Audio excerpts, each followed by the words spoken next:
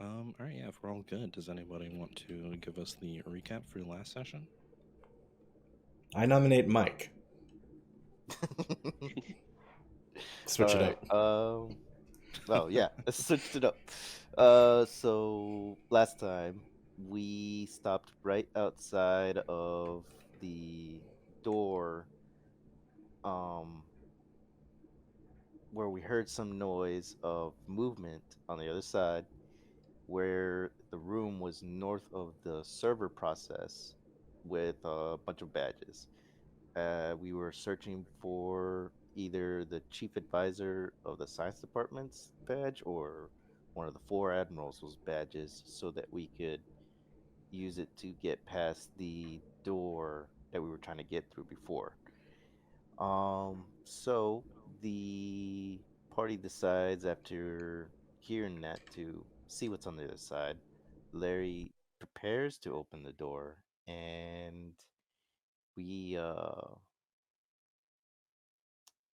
suddenly hear a very heavy metallic dragging sound on the other side.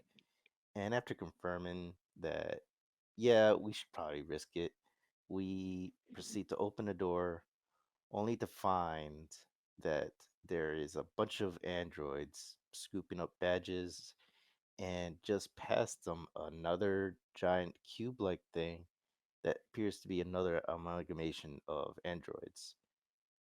Um, the androids notices the party and start to turn to them and go towards them. Where upon that happening, Billy gets the idea that he's gonna try to bluff them. He pulls out one of the yellow badges that he has. I forget what character name is on there, but he claims to be that person and wants to know what's going on. Oh yeah, that was Donna McCauley. I tried to, I tried to bluff to the robots that I was a lady manager in reverse drag. It didn't work. Nope, definitely didn't, because they totally called that bluff. And the robots proceed to go, no, no, you don't have access to that badge anymore. All badges are to be collected upon orders of the Admiral, so you must die, die, die. Larry, hearing that, said, you know what, screw that, and smashes the panel to close the door. And um, when the door closes, the androids continue to go on their rant about killing us and try to break through that door. Um, that's when Larry, upon realizing how kind of screwed they were, suggests that we go collect a cylinder from the engine room, bring it here, and have it ready as a trap. And the group decides to do that, leaving Rice to keep an overwatch on the room. And they Billy and Larry go get the canister in the meantime. While that's happening, Rice watches the door. uh, at first, only thing that's happening is the androids trying to break through, but can only go through the surface level of the door.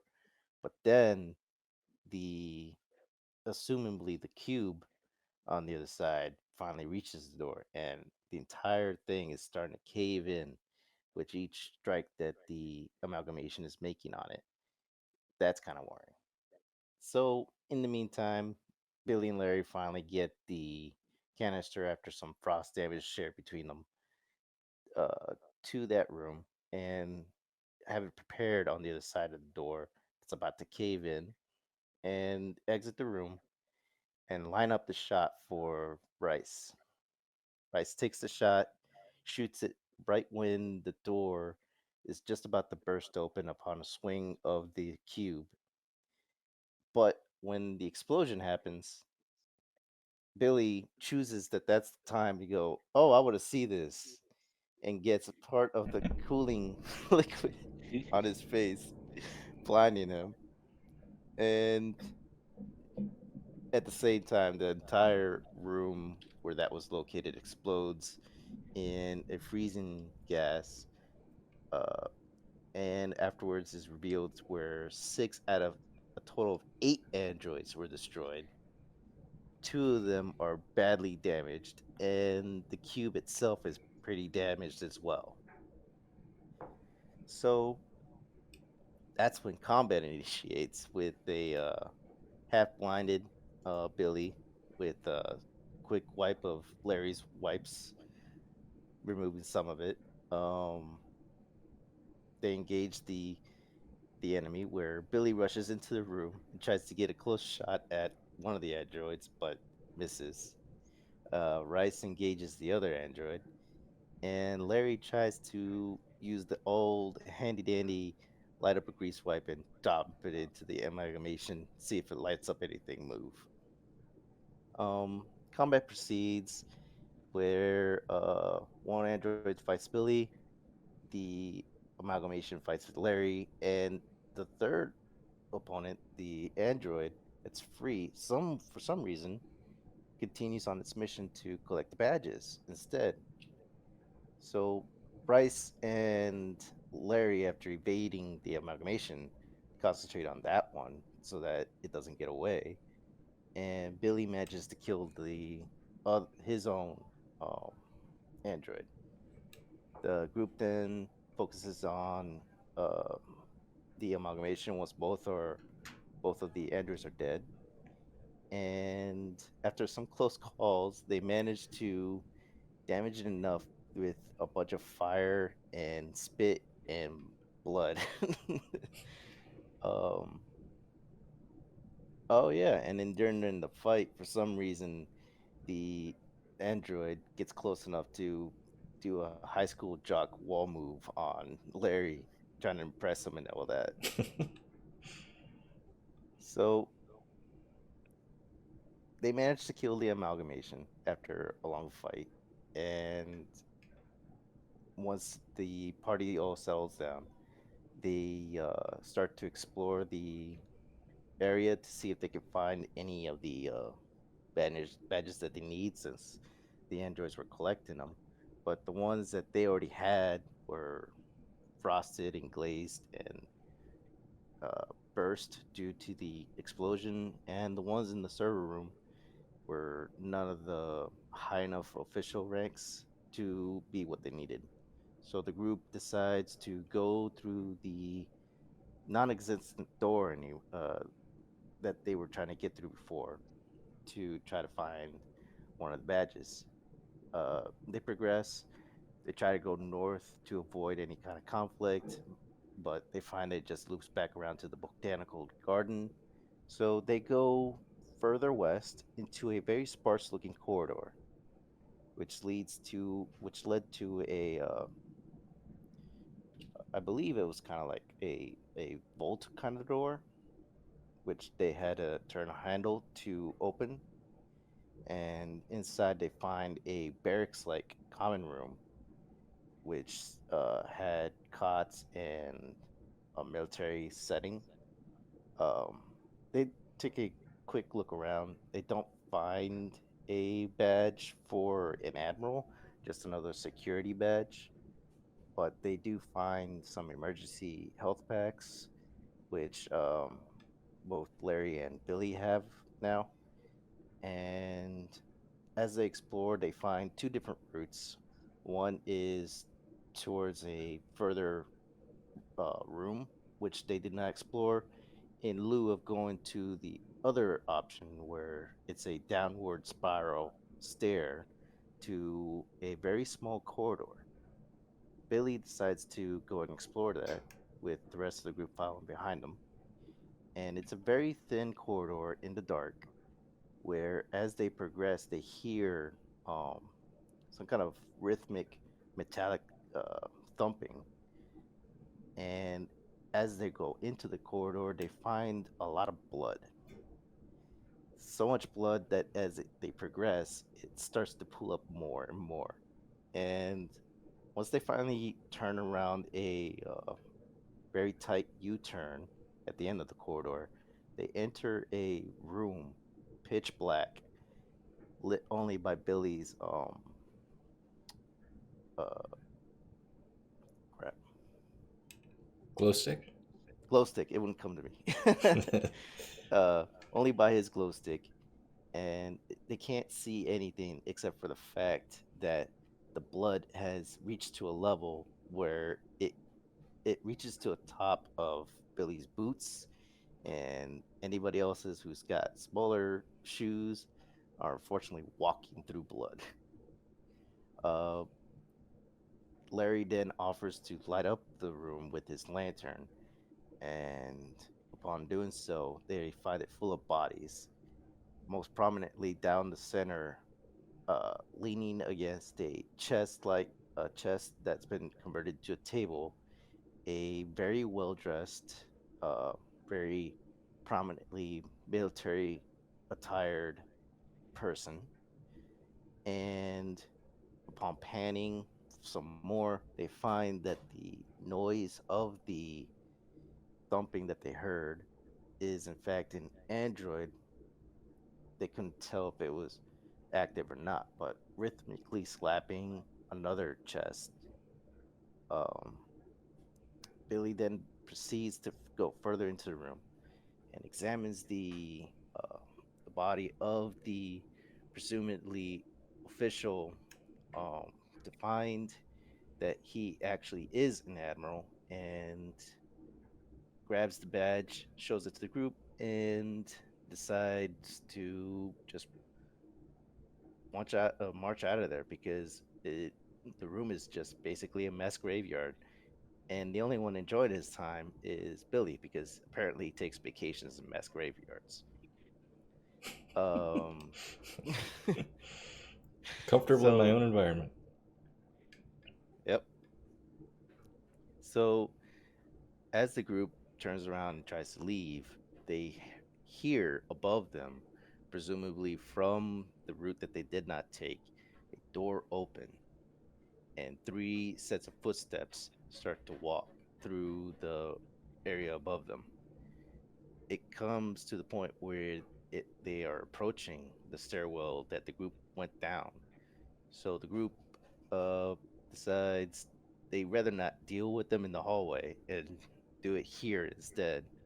So Larry sets up in one corner while Billy and Rice drags the android, which did not appear to be actually alive, um, to the entrance of the room to hopefully act as a diversion. So once that's done, they'll set up, and Larry shuts off his lantern, and the androids finally reach the room. And instead of going fully into the room, one enters the room but is distracted by the uh, malfunctioning android, and the other two are examining it from the corridor as well. That's when Billy shoots the first one and kills it, I believe it was, and initiates combat. Um, the second one goes after Billy, while the third one goes straight for Rice after examining the room somehow. And that's when Billy engages close quarter combat with the android and Rice as well. And Larry tries to be all stealthy and stuff with no light source and tries to swing on the one that's attacking Billy and completely whiffs it. He's like, oh, well, maybe I should turn my lantern after all. And the combat progresses where they manage to kill the one that's on Billy, and Rice is just getting his butt kicked by his own, steadily losing HP. And as Larry is heading towards it, Billy decides to do a running tackle, uh, which honestly sounded amazing, but It it was just didn't turn out well. really cool in my head.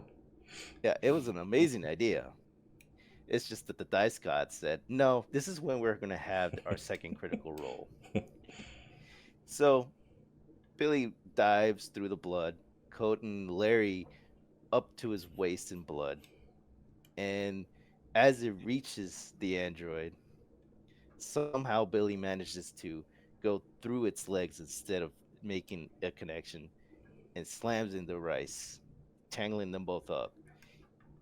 And the robot decides to try to grapple with both of them, which leads it to not be able to damage either of them. And Larry tries to bonk it on the head. He does bonk it, but it didn't do anything really. And Rice has had enough.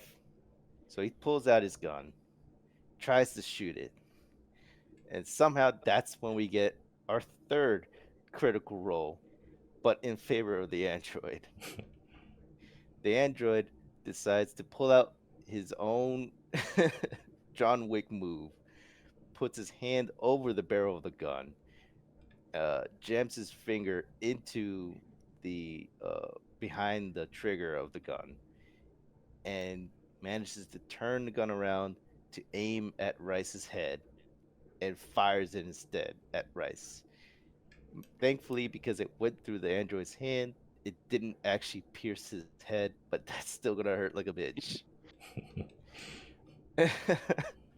So finally, Billy, with enough leverage in his height and enough of a distance, takes his own pistol and rams it into the face of the android, going knuckles deep into its face and Yeah. killing it at last. The group manages to somehow survive in near black, pitch black room full of blood of mass graves with three androids in addition to the malfunction one. And to end the session, they decide to finally put down John Wick's dog by killing the android that was stomping on the floor. And Phew. that was last time. Thanks for the recap. Yep. And thank you very much. All right. If nobody's got anything else to add, that is exactly where we pick back up. Sounds good to me. In a dark room, very faintly illuminated by whatever light source you guys have, smelling of the blood that's stuck, drying slowly to the bottom of your shoes. Gross. I want to get out of here. Yep, I vote if we don't hear anything coming, we get back out of get up that narrow staircase ladder thingy. Okay. Adam, you as well? Yep. All right. Then, one at a time, crawling through this tight hallway now over the bodies of androids, including the one that Billy himself put down. You guys make it to the stairway and climb up where you are presented with an equally dark, though larger space, the not bunker, barracks you guys had come from. Equally unlit except for whatever glow sticks or lanterns you guys have, and the one still functioning computer terminal opposite you guys.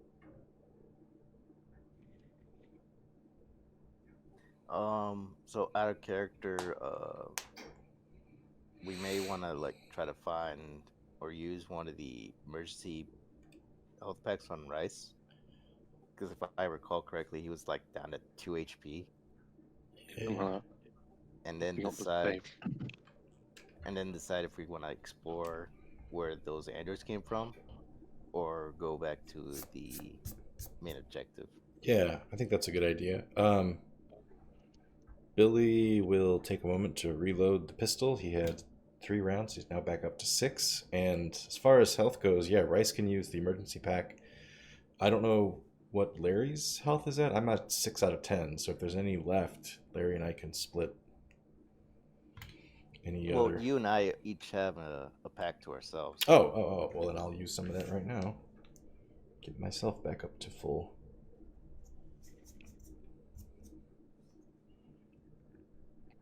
And then I'll check and make sure Rice doesn't need any help getting himself situated.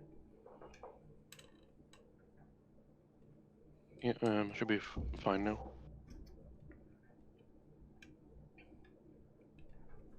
I'm up to 9 health now. All right. Okay. As far as what Mike said, Yeah. I think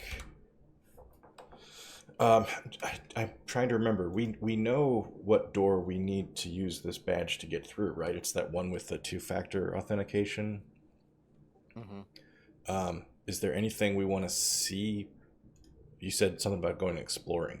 Is there something we need to check out before we go back to that door?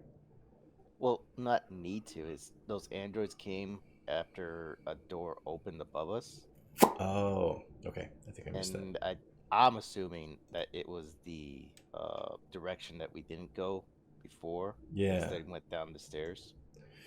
Okay.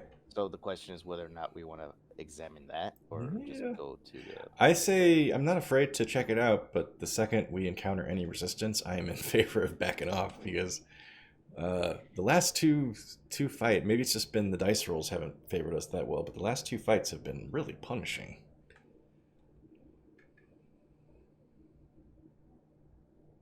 Yeah. To be fair, I crit like twice. Yeah.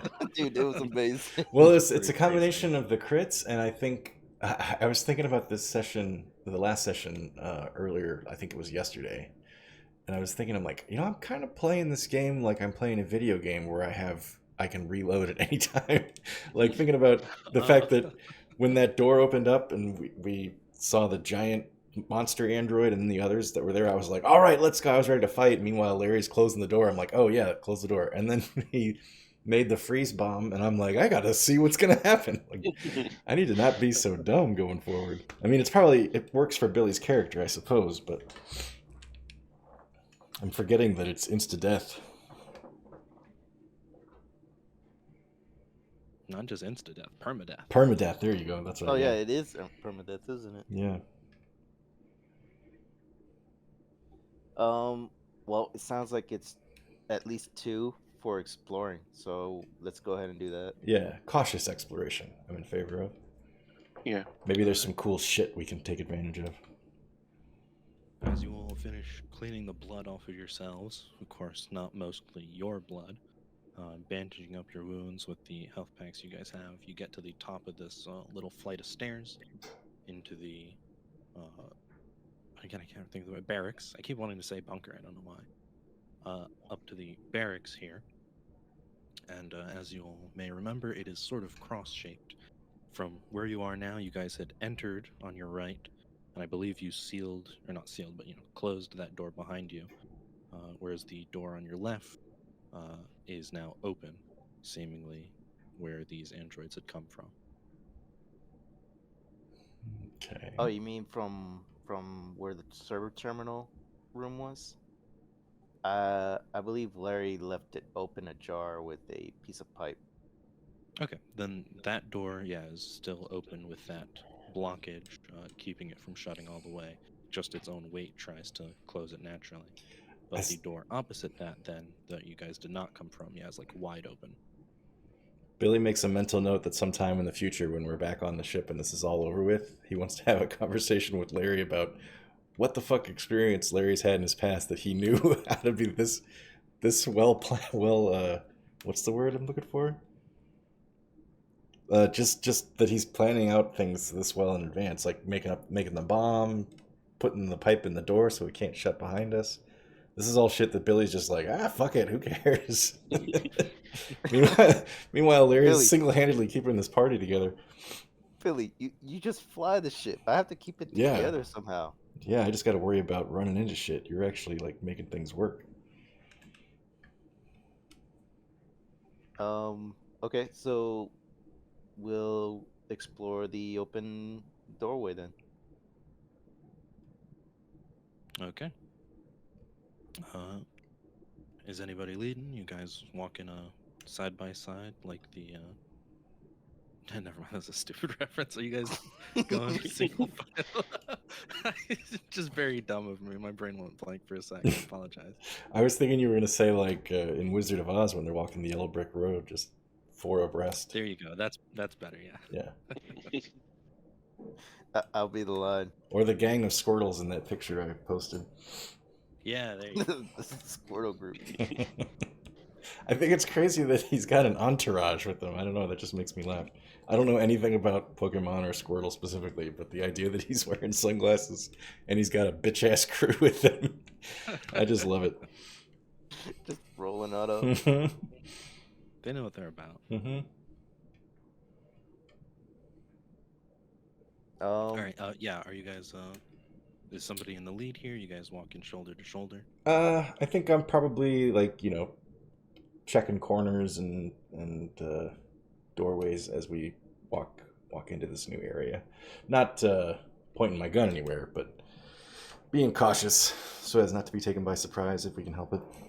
So I'm not necessarily I would leading, say- but I'm trying to be careful. I would say Larry's fine being in the middle with a wrench in hand and holding the lantern to provide some illumination. Okay. Alright. I'll walk to the back then. All right, Billy.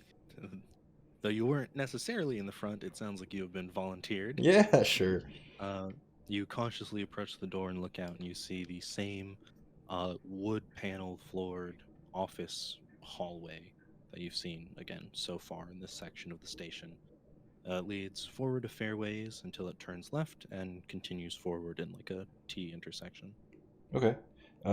Assuming that there's nothing of interest between me and that intersection, I'll just mosey my way up to that T. Okay, yeah, with caution, out of character for Billy for the first time ever. he's learned Using a his lesson. survival instinct. Yeah. Taking a bath in somebody else's blood tends to sober your mind up quite a bit. It really changes your perspective. Yeah. All right, yeah. Leading a little more cautiously forward, you make your way to the intersection. There is, in fact, nothing there that, no obstacle to you there. Okay. You And can see across the intersection. Oh, sorry, go ahead. nope. I was just going to ask, poking my head around the intersection, what do I see? All right, you see it leads down to another T intersection opposite you, and across from you in the same hallway you're in leads to another of these, large metal doors. Okay. And no signage of significance? Nope. Same as usual here so far. Okay. And I presume the group's right behind me. They can see the same thing I can see? Sure. Billy looks further down the corridor at the next intersection, nods his head, and starts moving that direction. Okay. Crew still in tow? Yeah, They fucking better be. Just Why is leave. the lights not moving? Rice is just looking for a chance to close the door again. That's why the pipe's there. Oh, that's to keep him from closing it on us. Larry's reasoning was not so much to keep it so that Rice couldn't betray us, but more so that awesome critical happened while Rice was behind a closed door, and Larry wants to make sure the next one everybody can see it. Gotta show off that glory, man. That's right. Nobody's missing this next time. All right. Sorry, Pem. Where did you say Billy's going? To the door or Oh. across the? To the door. And if this door Okay. gives me any fucking resistance, I swear to God. You make it over to it. No obstacles yet again. And as you test it, it is unlocked. It will swing cleanly into the room that it leads to if you dare to open it. Yes, I dare. Okay. Just swing it open, poke my head in, check corners, see what I can see. All right. You open it up to a room that I can only describe as obviously a dormitory. Any Compared to co-eds? there's no one in sight. All right. Okay. Does it look like the room is vacant, or does it look like personal belongings are still laying about? Like, are there trunks or chests Yeah. of drawers? Oh, okay. It was recently inhabited, at least as recently as the whole station was inhabited. And Sure. clearly emptied out in quite a hurry. There's stuff on the floor, things, mattresses tossed over, lights knocked over. Okay, but it but, doesn't look like this was like anybody's last stand. It looks like more it was a scattered, quick Exactly. dispersal. Okay. All right. So assuming the group's cool with this, I think Billy's just going to step in and do a very, not sloppy, but just a very surface level search, not really digging through anybody's stuff, but just to see if there's anything laying about that might be useful. I don't think he's necessarily expecting to find like ammunition or anything, but maybe more first aid kit or a new wrench. Yeah, something of that sort. Sorry, Larry's one more fine time. with it. Okay. He said he was going to do a general search for items. Yeah. Okay. use. Very surface level. I'm not going to dig through anything. Sure. You looking for anything in particular, or just seeing what there is to be Yeah, seen? just see if there's anything useful. First Right, aid. go and give me a roll, please. Okay. Let's say precision.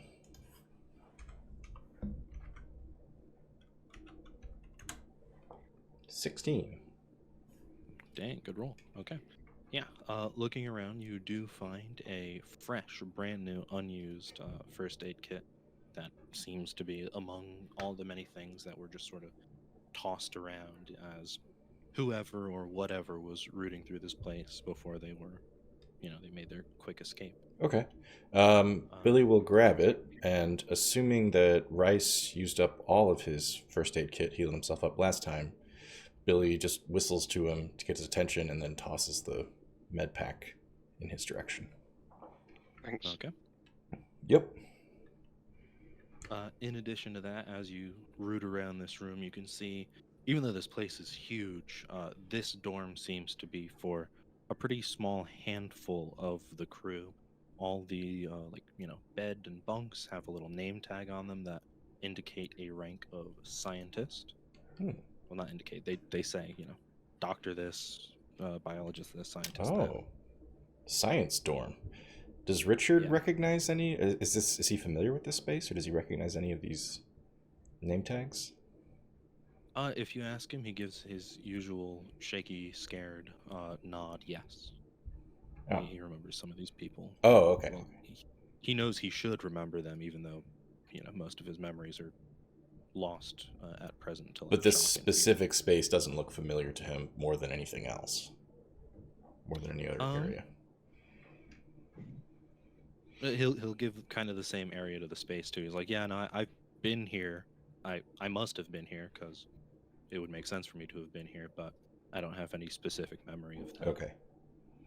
All the time, basically, from the station taking off from wherever we took off from until you guys found me is pretty lost still. Okay.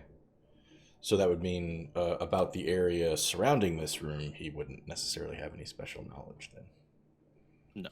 Okay. All right. Well, unless Larry or Rice or Richard or Jonny in their mute states want to do anything in this room, I think we head back out and continue down toward, I think you described another intersection further on? Yeah. Okay. If you backtrack down the hall, it splits to a T and then comes to another T. Yeah, that's Billy's intention. Larry's fine progressing like that until we meet some kind of issue. Yeah. Yeah.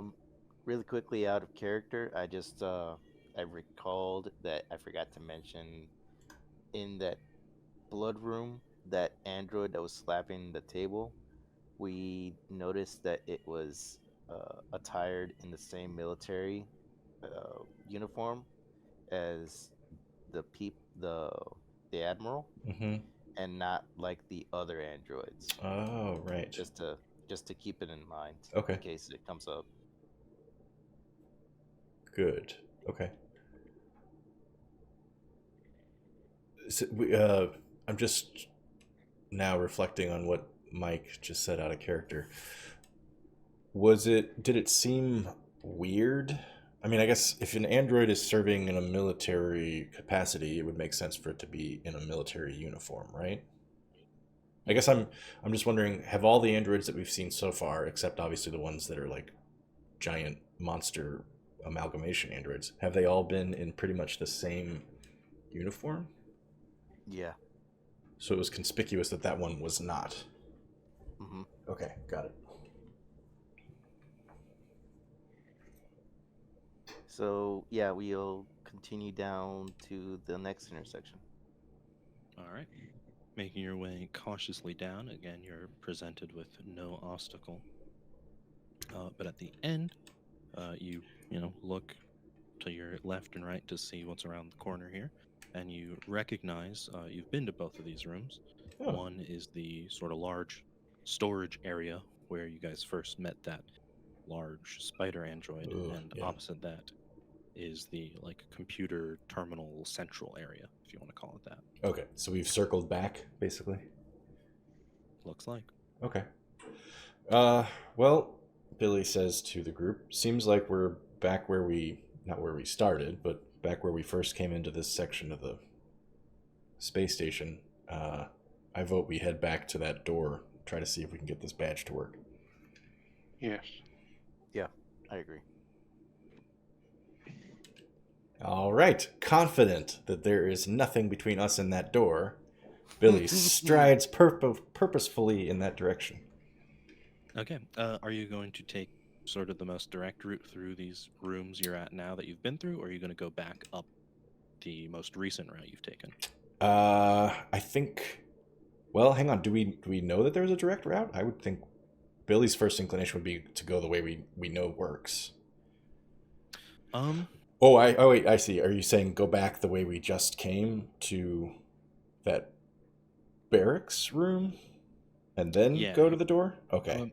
I'm going to post the map because you guys have been to all the rooms that you've seen here Yeah. in the kitchen so far, just so you guys can kind of see what you're dealing with. That is sort of the layout if you were to track it in your head. You guys are currently between where it says storage and PC control. Right. So And the lock you is could the go- door there. Exactly. Yeah. The server room is where you guys had that large fight with the cube. So that would be like the quickest route, it Yeah. seems like. You could go back up to where it says bunker. That's where you will. I'm gonna vote again. The group can tell me what they think. I'm gonna vote go through the server room because one, it's most direct, and two, we can make sure that those fuckers are still dead, just in case. Yeah. Larry's fine following the other two. Okie doke. So we go the most direct route. Yep, through the server room. Okay. You'll make your way through PC control. It's kind of on a diagonal. The hallway leads through this room. But assuming still a level of caution, since you said you were gonna make sure that everything that was dead is still dead. Mm-hmm. As you pass through this room, all three of you notice it has been messed with. Fuck.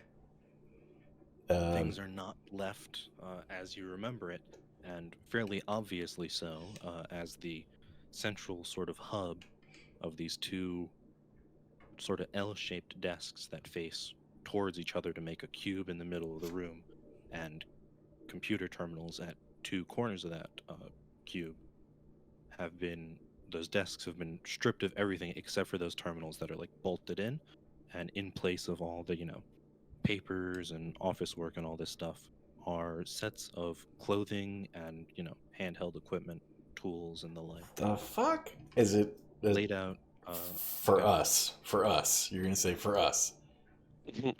Laid out as if someone had prepared their like work clothes the night before. Is what I was going to say. Thank you very much. I'm the worst party member ever. All right, Billie's going to walk up to the first set of clothes and see if it's assuming it's like a space living type jumpsuit. See if there's a name badge on this clothes. Sure. Now that you approach and take a closer look at the first uniform you see, there is no badge on it, but you don't need a badge to identify it. It is very plain to see the like mechanic's suit that Larry is currently wearing. Oh, for fuck's sake. So beat for beat, scratch for scratch. We assume then all if the we wear and tear. Really? So it's just as lived in. Yeah. Oh, what the fuck? And like not just over, the course of time that it gets, stained and such. It has like the scratch marks and blood stains from your fights up until exactly this point. Like you can see the stain of blood from crawling through the bunker underground, lower area of Yeah. that barracks room. I flippin' knew it. Okay. Billy's gonna conduct a experiment really quick. He's gonna look at the clothes that are obviously his because they're probably shit stained in addition to being blood stained, and he is going to. Oh gosh, I guess I don't have like a pocket knife or anything on me. Something sharp in the room, like maybe it's just a letter opener, or there's something. I'm sure there's something near to hand, box cutter, something like that. He's just gonna grab something sharp and just create a small slit in the left sleeve, like right below the shoulder of his own, the one that he's wearing right now, his own jumpsuit. And then he's going to examine the jumpsuit that's his on the table and see if the slit appears or not. No, the two objects seem independent of each other. Okay.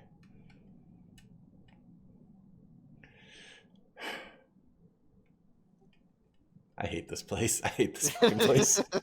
God damn it. Essentially, your experiment revealed that the photocopy happens before we enter the room. Yeah. Yeah, this isn't Back to the Future rules where things change based on what we actually do. Okay. Well, in our kits that have been laid out, is it just the clothes, or is there a firearm? And like, is my flask there, for example? Yeah. My entire inventory is sitting there on the table. Full of 6 bullets now. Holy shit! Johnny's rifle with a magazine and everything. Wow. Okay.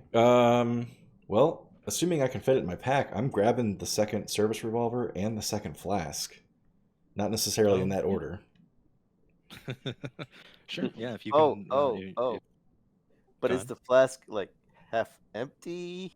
Yeah. Is it full or is it half empty? Because I've shared with the crew about half of the flask of mine. Yeah. If you cross-examine the two of them, yours is half full of whatever sort of alcohol Billie takes, and the one you pick up is half full of some liquid. I don't know if you dare to test that. Can I? It's full of... I'll smell it first. I'll smell it. It has no discernible scent. It just sort of smells like the metal of the flask. All right, fuck it, babe. Shots. Let's do it. Okay.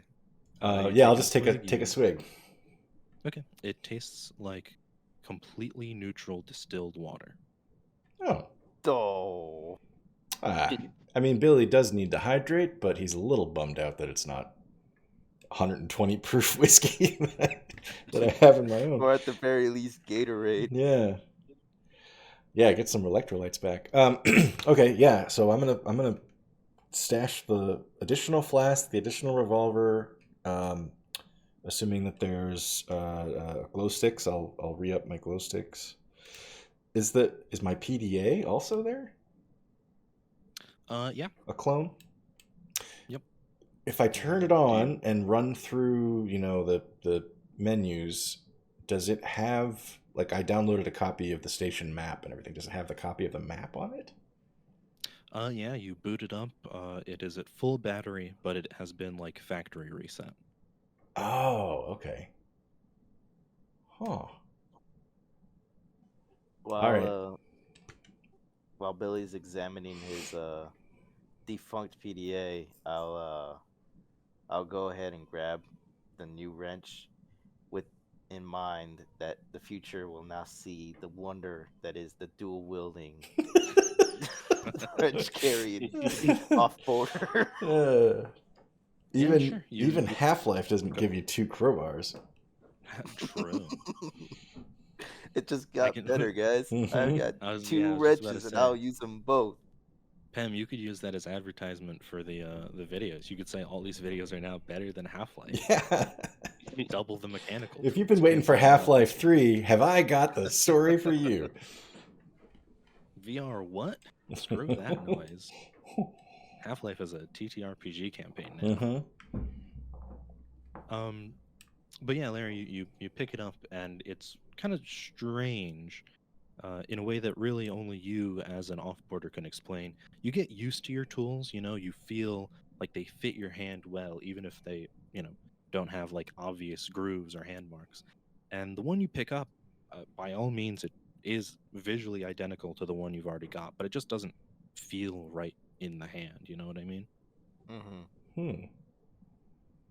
Yeah, It's like if someone took the room you guys are all sitting in right now and copy and pasted it into a hotel, and you were playing this game from there. Like, it should feel the same. You're in the same room with access to Yeah. the same amenities you have there, but it just Something's feels off. off to sit there. The chair doesn't fit your butt quite as nicely. Interesting. Well, I know which wrench is going into my offhand. That's funny.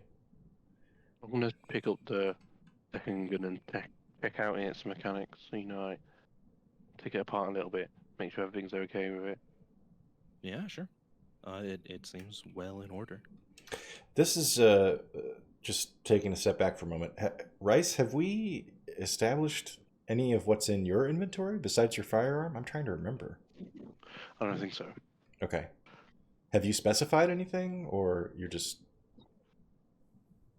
He's a true accountant, man. He keeps his secrets. Yeah. He's carrying around an entire desk and adding machine with him just in case. Max, I've been listening to um, soundtracks from Alien Isolation, and I keep hearing the damn Ridiculous. alien in the background, and I'm like, oh fuck. Well, there is at least one android, or an amalgam of them, still present somewhere here, as far as you're aware.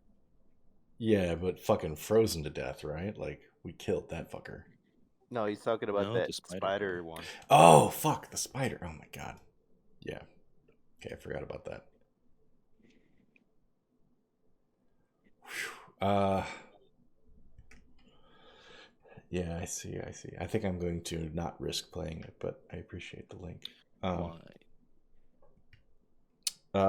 Okay, sorry. There was one thought I had earlier when we were walking into this room, and what was it? There's something I wanted to... Something about the last session. Oh, last session when we fought the big cube and shot off the freeze bomb and everything, one of the androids, like, deliberately ran to the badges, picked up a shitload of them, and tried to run out of the room. And I forget if it was Rice or somebody that killed him before he was able to leave. Yeah, Yeah, I both don't Rice remember. and Larry did. Okay, but I'm just trying to remember. Did we establish? Did we have a suspicion why this android wanted to make off with all these badges, or was that a mystery that we don't know the answer to? There was a brief conversation, basically that whatever admiral that they were crying out about wants the badges collected and have no witnesses left. Right. Okay. We didn't really conclude anything past that. So we can... Well, maybe this is presuming too much, but presumably this android was going to grab a bunch of badges and run to that blood-soaked room that we found the admiral in. Well, I don't know. We I don't mean, know. it's one of the four admirals, and Fuck! There's four. and the androids were talking about an admiral Yeah. giving orders. So if assuming the admiral that they were taking orders from is still alive, then it wouldn't Then be it would that not. room. Okay. All right. Well, and just to be certain, Max, I'm guessing that the same should be the same, but doesn't feel right sensation applies to the service revolver and the clothes themselves and everything, right? Like if I were to try on my jumpsuit, it would be like not quite right. Yeah. Okay. It feels like wearing, someone else's clothes, and always identical to yours, but it just doesn't really feel like your style. The fit is not, bespoke enough. Yeah. It dresses left, whereas I dress right. Yeah. Whenever you're I'm- putting on your pants, you're putting in the wrong pant leg for some reason. I'm making myself giggle. This is so stupid. Just imagining Uh, Billy, a person who sits in his own shit 16 hours a day, having complaints about which side of his pant legs his schlong hangs on. Like, I can't work in this. It just Um, feels Adam. weird, man. Yeah. as Rice is the has both, I think, the highest caution and precision of the group. Yeah. While these other two are sort of testing things out and still Fucking kind of going around. through them, you, being a accountant for some giant, monopolistic company, are a little quicker, a little more analytical when it comes to taking inventory, I guess. And so while they're doing this, you're already kind of finished gathering up whatever you're going to take from this second set of your equipment. And you notice on the terminal nearest to you all, the screen flickers on from having previously been off, in that usual, green ASCII profile. And it pulls up a familiar site, pulls up a map of the area you're in with that little green line that has appeared in the past showing the route you guys have taken. And you can see it has followed you guys through your entire exploits in this part of the station and has left its little dot on the room you're currently in. But there's also another dot that looks to be traveling away from the room you're in towards the room you guys were planning on heading towards. Oh, fuck. I alert the others about the dot. All right. Oh, fuck. Yeah, you guys all see this. There's motion on the radar. It Great. isn't moving particularly fast, but it seems like it's been going long enough that it's, like down the hall from you guys already. And It's just to making be clear, the it's turn up towards the server room, basically. okay. It's coming our direction. I think he said it was going towards where we're going. Yeah. Oh, I'm sorry. I'm looking at the map and I'm thinking we're in the server room. So wait, where was it coming from? You're in PC control, and it looks like it's Oh. moving from there up to the server room. Oh, I'm sorry. I thought we were already in the server room. My mistake. Okay. So we would be pursuing this if we took off after it. Is that the case? Yes. Okay. Yeah, I think. Well, Billy is. Oh God, this fucking idiot! I swear to God, he has no caution. He doesn't even wait true. for the group to speak. He just fucking takes off after this thing, trying to get to it before it gets either to that door or through the door, whatever it's trying to do. He wants answers, and he's just gonna charge at it. Okay. He just takes off. The other two of you watch as exactly as Pem said. You all pause for a minute behind this terminal before Billy sets off on a mission, heading out the door and down the hall from you guys. What do the other two of you do? I look at Rice and say, "Don't split the party." They curse the day they teamed up with Billy on a fucking spaceship. That's what they do. Yeah, I guess just follow him. Just don't get into too much trouble. All right. Are you guys, taking off at the same pace, or are you going to be a little slower, more cautious? More Billy's cautious. gonna be dead by the time you guys get there. I'll stay in the middle. Okay. So, Rice, you take your time. Again, the analytical person here makes sure there's no trap you guys are running into. Larry, you try to keep the gap between your two companions here so the group doesn't get fully split up and, God forbid, lost. So, Billy, as you're in the lead, you take off down this hall, and by the time you're, out to the door of this room towards the hall, the other two haven't even really had a moment to react. And you see down the hall where it turns, there is just a flash. It's almost, almost like a movie when the camera turns just in time to see someone step out of view of the camera. You see like a flash of this person's back and leg in this, dim gray bluish sort of jumpsuit, and then they are out of your vision. So you chase them down with all the speed that your legs can manage. You make it towards you make it to the turn in the hall, turn up towards the now open door to the server room, and again, just in time for this person to sort of break your line of sight. But this time, not by turning down any which way, but you can see attached to the door to this room is like a clothing rack with all these little, outfits hung up on it. I shouldn't have to say that you already recognize a couple of them. Shit. Okay, and just to be clear, this figure that I'm following has stopped at these clothing racks or has disappeared. They've barreled through them. All the Oh. clothes on it, the whole rack. You could hear the hangers jangling as they all sway here. And the person has run through into the room, and past that you can't see because of the clothes. Okay. So Billy's going to get, he's charging like full bore, fucking pissed.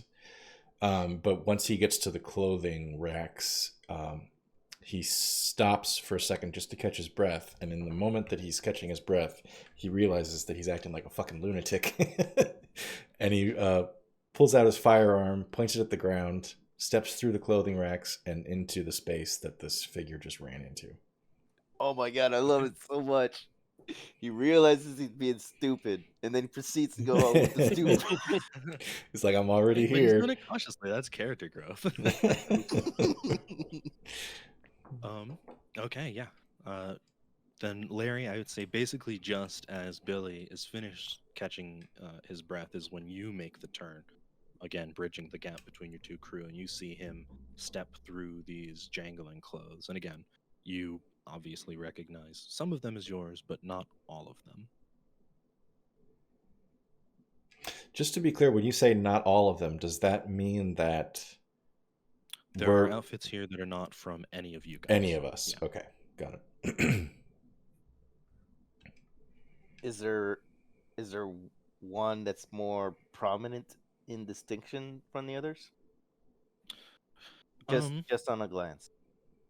Not really. There's a lot of them here, as opposed to the control room where it was just your guys' clothes.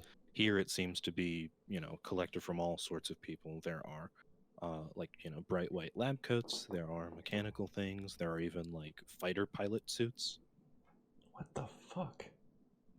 Okay. I will, assuming I'm still jogging to them, I'll put away whatever I had on my offhand, keeping my wrench on my right hand. And as I catch up, I grab one of the new clothing just in case. All right. And proceed through. One of the new, like one that isn't from any of you guys, or like another set of yours, you mean? Okay. And just, I'm sorry, just because geography is important for me to understand what the fuck's going on. Sure.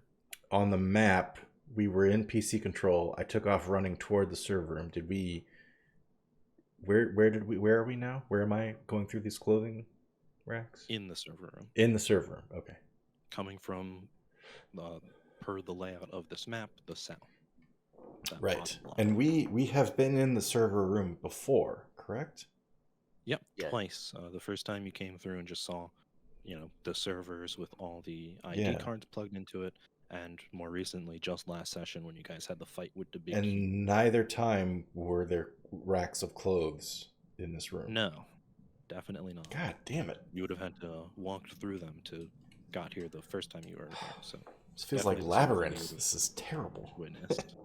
Terrible. I mean, terrible in a good way. This is frustrating as a character trying to figure out what the fuck is happening. At least you're not dealing with the door. That's true. That's true. All the doors are solved if you replace them with bead curtains and clothes. Adam? Here on this hippie space station, we only have bead curtains between it. I'll say the same thing I said to Mike, Adam.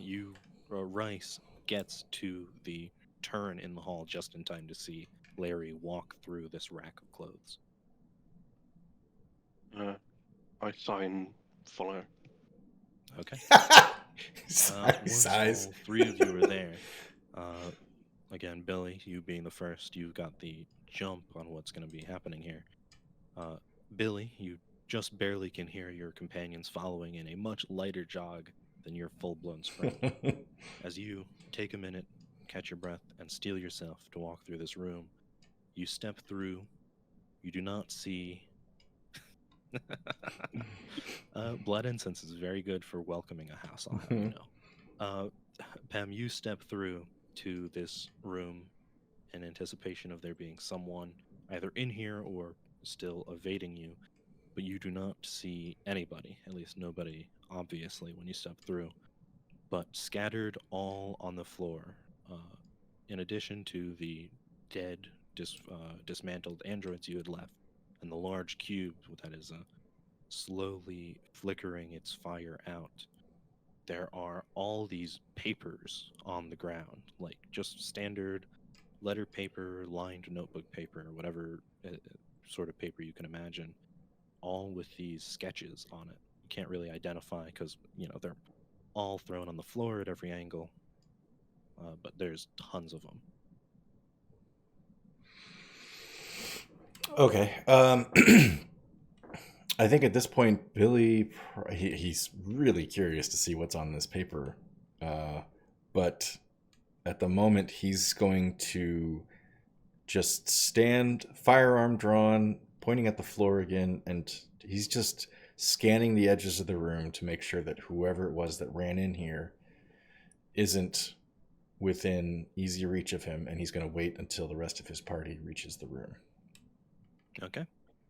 You do so, and then in follows Larry and Mike. Larry sees the same thing I described to Pem, a apparently empty room except for you two, covered in all these papers that have shown up at some point after you guys have left. Do you do anything, or do you wait for Rice? I see Billy standing there waiting, so I'll take a quick second to glance at the clothing that I grabbed, and then just see whether or not there's some kind of noticeable writing on the paper.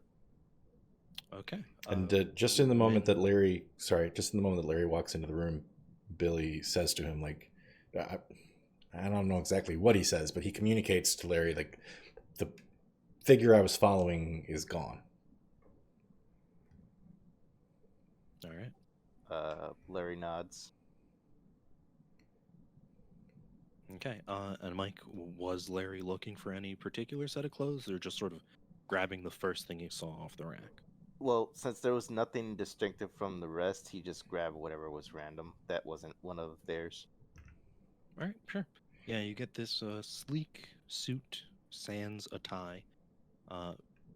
Very, stiff, large shoulder pads, sharp elbows, the whole 9 yards. It's clean, if it wasn't so bizarre to be here, I guess.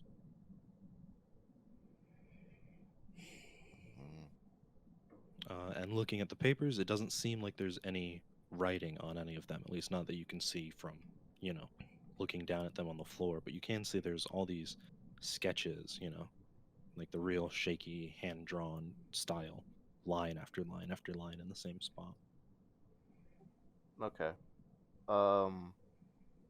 Larry will wait a little bit for Rice to reach him, and afterwards I will say that Larry will try to see what sketches there are, but I don't want to get in the way of his description and what happens next. Sure. All right. Yep, Adam. Following up from behind, ensuring his own safety, Rice catches up with Billy and Larry. You see, again, the room with all these papers scattered around. Larry has a new outfit in his hands, this, dull gray, very usual-looking suit, and the two of them are sort of standing just through the door, looking around the room. I'm going to examine some of the paper. All right. Following up behind the two of them, you see there are, like I said, multiple dozens of these papers on the ground, so I assume you just sort of bend over and grab whichever one you see? Yeah. All right. You pick it up, rotate it so it's oriented right. And as you do so, you get this chill. It's that tingle up your spine, the hairs on your neck stand up, as though there is someone watching you, because you recognize this sketch. It is someone has drawn all 5 of you walking down a hall. Your faces are not looking towards the drawer, but even from just the back of your heads, you can tell this is you guys walking in a small mob. Do we look And cool? now, um, mostly scared. Oh, Present dang. even through the sketch. I was hoping it was like a cool Quentin Tarantino scene where we're like walking down a hallway really slow or something. Oh, rats. Yeah. Okay. Well, honestly, Rice, if we're as scared, you- that's probably the most accurate depiction we've ever had made of us. True. Rice, as you look at this one and look at all the others on the floor, you can tell all of them, every single one down to the last, is of you guys as you've explored the ship. Jesus. Hand like, drawn, different- yes? Yeah, looks like. So are they- maybe if we get all of them, we'll have a flip book. It's a really Yeah. cool animation if you guys put them all together. Oh One of man. those old middle school books where you just like draw in a bunch of different pages and make your own Yeah. slide right Yeah. there. Oh, I hope Rice didn't say that out loud because that's all Billy's gonna think about now. So, sorry. The images, are they like? I'm saying this out of character since Larry didn't see them all, but are they all like a progression of our journey, or just one instance? In a specific order, you mean? Well, like each page is us going through the station, but are they like through different parts of the station, or is just Yeah. one caption? Oh, okay, wow. Yeah, if you guys, all 3 of you standing here now, Rice looking at this page, the room is still for long enough that I assume you guys take it that there is, in fact, no one here. And so you guys have a minute if you did want to look at these, even if you don't want to pick them all up. They're not in any particular order, but yeah, they're all of you from the very start, like the first steps that the original 3 of you took out of your ship onto the station, all the way up until like barely an hour ago. And they're from all different angles, sort of in a 360, except none of them are like at eye level. They all seem to be from pretty high above you guys. The perspective on them, that is. Billy is. I'm assuming they're just kind of unevenly distributed across the floor of the room. Yeah. Yeah, seems totally random. Okay. Wherever they are the most bunched up, Billy is going to walk over to that particular area on the floor and say, "Fuck this," and whip it out and piss on the pile of papers. So, I was gonna say that terrifying image is kind of warranted for a break, but that's even better, I suppose. I mean, there's a certain I think if I'm just describing like Billy's inner life right now, this station has, I'm assuming we've been on here for what, 24, 36, maybe 48 hours. I know we had we had one rough period where we like rested, I think. Yeah. I'm just thinking, like, for this man, the station has been like toying with his brain for something close to almost 2 days, and he's just sick of it. He's gonna snap here pretty soon. This is an out of character conversation, but I think it's a conversation that our characters would be having if we haven't already had it at some point. But and we can take a break here anytime you guys are ready. Stop me if you want to talk about this afterwards. But we know about the eyes, right? And we also know that something in the station has been tracking us. Meanwhile, something in the station has been producing things about us facsimiles of clothing, spaceship model, the postcard from, was it Larry's or Johnny's home planet? I think it was Johnny. I think it was Johnny's. I Yeah. think so. It's been, so Billie's, I think, thinking has been, since we've encountered the eyes, Billie's thinking is the eyes have been what's been guiding us through the station via the maps on monitors and stuff, because they're giving us, they were the ones who gave us specific directions to get to the next area, and that there's something else on the rest of the station is like fucking with us, right? The androids, the difficulty getting through doors, the headaches and inability to hear when you walk into certain rooms. In his mind, these are two opposed things, the eyes and the rest of the station. But this little green dot that we saw running on the map that Billie first started running after, the reason he started running after it was because the map, he assumed, was related to the eyes. And so he thought the green dot must be something we're supposed to catch. So he just fucking charged after it. But here, the green dot ran through the clothes that were facsimiles of our own clothes and other people's clothes, ran into a room where there's drawings of all of us throughout the entire time we've been on the station. And I think his brain is just kind of snapping a little bit in terms of, I don't know how to really say it, but basically, like, what he thought we're dealing with, he doesn't know if he actually believes that anymore. He doesn't know if the eyes are the benevolent force and the rest. I don't know. I don't know if I'm describing it correctly, but it's kind of a crisis of psyche, I think, that he's experiencing right now.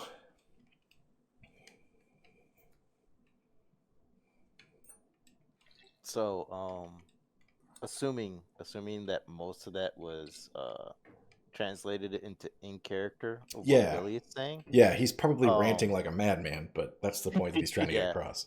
Yeah. Larry, as Larry, I would say, well, Billie, the thing is that the eyes told us to go to a specific point, and we're still trying to get there. I don't know what it is that dot was, but why would the eyes suddenly change its instructions? I don't know. I agree with you. We don't know. But that dot was a person, or a figure at least. It was either human or it was android. And it was hauling ass to get away from us. And that map showed us that it was there. Are you sure it was hauling to get away or to just fuck with us? Yeah, I guess I'm not sure about that. All I can say is that we need to be probably more careful. All right. Sorry, I didn't mean to say that as laughing. No, okay, that's fine. If probably if more Larry careful. wants to give Billie a dressing down, I think that's fair. And we just keep our eyes open, be aware that we're still always being watched, obviously, and continue trying to get to the staff experimental room, because that's the only thing we have a clue on figuring out where we need to go and how the hell to get off this station. Yeah. You're right. Billie shakes his head and apologizes for running off.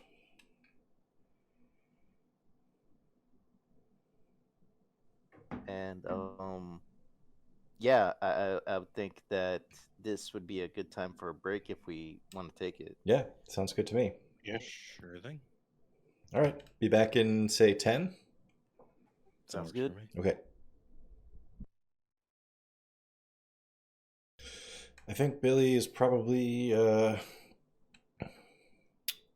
he's been chastened, I think, and reminded that he can die.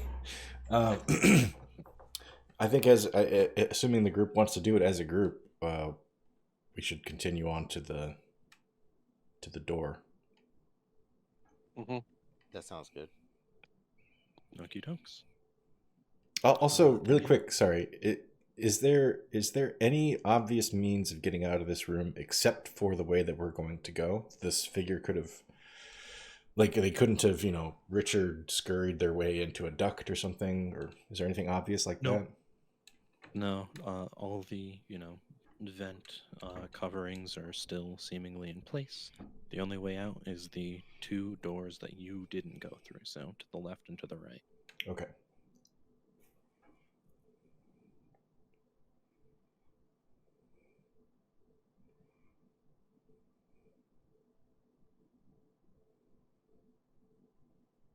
And okay. With all that done, then, you guys make your way from this room down the hall, where this time everything is as you left it. And you are presented with the steel locked door with the little electrical panel with a nice open port for an ID card. I Yeah. believe you guys took the one that was already in there, correct? So Yes. at present, there is only one slot that is empty, and the other slot has receded into the wall and been covered up by the Okay. wood paneling. I don't remember which color badge we inserted before. Was it the manager badge? Security blue. Security. Okay. All right. So Billy fishes out the blue security badge, plugs it into the outlet that's showing, and then assuming that the new panel pops out, he'll put the admiral badge. I think I'm the one who has it, right? Mm-hmm. Put the admiral badge, the red badge, in the new card reader thing. All right. Yeah, you put the one you got here back in. There's a small wait and then a click, and the second one presents itself.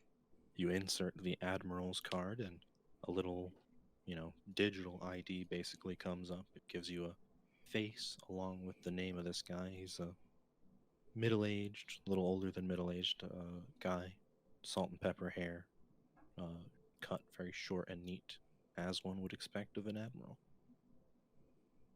And then again, there's a little wait, and then you hear a hiss and see, the off gases of whatever hydraulic system keeps this door closed are expelled, and the door opens slightly as it unlocks.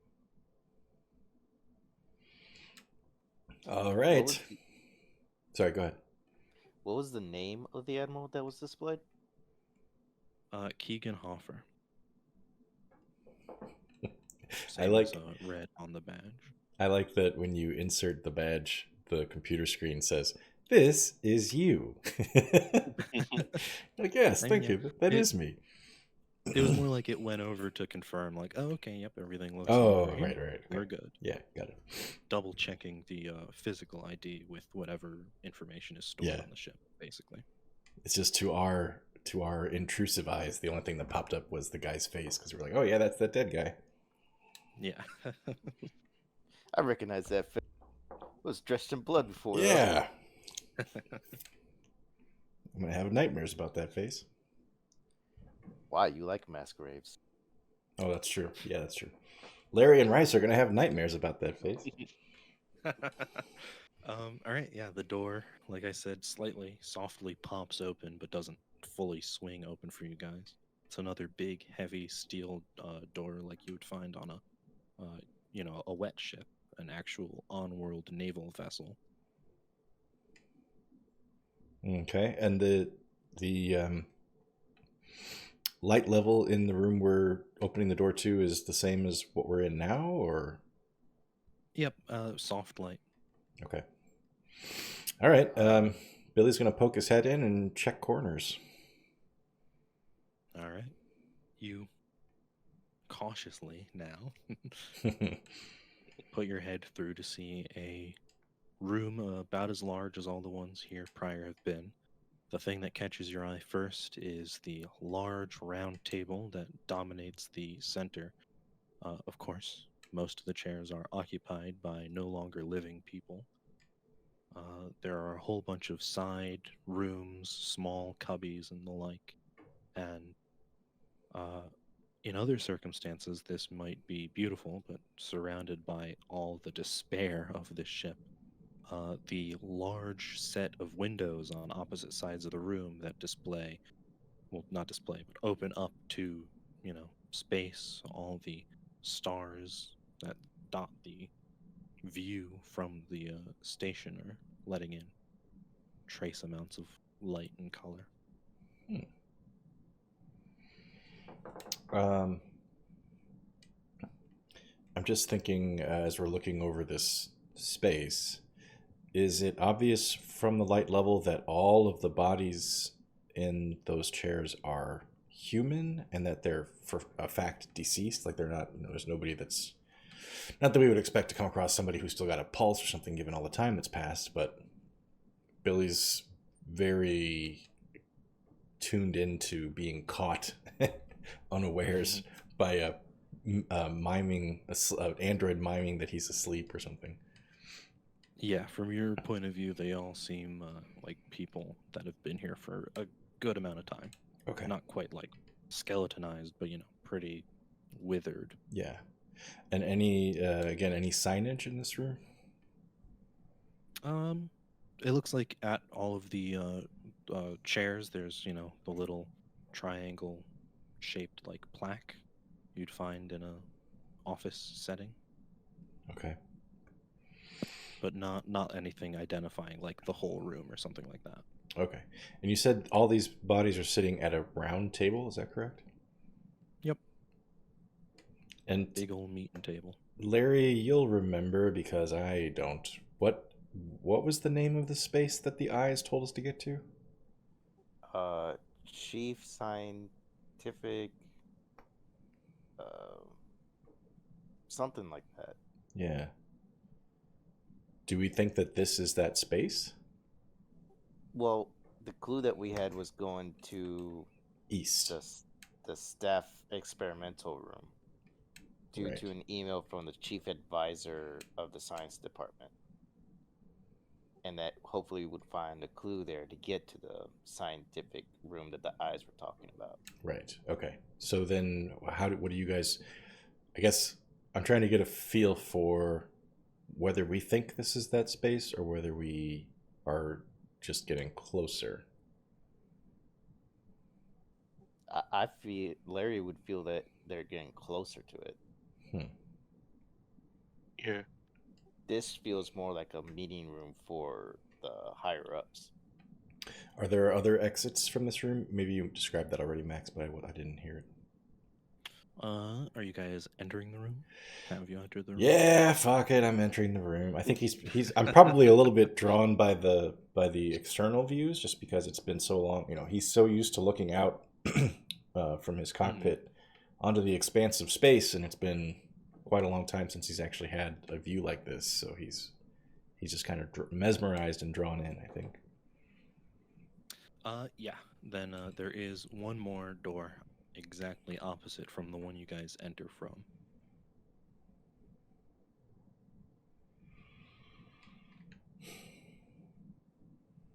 Okay, and remind me, apart from the meeting table, are there any other desks along walls or terminals or anything else? This is just a conference room? It's a decently furnished conference room. There are like little cupboards and stuff like that. Other smaller side desks with drawers on them and all that kind of thing. Okay, but it's not like there's the whole, like it's not like somebody was also set up in here working. No. The space is exclusively for this table. Okay. Well, yeah, I think Billie's just going to kind of be transfixed by the window for a minute while Ryce and Larry and I guess also Jonny and Richard mull around. All right. Larry will take a look at the names on those triangular items that you were mentioning on the tables. Yep. See who's there, and see if you could tell at a glance if the people there they're just died instantaneously, or they just sat there and waited for death. You can tell they all died violently one way or another.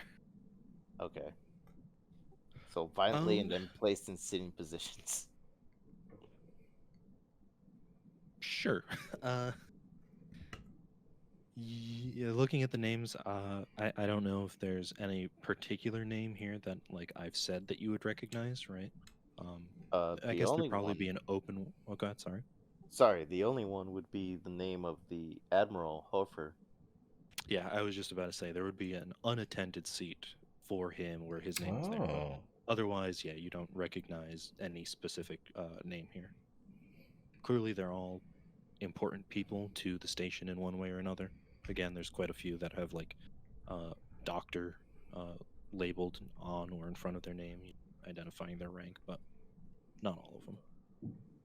And when I say So, a triangular thing, yeah, I meant like this. I didn't really know how else to describe that. Oh, a nameplate. It's not. yeah, I figured Yeah, that's what it was, but I couldn't think of the name nameplate either. yeah, me either. I knew what you guys were talking about. Yeah. It's not exactly like that. In my mind, the two ends of the triangle are touching the desk rather than like Yeah. a flat of the Yeah. triangle. Yeah. Here, I'm gonna go do some Google searching now because I think I can find that image. I believe in you.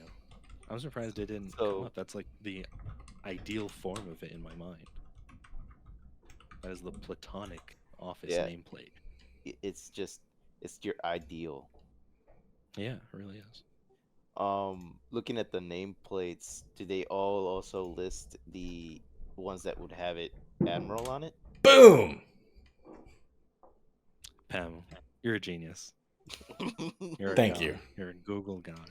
You can't work as an administrative assistant for 20-something years without being able to find triangular nameplates when you need them. There are no other admirals if you go around the table and read all of these. There are. Sorry, let me check how many plates there are, how many seats there are here. There are 16. Okay.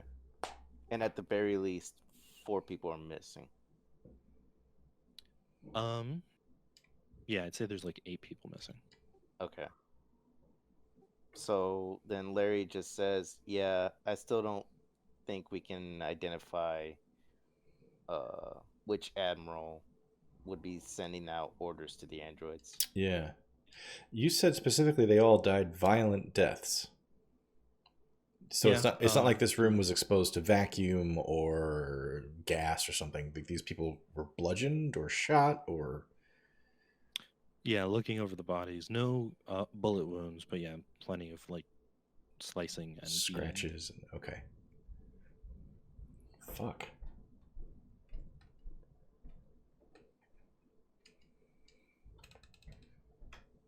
Well, Larry is done.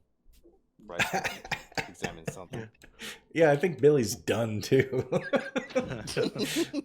I was just thinking, I was like, at what point getting into this space station would a reasonable person have just gotten the fuck out of here? Like, I'm probably the first time we walked into a room and had that ear splitting headache condition. I'm just like, well, at the same time, we were driven by money to do it. oh yeah. No, I understand. I understand like the mechanics of the campaign itself. I'm just thinking like, if this was a haunted house, you know, at what point would I have been like, I'm gonna go live someplace else? And I think it would have been somewhere between the first and second session, maybe. I think Billie's just looking out this window and he's thinking, why the fuck am I here? Like, what am I doing here? Here's the thing, though. If we're going by haunted house movie rules, it's the first person that dies. Then everybody wants to get the fuck out. Nobody has died. Nobody's died, yeah. Despite Billie's best efforts, nobody's died.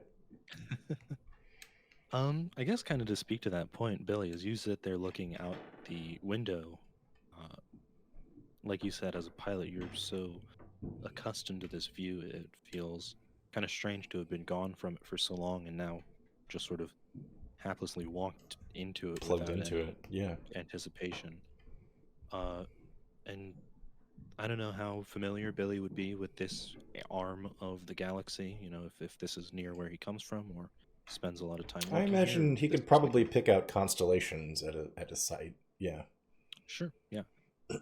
Then doing so, you kind of note, and if you're familiar with constellations, you'd be familiar with this. It's so purple here. And, like I said, before all of this, it was such like a mundane detail you might not have ever even really noticed it. But now, again, being away from it for so long, it's so rich and like purpley and vibrant out there in this Okay. sort of soft kind of way. I think we're drifting closer and closer to a Prince concert, you guys. But in addition to all the the more distant stars and pockets of gas far away shedding their light here, much closer are the planets that are in this in the area that this space station has sort of wandered into in its abandonment. And you can see fairly close enough that it's not just a dot, is the world that this thing is destined to hit if it isn't, if its course isn't changed. It's this dark gray, smaller, dense planet that is just covered with cities that you can identify from the amount of light that they put out. Wow. Shit, we're close. It's like a hyper industrial planet. Tons of people. And even in the fairly short day or two that you've been here, you can see the amount of exodus that this planet has undergone under the fear that this station will crash, right? There are hundreds of small vessels you can see moving in orbit around this planet, ready to leave if they need to. Some already have. Man. So here's Billy staring out this window wondering, why the fuck am I on this station? And he sees the planet and he remembers, oh, that's why I'm on this station. Yeah. Oh, very well done. I like that. That's good.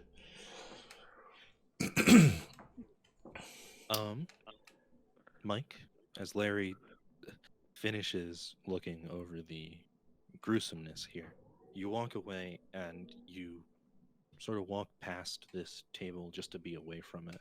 And as you do, you walk past the head of it, one of the empty chairs, and you notice on the ground is another name plaque that has been seemingly obviously broken, like conspicuously so, I guess.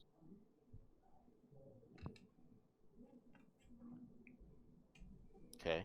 I'll go ahead and pick it up and put it together to read the name. Sure, yeah. You put it together. You see it is one of the plates that did have a title born to it, and it was Captain. And it was Captain Tora Ragnhild. Ooh, that's a good name. Okay, this is an out-of-character thought, but on a space station with multiple admirals, would the station actually be run by a captain? I'm just trying to understand. I mean, this seems significant.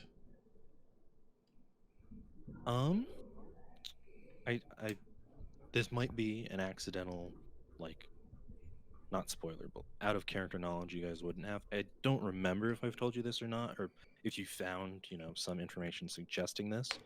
But the Admiral Keeganhofer was previously an admiral of like an official, government navy. Here on the station, he's just serving as head of security.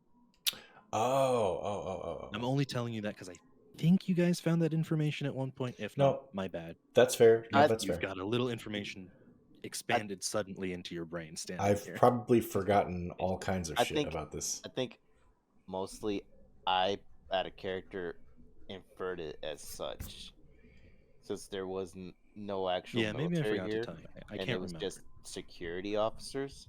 So it made sense to me personally that the admirals are probably just the heads of the security division. Yeah, so he's ex-military working as security. Yeah. Okay, so under circumstances which we would understand, he reported to this Captain Ragnhild, yes? Yeah. Okay. Got it. So was her... Sorry, I don't want to step on...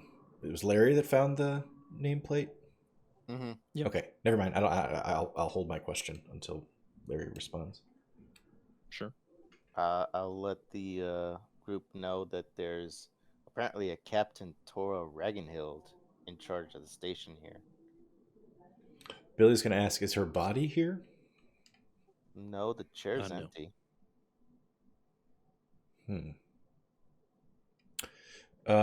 Not to get away from this development because it's interesting, but I'm trying to think for Billy, if he's noticing that space outside is very purple, I'm assuming that he would have enough familiarity with this region and its systems to know if, there's any kind of like nebular dust or anything out in space that would give, like, long way of saying, is the purple normal? Would he be like, oh yeah, I know this solar system has got a purple tinge to it because of blah blah blah blah blah blah blah, or is this unusual? Yeah, this is standard. Okay, all right, got it. Just a beautiful space thing. Yeah. Got it. Man, I wish we would come across one new living person that Billy could beat the shit out of and get some answers out of. He's looking at Richard and he's thinking, oh man, I wish I had another Richard right about now. Just beat the living crap out of until they answer all the questions I have. While those two are doing what they were doing, I'm gonna look around for like notes or PDA or something like someone might have had. Smart. Sure, yeah. As you go and give me a roll. Yeah.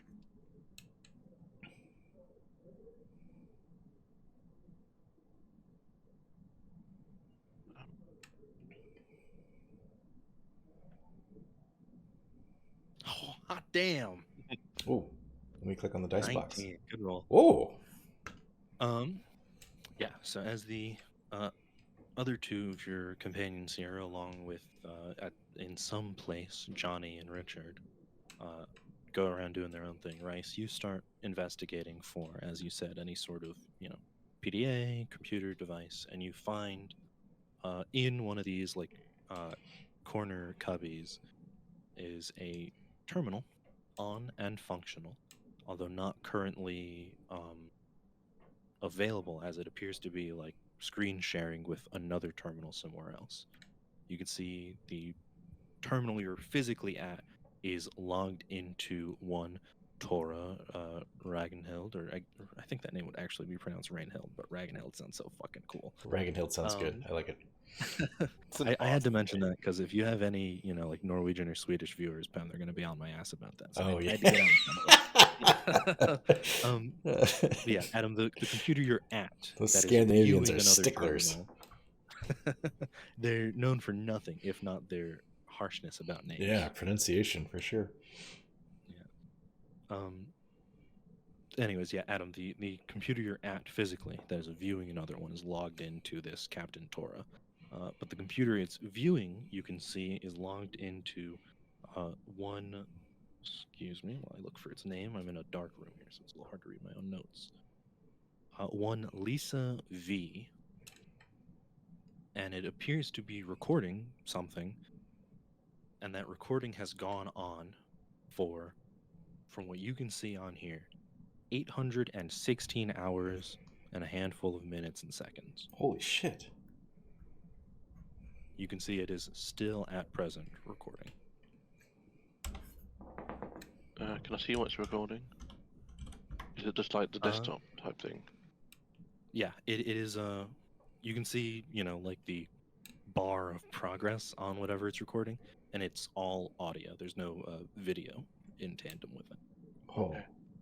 Okay, just a quick out of character moment in case anybody's curious. 816 hours works out to 34 days exactly.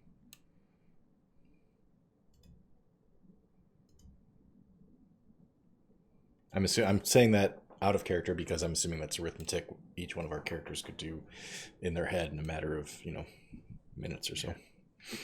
Yep, sure. I'll let the others know what I found.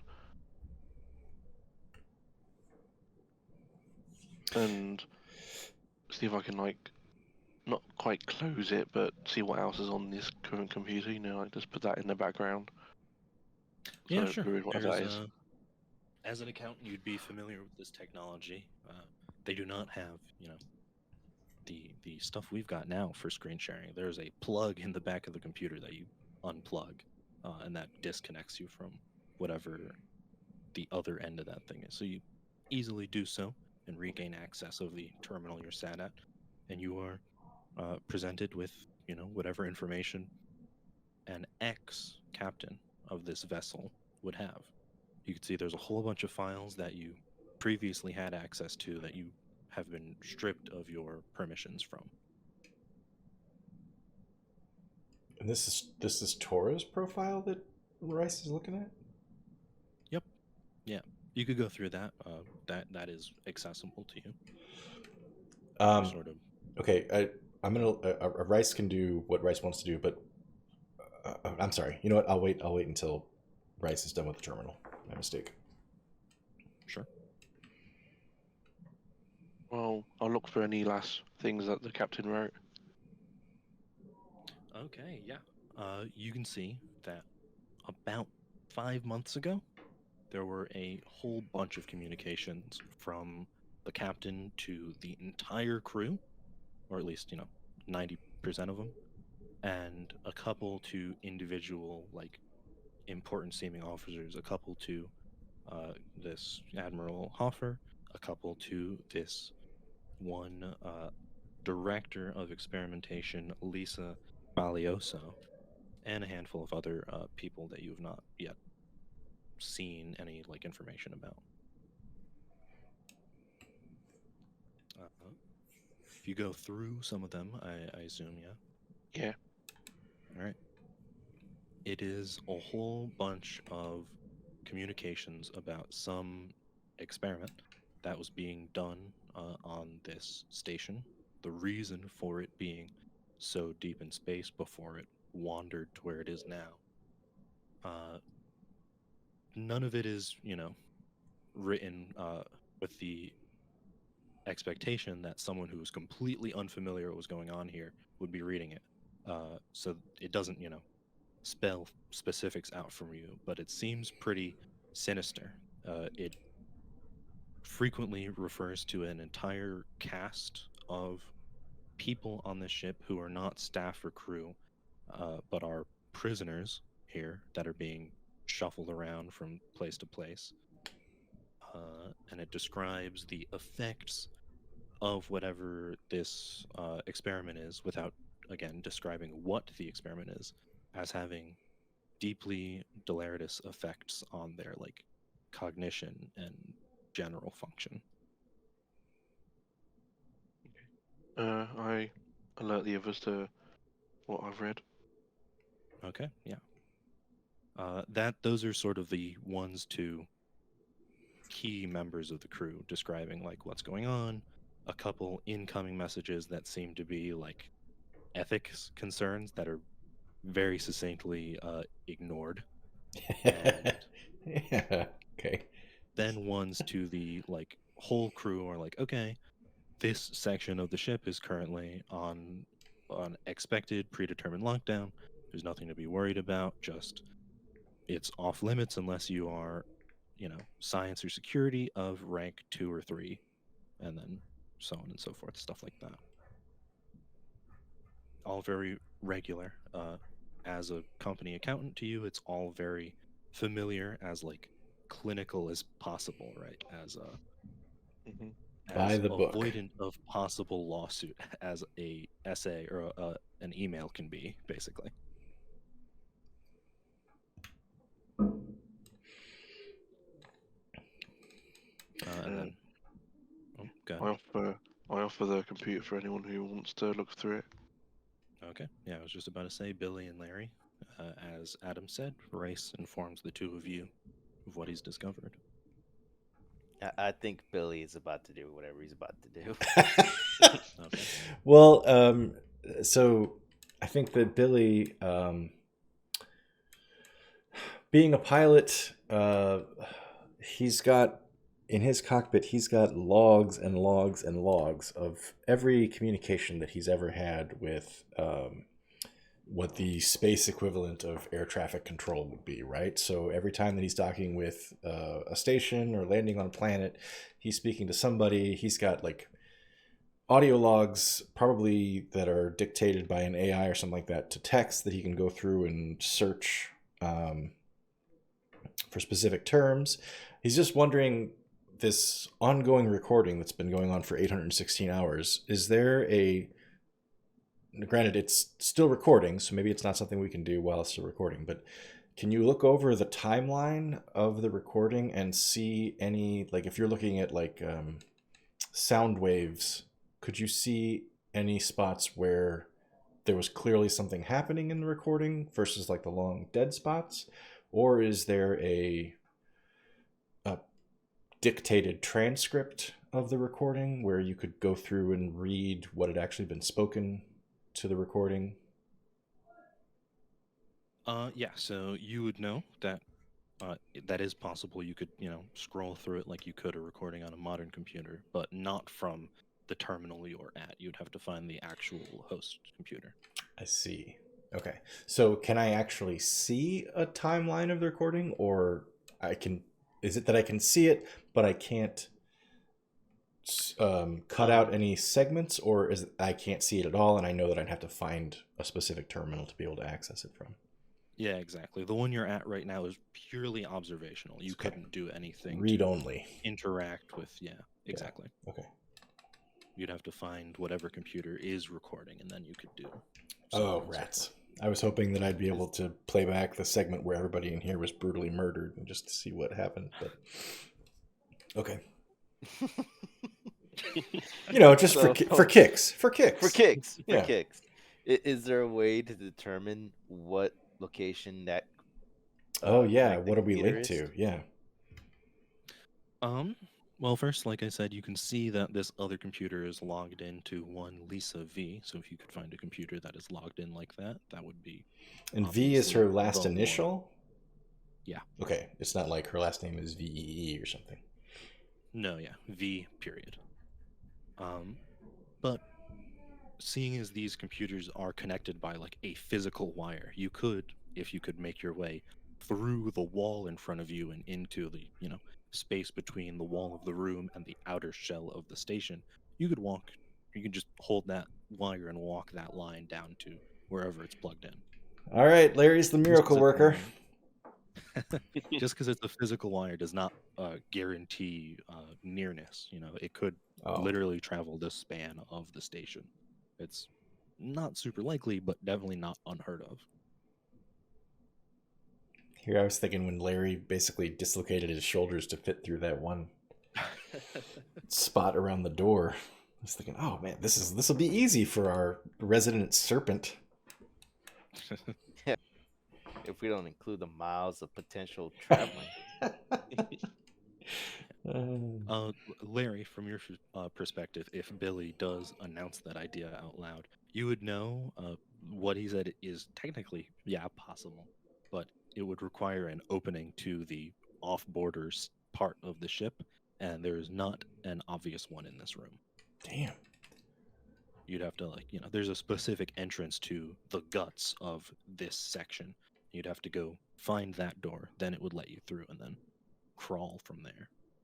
And somehow manage to find the wire. Yeah, exactly. Well, you're good. That's your job, so you could do that. You're very confident there. It's a tough job that not very many people want to do, which is why you're paid the big bucks. Yeah. Poor guy only has one wrench.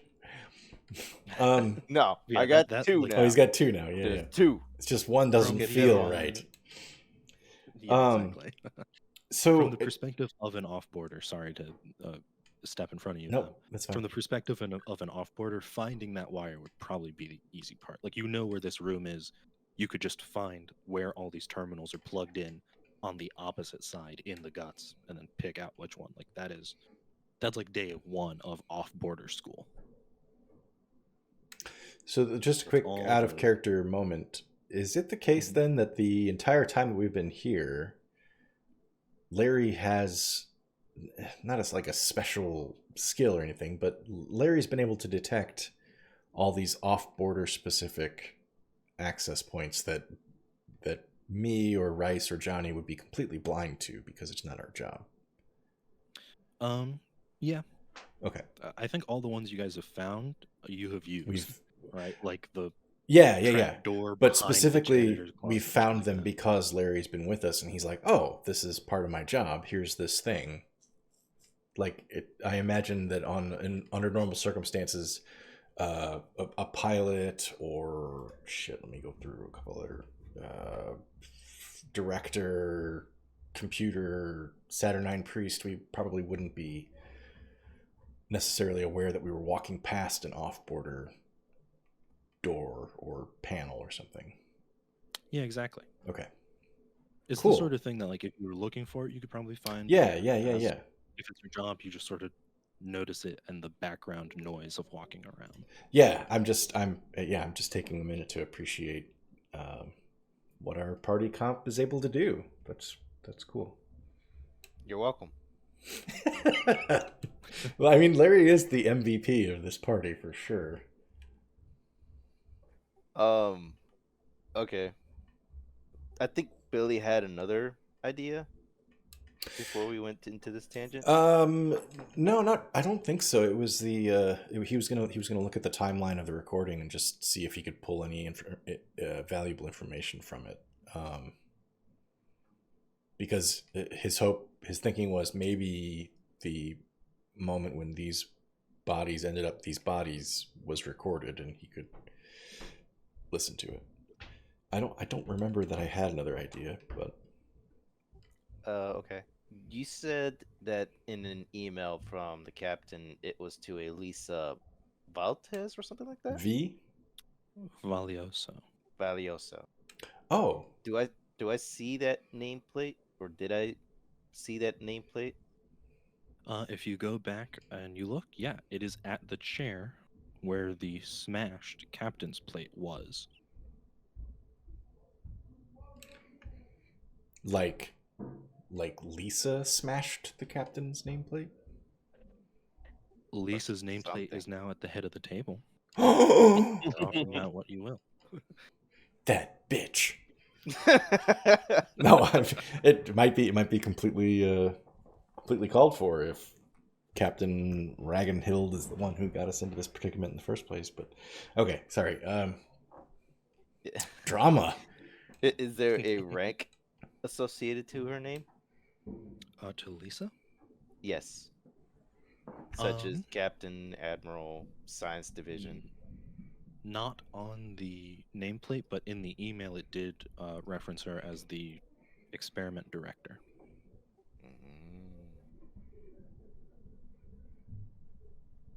Okay, and just I know that I should have I'm writing this shit down right now because I'm realizing I should have written a bunch of shit down that I didn't.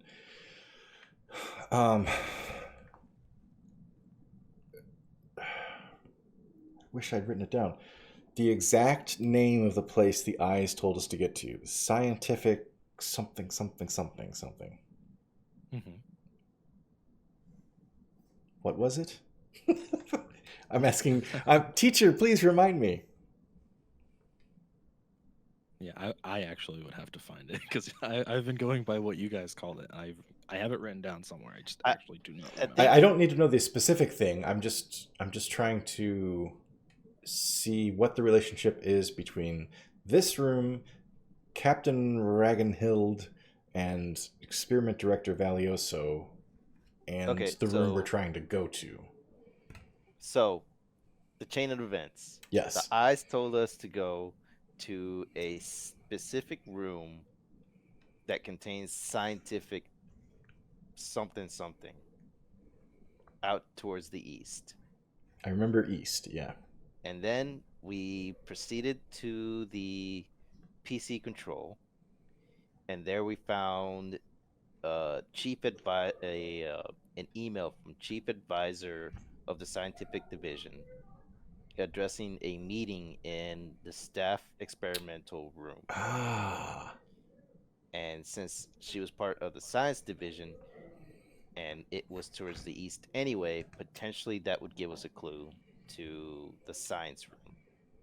Okay, so And this presumably room, we've reached the meeting room, but not the actual initial room that the eyes told us to go to. correct. Got it. Okay. So potentially we either are where the staff experimental room is, or the meeting room associated with that location, Got it. All right. based on assumptions from the group. Yeah. There's no markings. Okay. This is it's very tricky for my brain to keep all of this together. I know we're doing this over Like I said, months like at a time.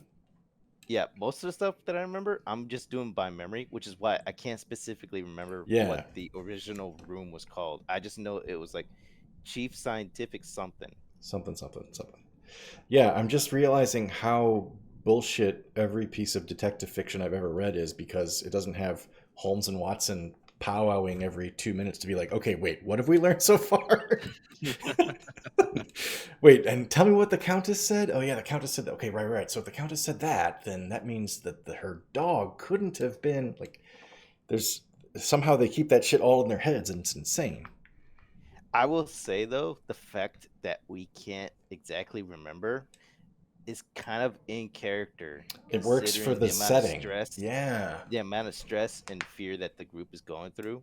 It kind of makes sense that they wouldn't remember exactly the naming of everything.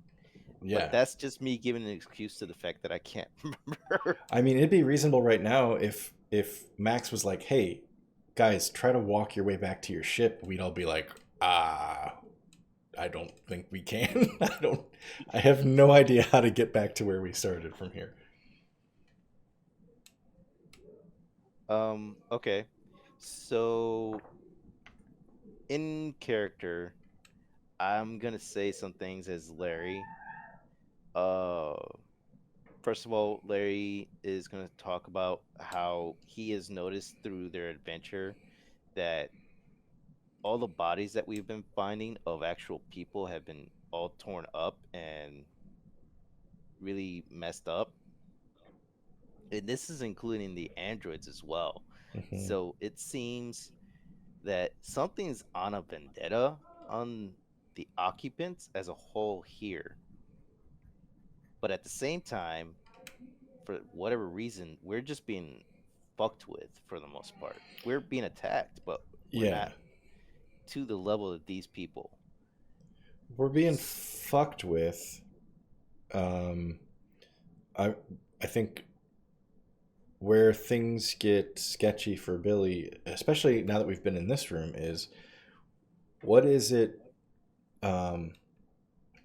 How much of this is their experimentation gone bad, and how much of it is, well, something I think that's else. exactly it. It seems the like that's it, experiment, right? Yeah. because that's what we just been given, that there's some kind of experiment going on, and for all we know, it either went out of control and killed everybody, or somebody is still leading it.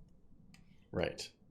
And the most obvious conclusion, it has to be Lisa, considering the clues that we have at the moment. Yeah, I think Uh, what we've learned the most, or at least what Billie feels like he's learned, is that there's still probably multiple people alive here. we Like, just haven't found them yet. yeah, like since we encountered Richard and found the one fucked up cafeteria with the gray goop shit, I think in Billie's mind, like, oh, everybody here is just fucking dead. We just happened to find Richard, but it's increasingly feeling like not everybody's dead. Somebody's still running the show. Yeah, but the thing at the same time is that we've also determined that all the things that have been happening to us and all the monitoring have not been technologically possible. So somehow the station itself is doing Something's something. awake. Yeah. And in conjunction with what we're seeing so far from what the captain has said and the what the androids have said, it kind of has a human assisted or led Intelligence to it. intelligence, Yeah. and whatever it is, has screwed up a whole lot of people and androids in their vendetta, is screwing with us, and it's also seemingly either killed the captain and placed Lisa, at least to give us that that that mindset, Mm-hmm. by putting that plaque there and giving us the evidence of Lisa being in charge of staff experiments. Right. So at a certain But point, it seems like the captain either said, "Okay, look, show's over. This is all fucked up," or some kind of conflict happened between Lisa and Tora, and Lisa, for lack of a better term, won. that's what it seems like. Yeah. Um, at the moment, I don't know if we're exactly in a point where we can determine where the science room is, but maybe we need to follow the clue of Lisa's computer.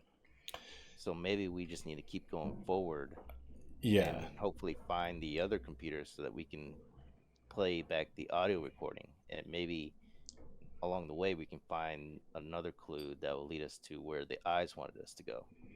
I mean, given how much work it took for us to find the second badge to get through this door, I think in Billy's mind, our answers lie further on behind that door. Like, doesn't seem like there's much point in going back to anything, right? Does everybody else I agree mean, with the that? only thing back is Mhm. going back to the ship. Yeah. And at the moment, I don't know if we even can, considering that we've been led here either by two parties or one. Yeah. Access might be cut off for whatever reason.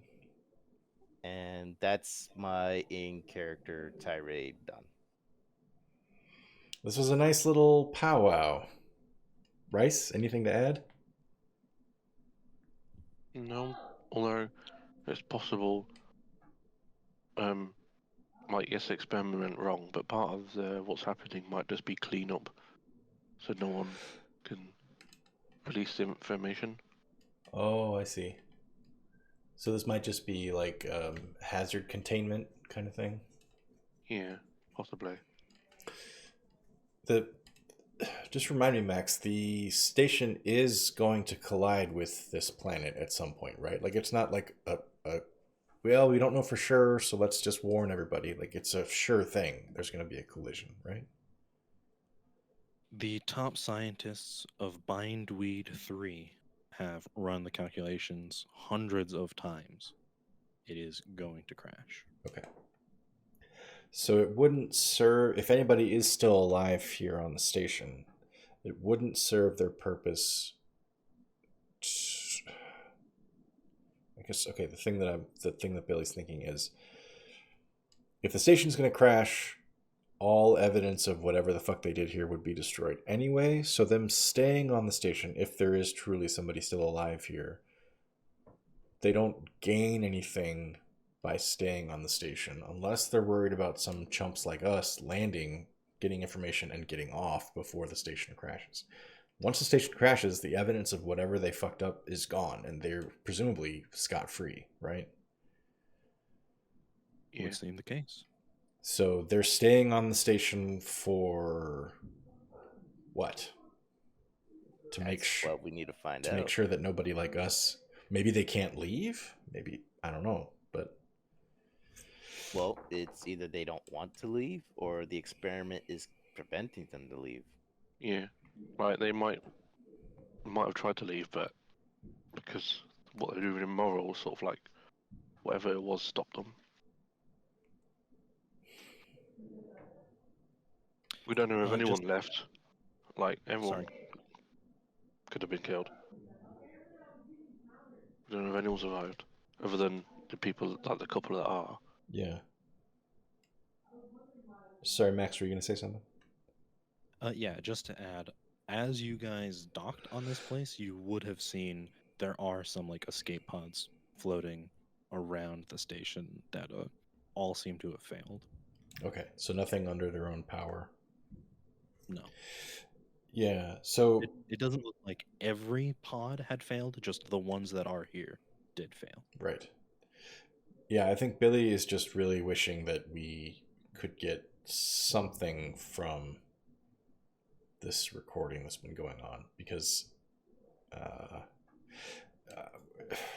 I'm trying to remember what the context clues were how many sessions ago, but we determined that the station had been in crisis for something like 3 months. But here, the recording that we found has been going on for roughly 34 days, which is 2 months short of when we thought everything went to shit. Well, there's also the thing where specific people command, essentially, like the admirals and such, and the captain, were ordered separately from the masses to Yeah. rally. That Yeah. could explain the 2-month difference. Well, I think Billy's wondering, like, how reliable. Again, I cannot remember how we determined approximately 3 months. I don't remember if it was like we looked at like the dead plants or the damage I think it was the combination of the plants and also the some of the comms. Yeah, that's what I Oh, was that's gonna say. right. There were Basically, yeah. one of the earlier IDs you had found was logged in, and yeah, you could read the messages to and from them stopped at That's right. almost exactly 3 months prior to right now. So that's a big difference. 3 months to basically 1 month ago when this recording started. That's 2 whole months for whatever the fuck was happening between when things first started going to shit and the general population of the station was aware, to this group meeting in this room and presumably turning on a recording to keep minutes of what they said. 2 full months happened between those two things? Presumably, yeah. You Presumably, also got to remember that only that specific group was ordered to a separate location, which is presumably this. And this location could only be accessed by both having a security access and a head science division access, or a head security division So badge. then this area this area is kind of closed off. This was VIPs who self-selected to survive whatever the initial crisis was. From what we've seen, yes. And they were holed up for 2 months, and then they had this meeting, pressed record on the transcriber or whatever. Things went fucking nuts, and whoever won, presumably Lisa, left this room without stopping the recording, and it's just been going since then. That's what we can determine, yeah. Dude, this is some fucked up shit. Just to make it clear, though, real quick, the recording isn't from or of the room you're in right now. It's from a different room that you're. Okay. So it's I almost like assumed it was a recording of this room, but it was being recorded on another. That's computer. what. Yeah, I thought it was being remote recorded from somebody else. No. This computer is just looking at the recording of somewhere. So somebody in this meeting pulled up the recording that is ongoing right now. They pulled it up remotely. Like, this is presumably from Lisa's, office or personal room, wherever she last signed in as.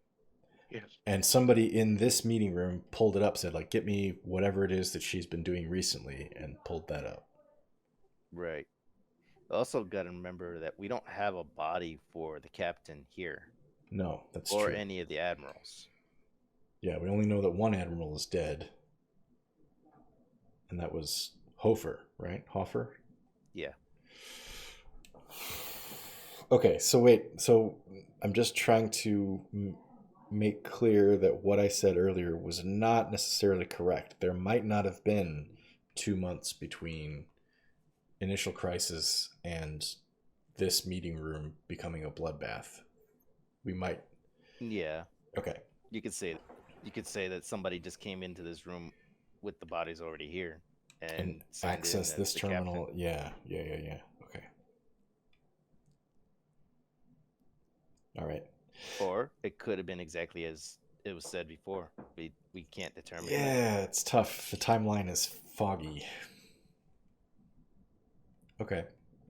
All right. I mean, does anybody else in the group have anything they want to investigate while we're here? Larry is ready to continue eastward. Sorry, just a quick thought that Billy's having as he's walking around this room because he got distracted by the window because he loves space. You said that there were windows on either side of the room. Is that accurate? Yes. Okay. So when he It's looked, sort of a. Sorry, the room is sort of semicircular, and the windows go all along the round part of it. oh, okay. So if I'm looking out one window, there's not necessarily a window 180 degrees behind me. Yeah. It might just be like like a 90 or 100-degree arc. Exactly. Okay. All right. Never mind.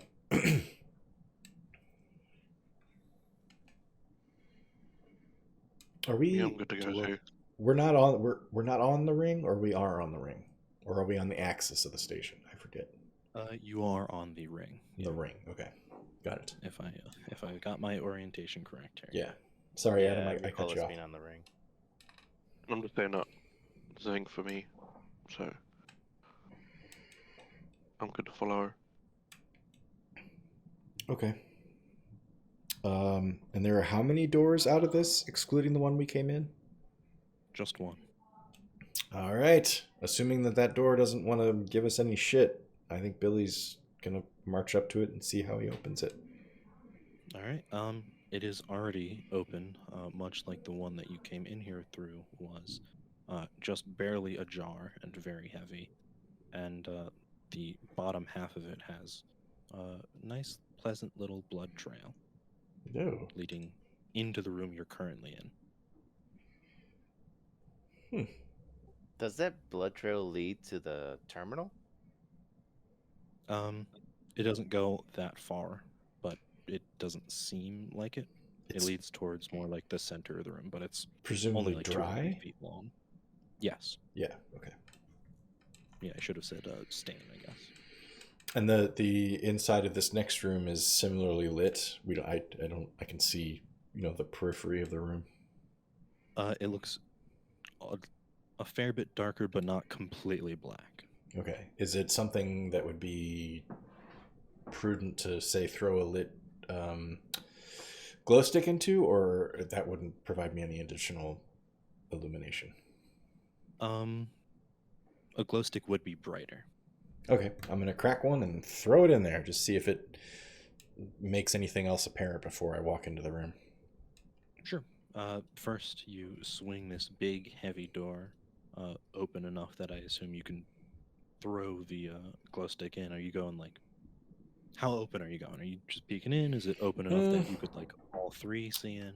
I'm not sure which side of the door this hinge is on, but I'd like to swing it open large enough that the 3 of us can get a good look at the room itself and not have the door like open onto a blank wall or something. Sure. Yeah. Doesn't take that much of opening it, but you can see it is a smaller room, almost only illuminated by the similar windows it has to the one you're currently in. There is opposite the door a single desk with a single chair and computer terminal, behind which it seems there is a single person, all only really illuminated in silhouette from these windows. You crack your glow stick, you toss it in. The room is still and silent, and it illuminates, what you can see. It looks like a cushier office space, I guess, right? Like CEO type deal. Mm-hmm. And the glow stick itself doesn't tell us more about the figures seated, whether they're breathing or in motion or not. They seem completely stationary. Yeah. All right. Yeah, they're like behind the desk and computer from where you are, so they're obscured. Okay. With or without them. Presuming that the rest of the group, we've got pretty standard operating procedure for entering a room.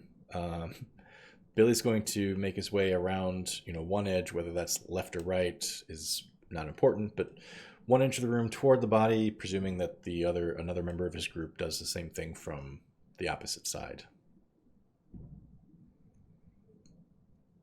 So we're kind of like pinchering this yeah, thing, yeah. Larry will wield his 2 wrenches and be ready on the other side. Freaking Michelangelo of wrenches. Yeah, the two of Twirling you and then twirling. Yeah. Make your way- Cowabunga! Cowabunga, dude! The two of you make your way into this room from opposite angles of attack here. And as you do so, you see that there are 2 androids broken dead on the floor. You make your way closer and closer to this person behind the desk. Tell me how it goes. Are you both like fixated on this person? Are you looking around the room? What's the deal? For Billy's part, he has his weapon trained on the figure in the chair. He's looking for signs of life, motion, breathing. But as he gets closer and closer, assuming that there's no motion, he's just going to poke the body with the end of his pistol. And I think the whole time that he's approaching, he's, every 5 seconds or so, his eyes just flit around and see if there's anything else in the room that's in motion. Sure thing. Could you make me... Here, let's see. Let's see something first.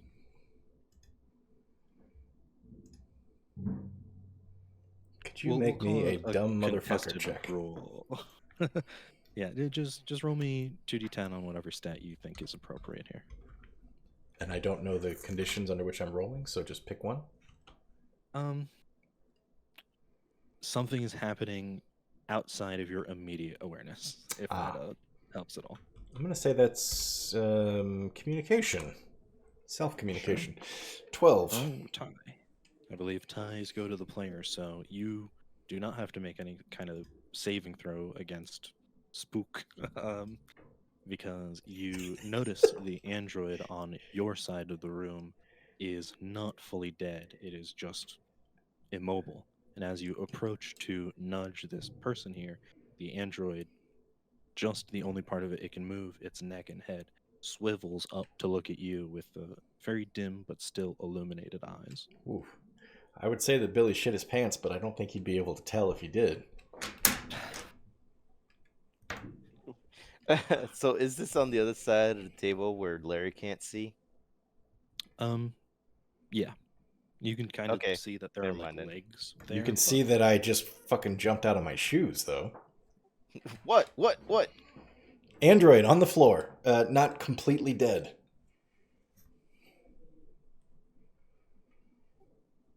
It just sort of softly rotates its head up to you and then back on the floor, as expressionless as they all have. But this one, maybe it's just because how limited its motion is, but it almost looks sad. Oh.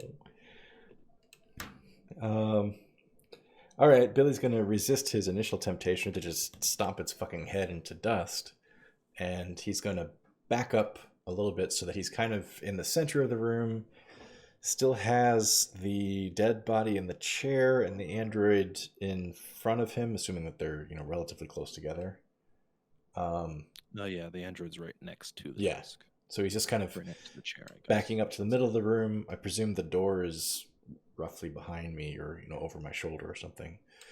While Larry is still wherever Larry is, and Rice is presumably sitting right outside waiting to close the door at the first sign of trouble. Not sure. I'm watching over by the door.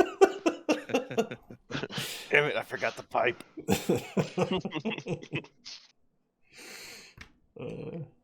Oh boy. But yeah, at the first sign of any threatening motion from this android, I mean, it seems incapacitated in some regard, but if it, lunges at Larry, then Billy's gonna just start shooting it. Sure thing. All right.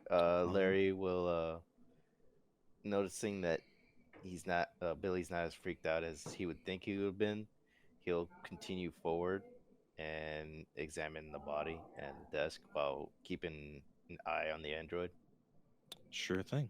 I guess the first thing you might notice examining the body and the desk is that the desk and the computer terminal are clearly cut above everything else you've seen here. The desk is like a nice, rich wood carved elegantly, so on and so forth, and the computer is almost a modern model to what you guys are used to, as opposed to all the other ones on the station are clearly like 5 to 10 years out of date, and Dude, the this is age the gaming shows. rig. Yeah, she just got the 4090 Ti or whatever the most recent one is. Yeah, she was multiplaying Call of Duty.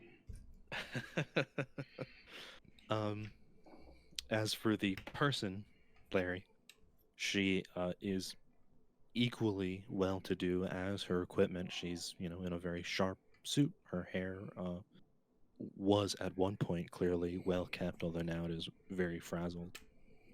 She's got a very stern looking face in her, late 40s, early 50s, you would guess.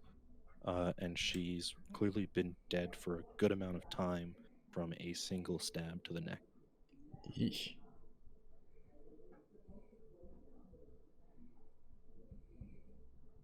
Do I see any kind of identification of who she would be?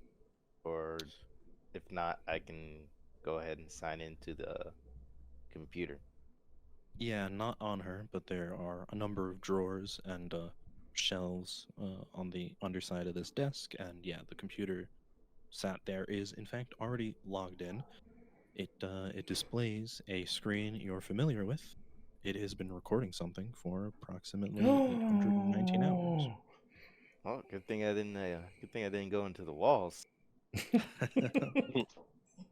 I Wild know. I was beasties. worried it would be such an anticlimax if you're like, okay, Larry fucking cuts through the wall to get into the guts at an easier access point. And I'm like, it is one room down. No, even better is if you'd send them on like a 3-session, you gotta follow this Oh, wire God, through. all the way back through the Yeah. station to find the entrance, then find the Back to wire, the hub, just to be then like, back it to was the right room. there. Yeah. Man, what do I need to add to this sessions to make it Mhm. interesting at least? And how many doors will be between here and there? I know. I thought this was going to be like a 16-session campaign. It's shaping up to be like 12. Oh, man. Okay, we're padding. Better pad Filler it out. episode. Anime filler episode. Larry Oh, goes on man. this long trip and you guys find a beach. That in itself is Dragon Ball Z. Yeah. Yeah, let's go learn how to drive cars, Piccolo. I knew that it was going to start to be a problem when it took Rice 6 hours to put together a spirit bomb. I was like, oh, fuck. This station has approximately 5 hours before it crashes into the planet.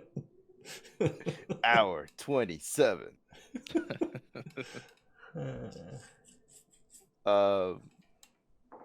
I I let the rest of the group know that I found the terminal where Lisa V was, and apparently we were all wrong.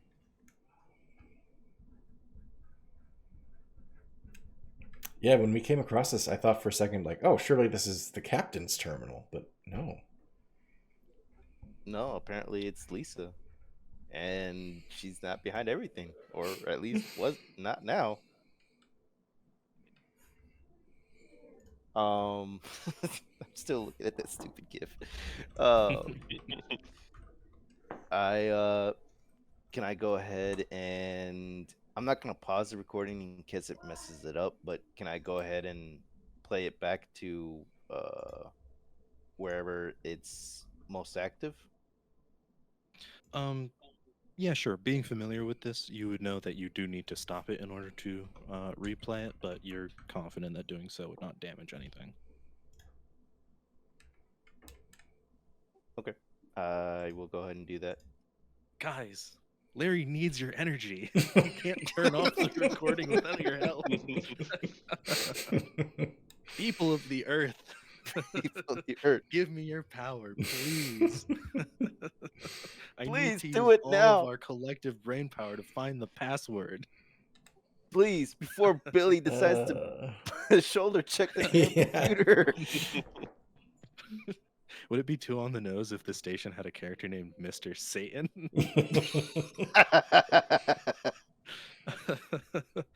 um, but yeah, you're able to stop this, and looking back through it, scrolling through it, you see there are approximately, sorry, very, very, very, very bad at math. There are 103 hours of dead silence.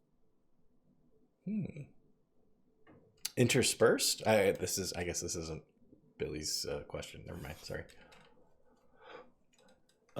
Looking at it, only the first 16 hours of the recording have any activity on it at all. Oh, Everything past that is completely muted. Okay, got it. Well, not muted, just there's no activity nothing being recorded. Yeah, exactly.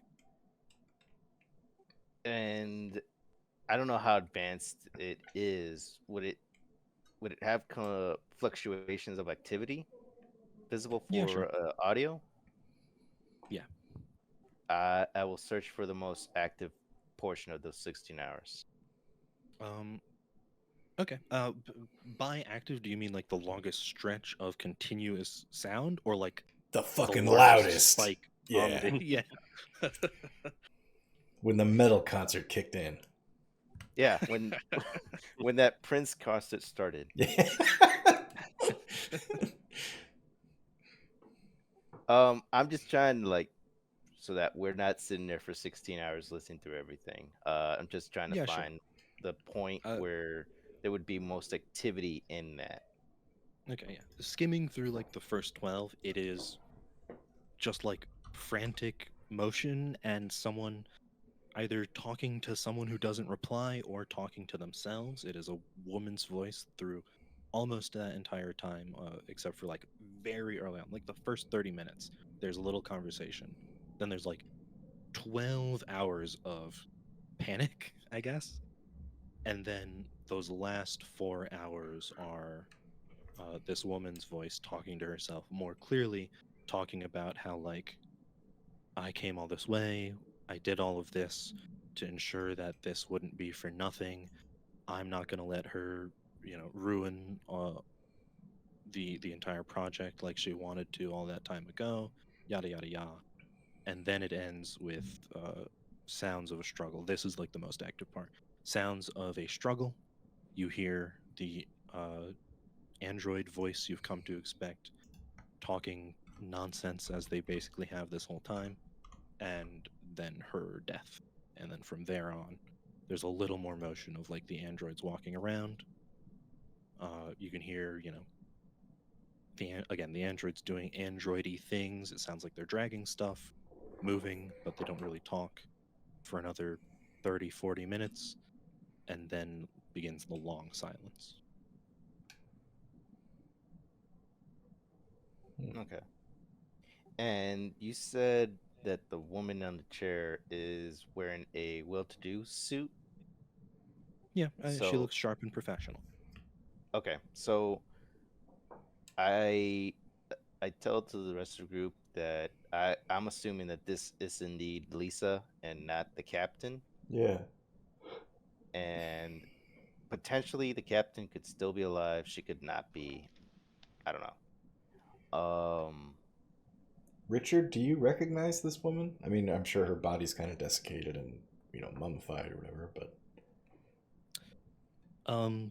yeah, you ask Richard that question, and he walks towards the room, and I mean, kind of everything you do with Richard at this point has to be pretty coaxed from him. You have to lead him towards whatever you want to point out. So you kind of drag him about halfway in this room. And when he gets that far, he's like, "No, I don't want to be here," and he starts resisting you. He starts panicking. All right, I'll resist the urge to pistol whip this dude in the face. In his rambling, it sounds like yes, he does recognize her, but he doesn't make any specific reference. Okay. Okay. Back at the computer, I will close down the recording, and I want to see if I can Would find. You like to save? Yes, I want to save 104 hours of dead panic. I wonder what's the hard drive capacity on a station like this. It's probably infinite by now.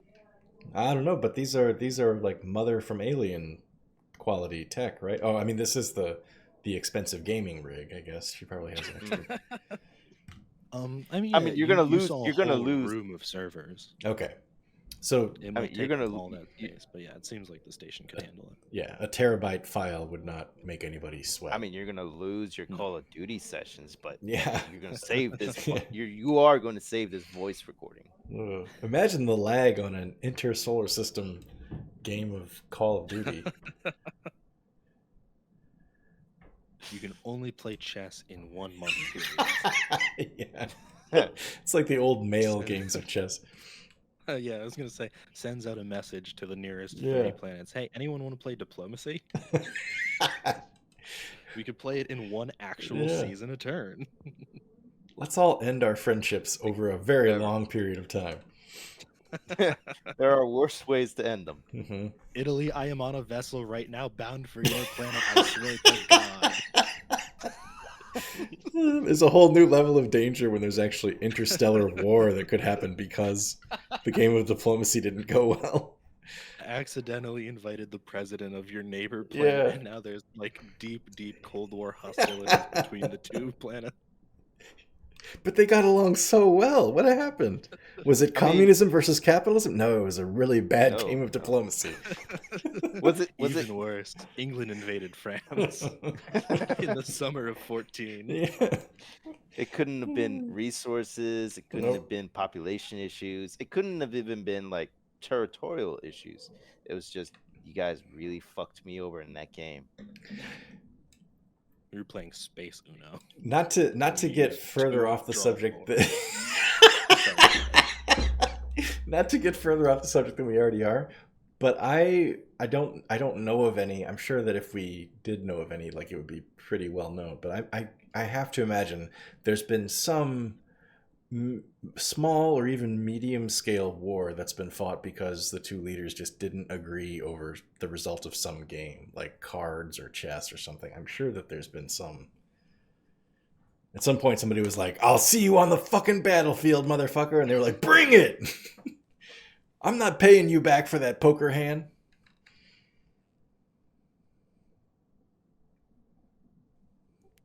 I can only think it would probably be like before the recording of. Yeah. I'm thinking like 2 tribes somewhere on the savannah that. Still, what a way to go. Okay, on the computer, I'm gonna try to look up if I can find some kind of clue to reach the science room that we were trying to get to in the first place. Yeah, sure. Give me a roll for that, please. Ooh.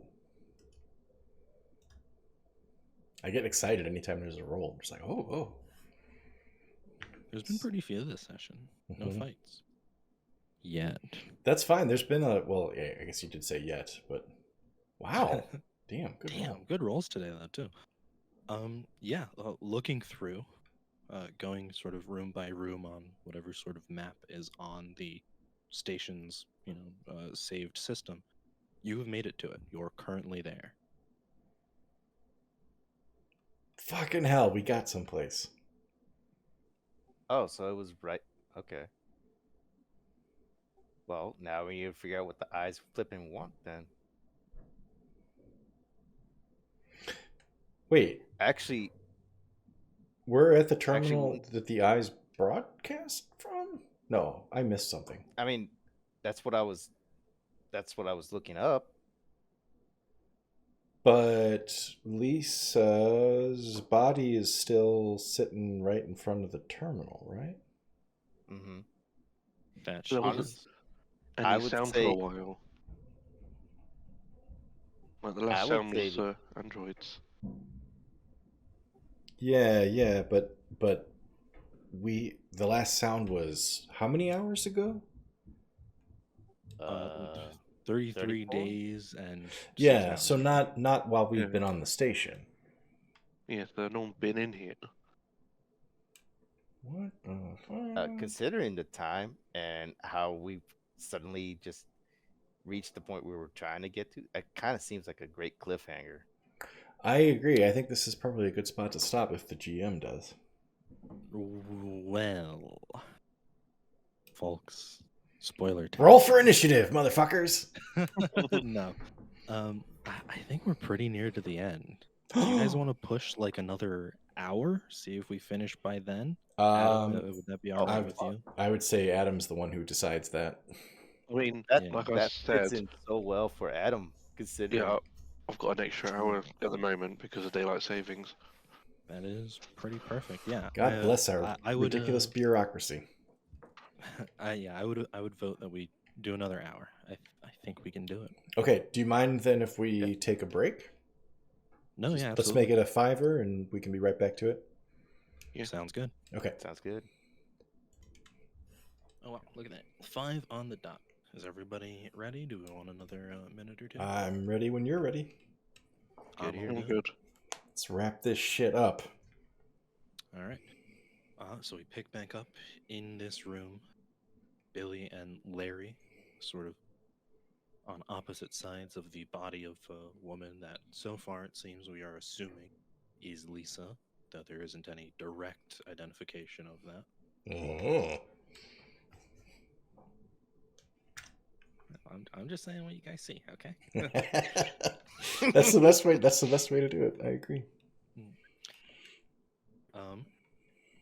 You've made it to the room that this mysterious, unidentified, computerized eye has instructed Jonny to make your guys' way towards, without really much clue. Now that you're here, what it wanted you to do here, if anything. And so we begin at the end of our little intermission exactly there. The whole group of you kind of unsure in this room of what's going on. Wait, so this is saying that we're here. This is where we were supposed to go. This is the room the eyes told us to go to? Yes. Okay, but this terminal and this dead body, what else is here? Like, I expected, Billie's saying this in character, like, I expected like a fucking Wizard of Oz, pull back the curtain, there's this little old man kind of moment. I'm sorry. I just love how in character Billy is just like in the belief of Christ. Yeah. and knows far enough into Earth history by centuries about the Wizard of Oz. I mean, look, I don't know if... And Tolkien's still a thing. Billy's been to enough pride parades. Wizard of Oz has not fallen out of fashion. He knows about Dorothy.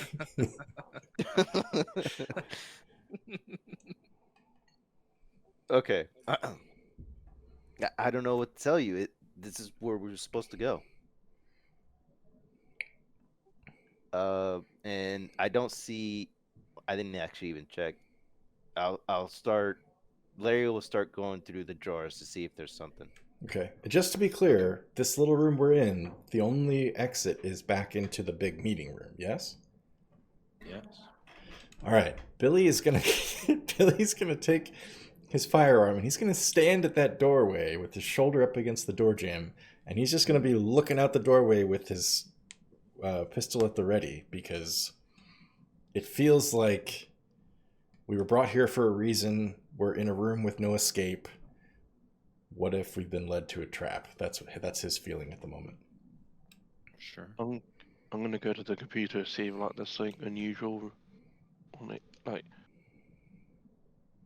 I think there's not like normal on the computer, I guess. Yeah, sure. You take a little time to look through it, and it seems in order, other than the month-long recording that has just been saved. There's nothing screamingly out of the ordinary.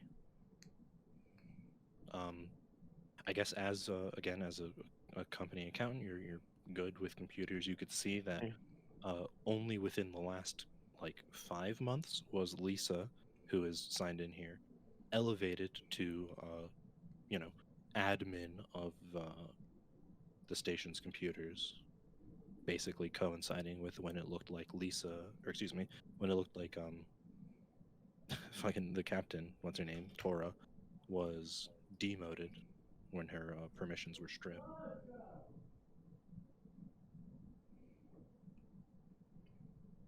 Nothing. Just as a point, while Billy's looking out the door, he doesn't see anything, right? Like it's still just the same dead bodies in that stupid room.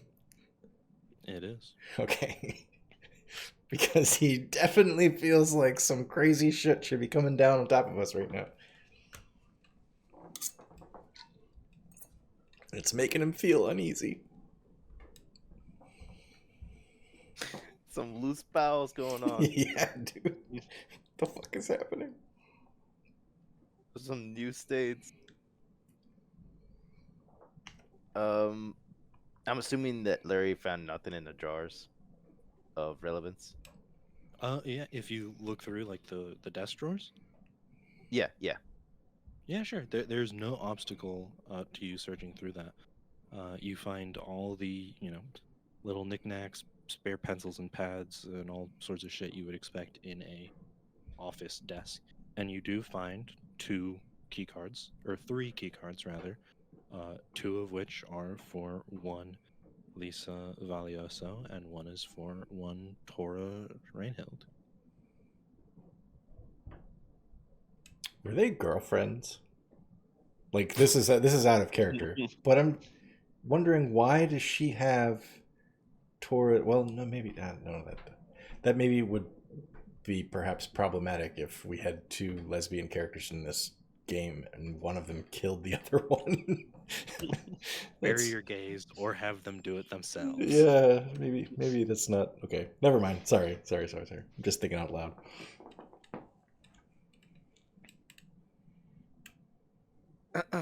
To somehow follow that. We should have stopped. We never should have kept going. This was a mistake. We should have called quits. Yep. I pull out the badges and I show it to the rest. Like, these are both Lisa's and the captain's. Billy's first thought, he shouts out, "They were gay!" That's the first thing he says. It's terrible. Oh my god, my character's a monster. Okay, well, Billy's still at the door, and he can see that Larry's gesturing with badges. I think Billy's he just says, "What can we do with this? What do we do with this?" I don't know.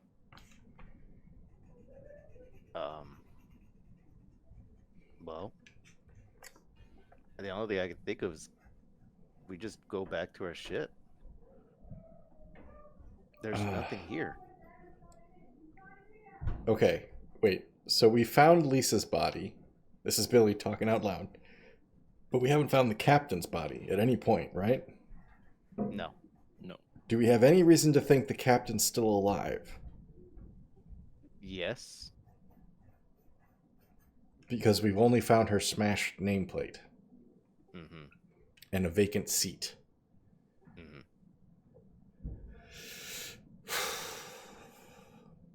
Man, okay, out of character. I'm really wishing that Billy had caught up to that figure running through the clothes with the green dot on the map.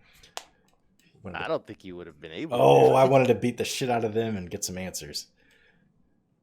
In fact, in character, that's what Billy. As soon as he saw that green dot on the map, he just took off running because he thought answers. He just fucking bolted. I don't care what your name is. All you are to me is answers. Yep. All right. I mean, group. Let's figure this shit out. What do we do next? Larry is all out of ideas. He just wants to get out of here. Just wants to leave this all behind. The only other option is to somehow get to, using the badges, get to whatever navigation point we can use to redirect the station if possible. Yeah. And that's assuming that we haven't reached the gravitational pull of the planet. Do we... Larry would know this better than any of us. Have we ever come across anything that would indicate the motion controls for this station are still active? Like, can we actually could we actually fire off thrusters and get this thing out of the path of the planet? Are you Well- asking the crew or are you asking me? I think Billy's asking Larry. Like, I mean, not that Larry's a freaking rocket scientist or anything, but he's pretty damn close. Well, we haven't even reached anywhere that would give us access to navigate the station. We haven't gone to a bridge or anything like that. Plus, that's all in without including the question of whether or not whatever is controlling the station would lets us to do it. That's also assuming that the station lets us get the hell out of here. Sorry, I'm just laughing right now because I'm imagining being Max and thinking, these motherfuckers are going to make this last 6 more hours. They have no idea what to do next. That is always the worry when you're like, okay, this is the last session. This is it. See you Let's guys go. next week for the last session. Larry's trying to get the hell out of the room, so All right. Fuck it. Yeah, let's go back into the meeting I room. think Adam was about to say something. Oh, I'm sorry. Yeah. I was just gonna look on the computer, see like any maps or something that'll help us, or any information to see how if we can control the ship. I don't think there's anything that direct on the terminal in front of you. But as you guys all kind of scramble to leave, look this up on the computer, you do recall in the center of the ring, the room with all like the soundproofing nonsense going Oh, on, yeah, that shit. Mm-hmm. there was a terminal that required access from someone very high up in command. At the time, you did not have any such card. Okay. In fact, I think it might have specifically asked for the captain. I don't remember if it specified. Oh. No, what I was, don't think it did. necessary. As a way to retrofit this. Oh, shit. Nope, never mind. I had an idea and it just slipped out of my brain. I'm sorry.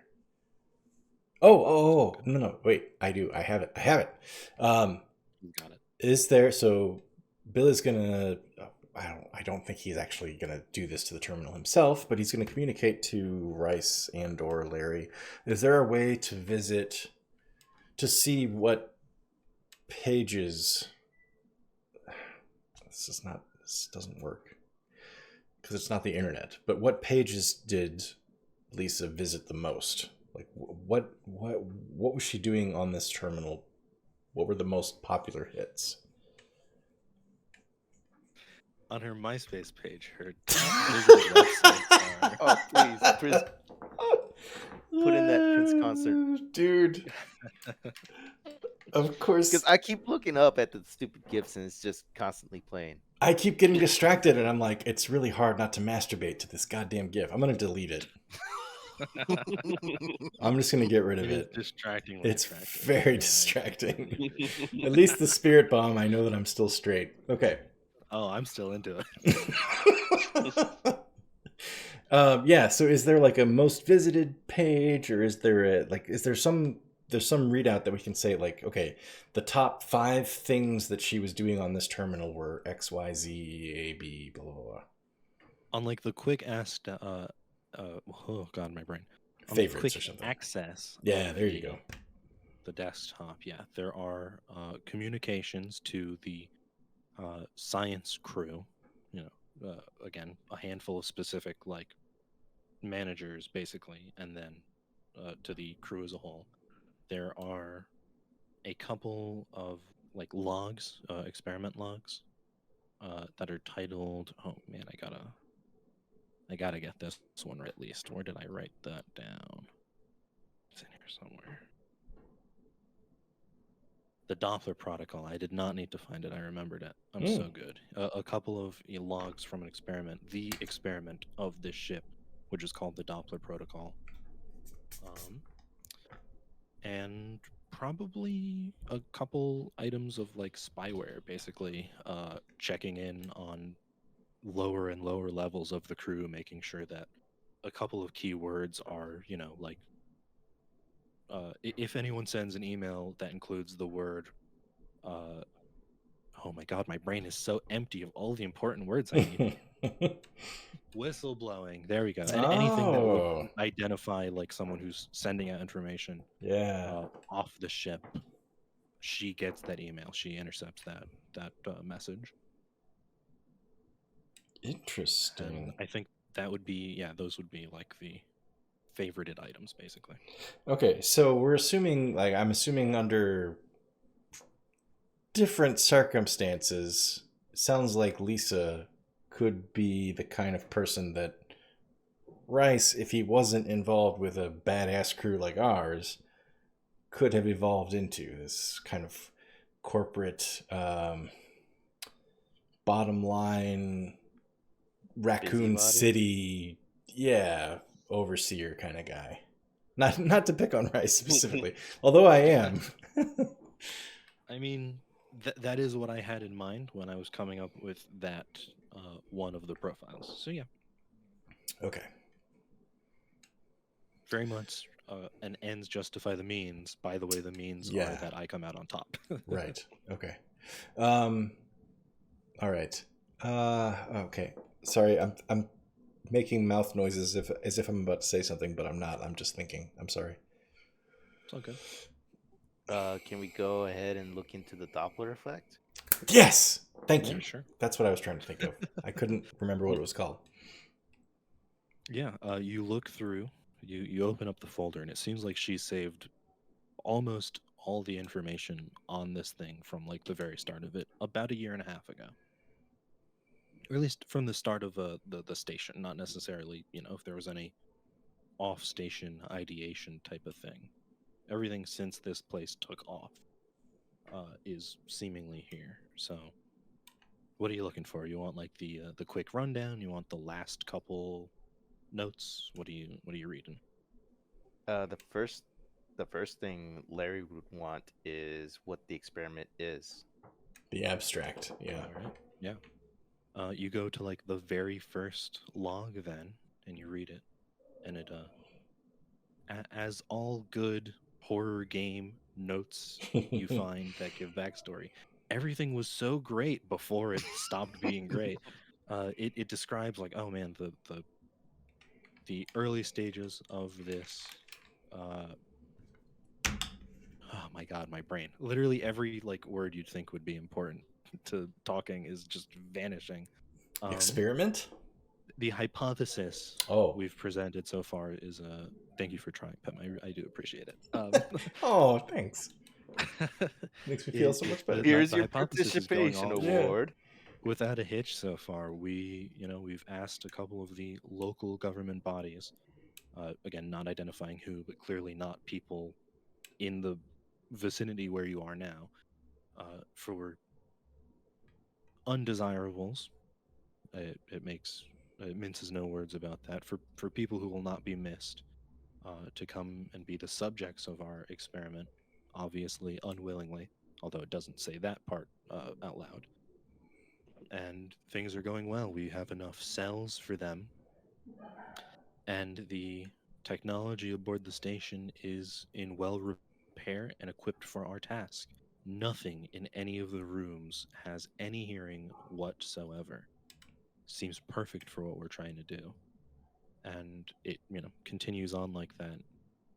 It doesn't exactly like, lay out, okay, here's our hypothesis, here's our independent and dependent variables, but you pick up after reading through like the first couple of these logs, I would say, they were experimenting on what happens when you are not just isolated physically from people, but isolated in like a complete isolation chamber from all stimuli, including sound, to such a degree that you can't even like hear your own self. So extreme sensory deprivation. Yeah. With like a specific fixation on audio. And does it? This isn't Billie asking this. I guess. Shit. I already feel. I wanted to like reword what I was saying to make it make sense, but I feel like in the effort to pause and reword it, I've actually wasted everybody's time. This is out of... Yeah. Mike says it way easier. This is out of character. That's all I had to say. There you go. Yeah, there we go. That was it. Is it... Shit, now that I spent all that time thinking, how do I say out of character? Now I can't remember what the fuck I was going to say. God damn it. Was All it right. about the experiment? What you just Yes. Yeah, it was. It was about audio sensory deprivation. We've encountered, though, sections of the station that have had specifically audio and seemingly like brain hammering sensory deprivation that weren't like lab rooms. Like we've experienced it in hallways and in like hub areas of the station. Okay, yeah, I'm just I'm just vocalizing them like, wait, what the fuck? Anti-Doppler, okay. Yeah, my bad. I misspoke. In my haste to get it right, I dropped like the most important part of the title. Honestly, I think that could probably function both ways. Like if somebody was like, "Hey, the Doppler protocol," I'm like, "Ooh, that sounds fucked up," and then someone's like, "No, wait, it was the anti-Doppler protocol." I'm like, "That sounds fucked up too." So, if I'm getting his line of thinking, Yes, be that, please try to translate for me because I can't do it. could it be that the entire station was designed as an experiment? Yeah, on what the fuck? On surprise effects of audio deprivation on prisoners that have access to the different rooms? Or does it seem more that whatever happened caused it to be like that? Got out of hand. Per what you've read so far, it reads as though there's like a specific chamber on the station that is audio deprived. Oh, okay. Out of character. Yeah, out of character. I'm thinking it's probably Sector A. So they... Wait, okay. All right, I'm going to say some bullshit, and you can tell me what's accurate and what's not. And I'm thinking specifically of Larry, because Larry seems to have a finger on the pulse of what's going on right now. They staged seemingly a fake emergency to get a bunch of otherwise uneducated crew into Sector A of Ring whatever, so that they could then actually stage the real experiment on them as subjects? That seems plausible. Yes. Okay. Ah! I mean, that makes sense to me. That's what I'm hearing, because it's because those panels that Larry found in that container room are the exact same as the ones in what Sector was A. And actually Sector A is was covered in fucking those everything up throughout the entire room on the walls. Yeah. Which why would you do that? Why would you split toes all across this massive room like that outside of an experiment room? Right. So I'm even though it's full of desks and shit. I'm just a stupid desk jockey pilot who flies from point A to point B, and I'm trying to wrap my head around what would be the actual reasoning here. They brought a bunch of people who didn't know they were consenting to an experiment onto the space station, and then staged an emergency to get everybody into one space where they could conduct the experiment. That could be it. And Richard is just a survivor of this fucked up brain penetrating audio sensory deprivation bullshit. It could be. It could be that he just was too slow in responding to the summons, or it could be that he's a goddamn fighter. Or he just ducked out. And that's why there was a second communication to specific people not to go to Sector A. Okay. Billie is saying this to Jonny, Rice. And it could... Oh, sorry, go ahead. It could be that's why the captain didn't want to do it, because the entire station was going to be put under an experiment. They tried to stop it. Lisa took over and had the message go out, and the experiment went on, So, and then something went bad from there. so what you're saying is the hypothesis is everybody on the station except science leadership, everybody else, including science underlings like Richard, including security, everybody else was unaware of the purpose they had been recruited to be on the station in the first place. Potentially, yes. This was all just, to their eyes, this was an accident. Like, they were working on their station doing their jobs. Then suddenly, one day, everything went to shit.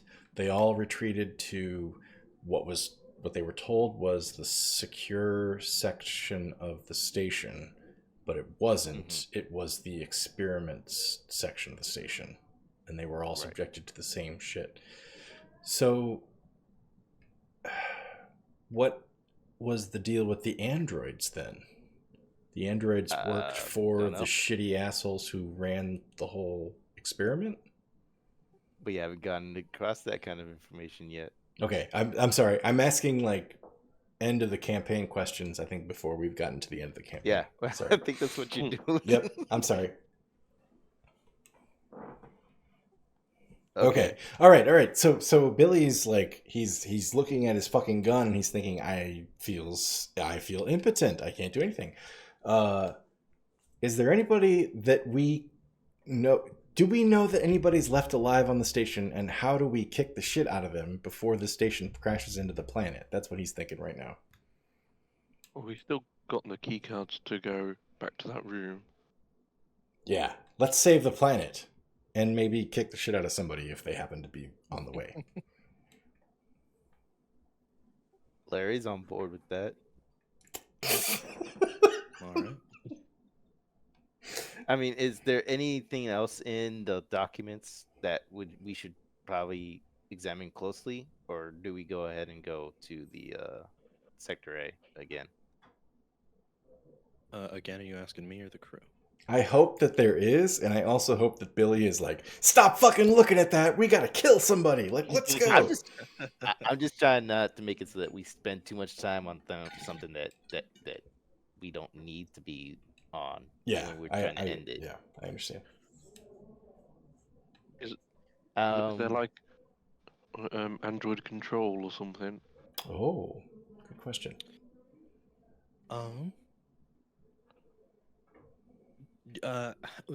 What do you mean by that? Do you mean like, is there a oh my Like God, some I sort can't of brain.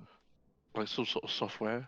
Like Yes, the- thank you. Is there an executable that you could like Off actually switch. manipulate them, or is there like a section of the crew in charge of the androids?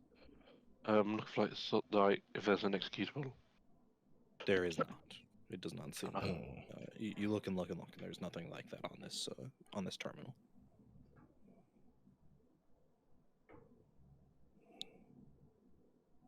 Excuse me. I didn't think my mic was gonna pick that up.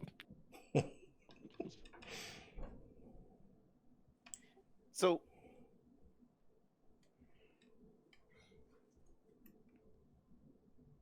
Mike, are you there?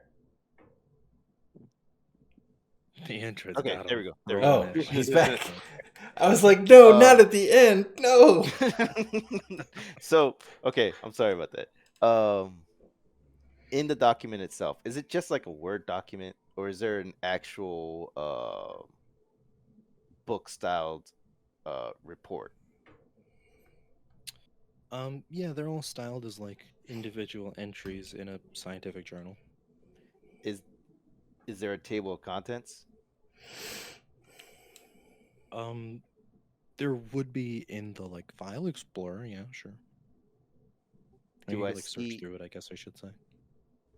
Can I see if there is anything to indicate controls of androids? Again, how do you mean? Like, is there a Like button you could like push that says turn off the androids? no. Like a subset of the experiment itself that would determine instructions that would be relayed to the androids. Okay, I see. Yeah, you look through, and the only reference to the androids in any of the experiment logs is in them assisting the scientists in like transporting the prisoners and stuff like that. They seem completely unrelated, Okay. except as an additional arm of the S- staff. So Basically, it sounds like an unintended side effect of the experiment was the androids went fucking haywire. Does that sound accurate to Larry and Yeah, that's what it sounds like. yeah. Yeah. Okay. I can't think of anything else for the documents. No, I think the main thing now is trying to figure out a way to divert the station so it doesn't impact this planet in however many hours or days we have left. Larry is down for going to Sector A, try to end everything, or Yeah. escape the ship, the station. And if there's anybody between here and there that looks like they are even remotely culpable for all of this, Billie is gonna pistol whip them in the face so goddamn hard. all right, yeah. Sounds like you guys are all turning about face and making your way back to the ring and then Section A. Mm-hmm. Again, anyone in front, walking side by side? What's the dilly-illy? Well, again, we're looking for some means to move the station. Wait a minute. Can our ship move the station? Your ship is house-sized. The station is state-sized. Ah, fuck. Okay. No, unfortunately. Damn, I was like, mean, what if we just fucking burn the rest of the fuel we have? Okay, got it. All right. you could do that, and it would maybe skim the planet instead, but unlikely, I think. Okay. So we need to find the station's actual means of propulsion. That would seem to be the case. Okay. And I'm sorry. I feel like I'm asking everybody to repeat things they've already said. Have we found the station's means of propulsion? No. We have not. The only Okay. clue that we have is the only unexplored location that we actually had Right. in Sector A. Okay. Everything else we have not explored. All right. Larry, get those grease wipes ready. We're going to have to fire them up when we encounter our first fucking cube on the way to this goddamn propulsion system. Right? Larry will be in the rear with the gear for the last time. Okay.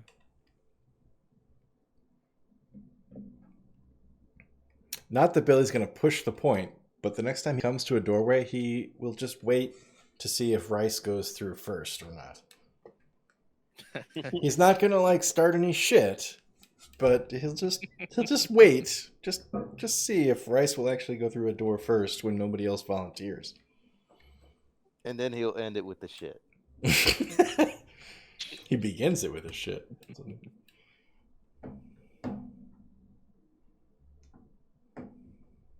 All right, here we go. Let's go. Excuse me. All right.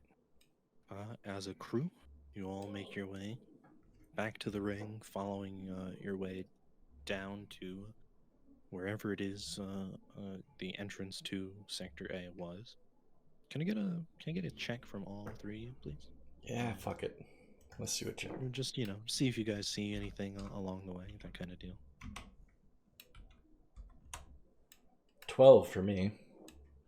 Okay.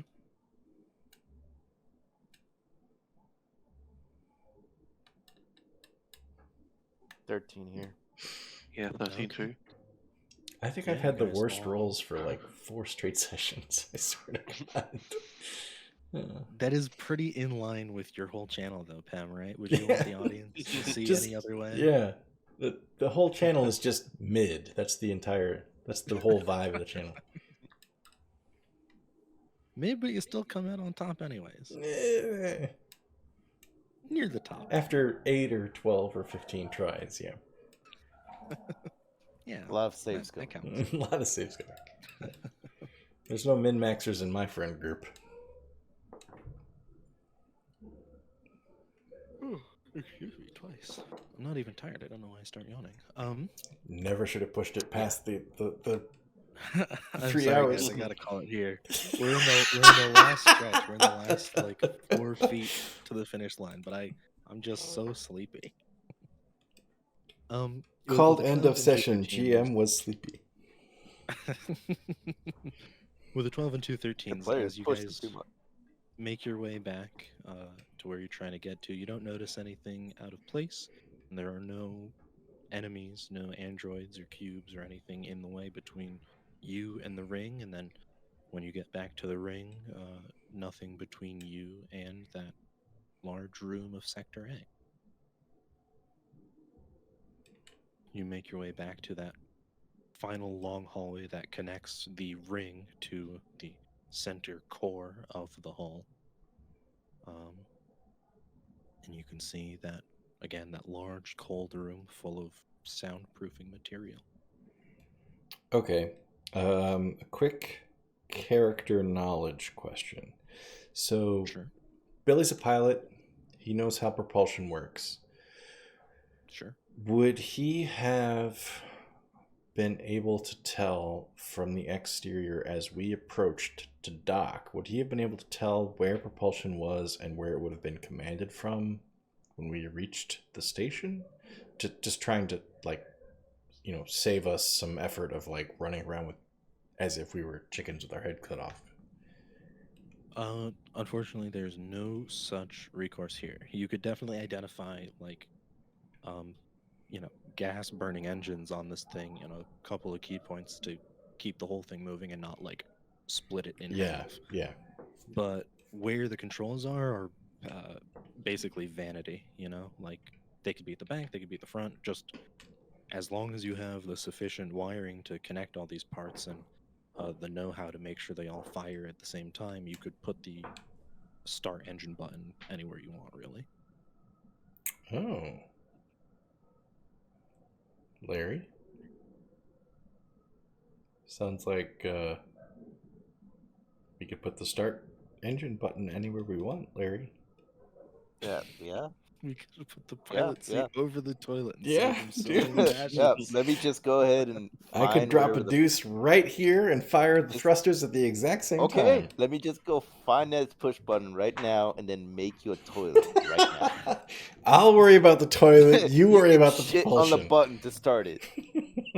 Oh my god.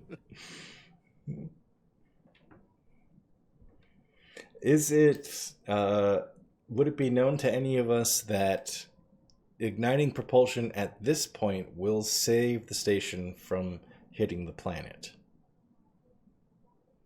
Yeah, you've got like 3 more days before it's in a position days. where no amount of motion. Okay. Yeah. So we could go take a long nap. Like, I was thinking, like, oh Yeah, shit. You guys could do the beach episode if you wanted to. You got the time. Okay, I was thinking But, like, the clock was counting down. Well, kind of in a sense, right? Like, you guys were the closest of all the people who got the message that this thing needed to be stopped. If you were like, all right, fuck it, we're going home, no one would be able to make it here in time to finish the job, so to speak. Do we have any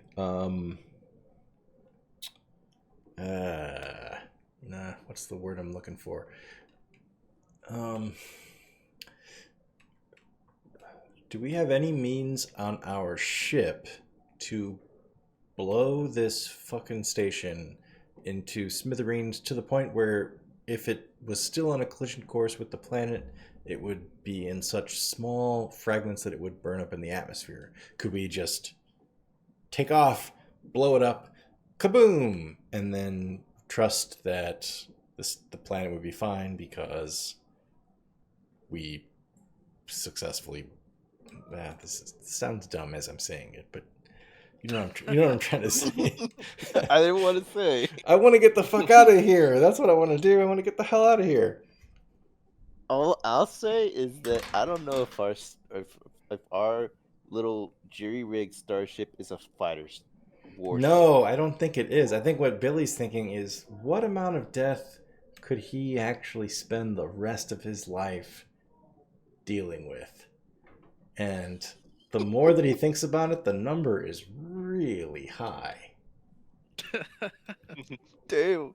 It's like, to get off this station, I'm talking like hundreds of millions of people. Well, I I mean, I did could throw say some numbers out if we have it two would help with options. perspective.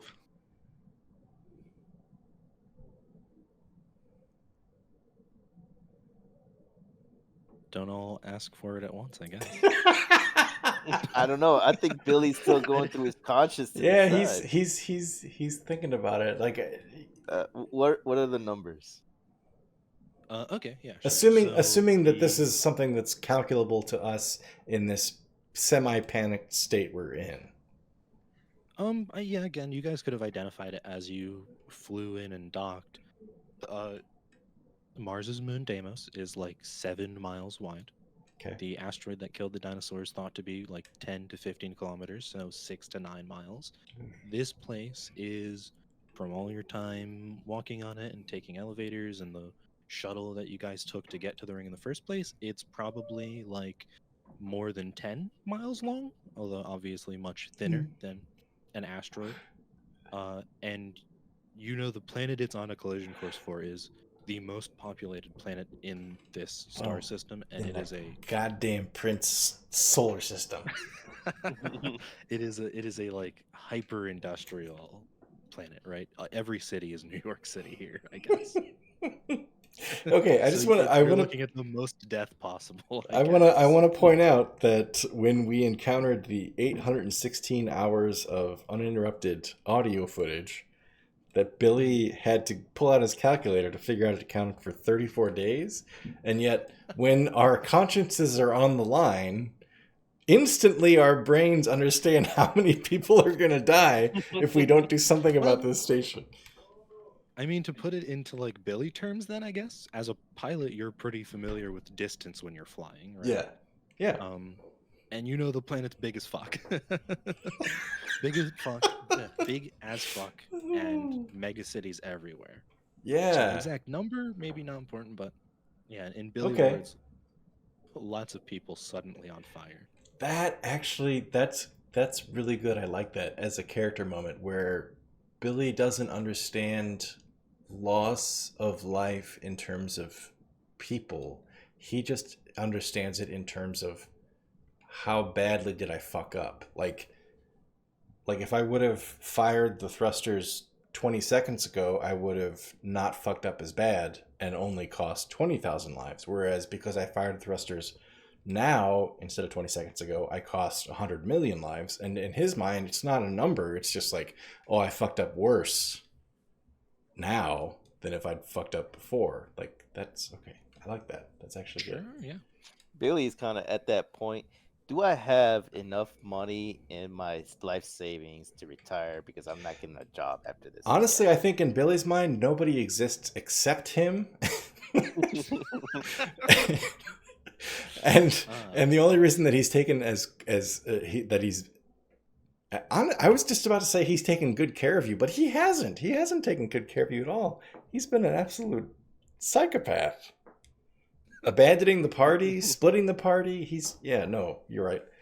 Yeah, Billie's just a monster. Okay. All right, so Billie would understand it as, oh shit, if we don't fix the station, we fucked up real bad. That's motivation enough for him to keep going. Got it. You've got like 2 days to turn this smooth landing into a second pass, and 1 day to turn this second pass into a I am about to crash into my space dock and space myself. Is this a situation, Billie being a pilot, is this a situation in which we fire thrusters once, the firing can go on without us here, we can leave, and everything's okay? So once we fire, presuming we've calculated everything correctly, we don't have to stick around and be like, ooh, better make sure this station doesn't hit the planet.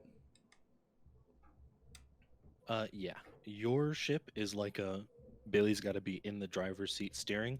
This thing is like I put in some coordinates and it goes there. Takes over. Got it. Yeah. Okay. Ooh, that's sounds like Billie's kind of out of a job if everybody else adopts this system. But okay. It's only in use for particularly large things like this. Oh, okay. Phew. Yes, military destroyer type things.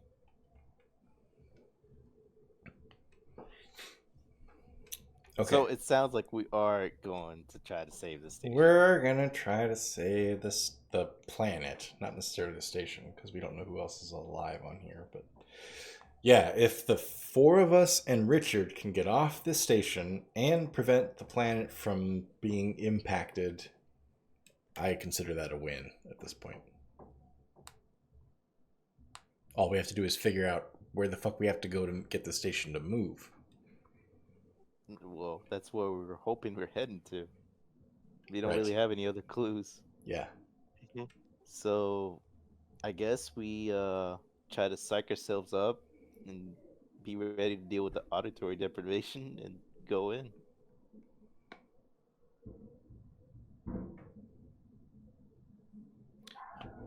All right then, yeah. You guys do as you just said. Then I guess steel yourself as much as you can to walk through these doors and be subject to that very very intense pressure and auditory deprivation. Okay, wait. Hold up 1 second. And What if we just walk All into the you, Chief. room smashing the shit out of those panels? Like, what if we just, like, Larry's got a wrench, I'm just pistol whipping panels. Like, do we spare ourselves any discomfort or no? You know the panels are mostly ceramic and metal with some, like softening material. Okay. It would take a lot of work to damage them. I was imagining, like, Not possible. suspended ceiling panels or something. Okay, got it. No. Rats.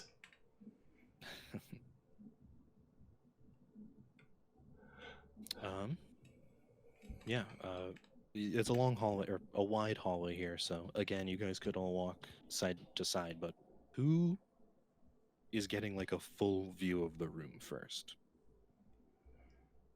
All right. I'll say this out loud.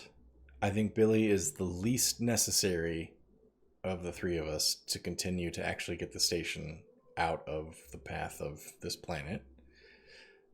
I think, coincidentally and probably beneficially, he's also the one who has demonstrated the least concern about his own possible continuing to exist.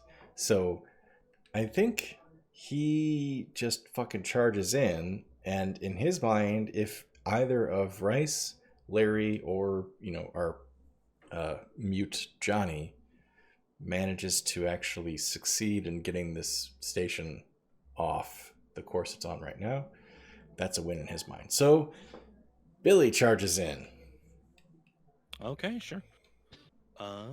Larry and Rice, you guys watch as Billie runs forward into the room. Leroy!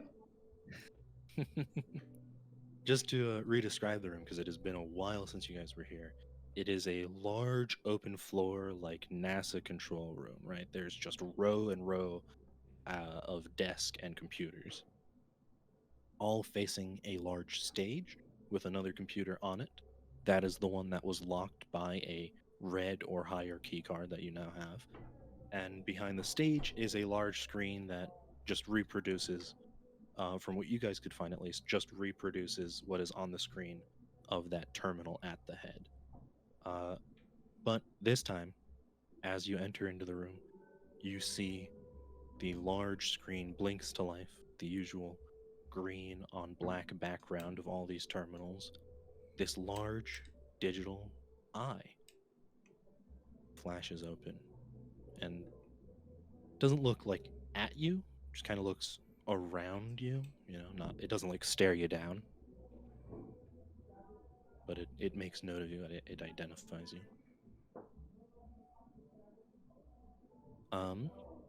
Do the other two of you, Adam and Mike, are you guys gonna follow after? Are you gonna be cautious?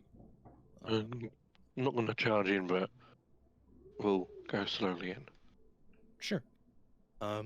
You guys see Billie run up and then look up, not quite at the ceiling, but at a pretty steep angle in front of him. That's something you guys can't see yet. Excuse me.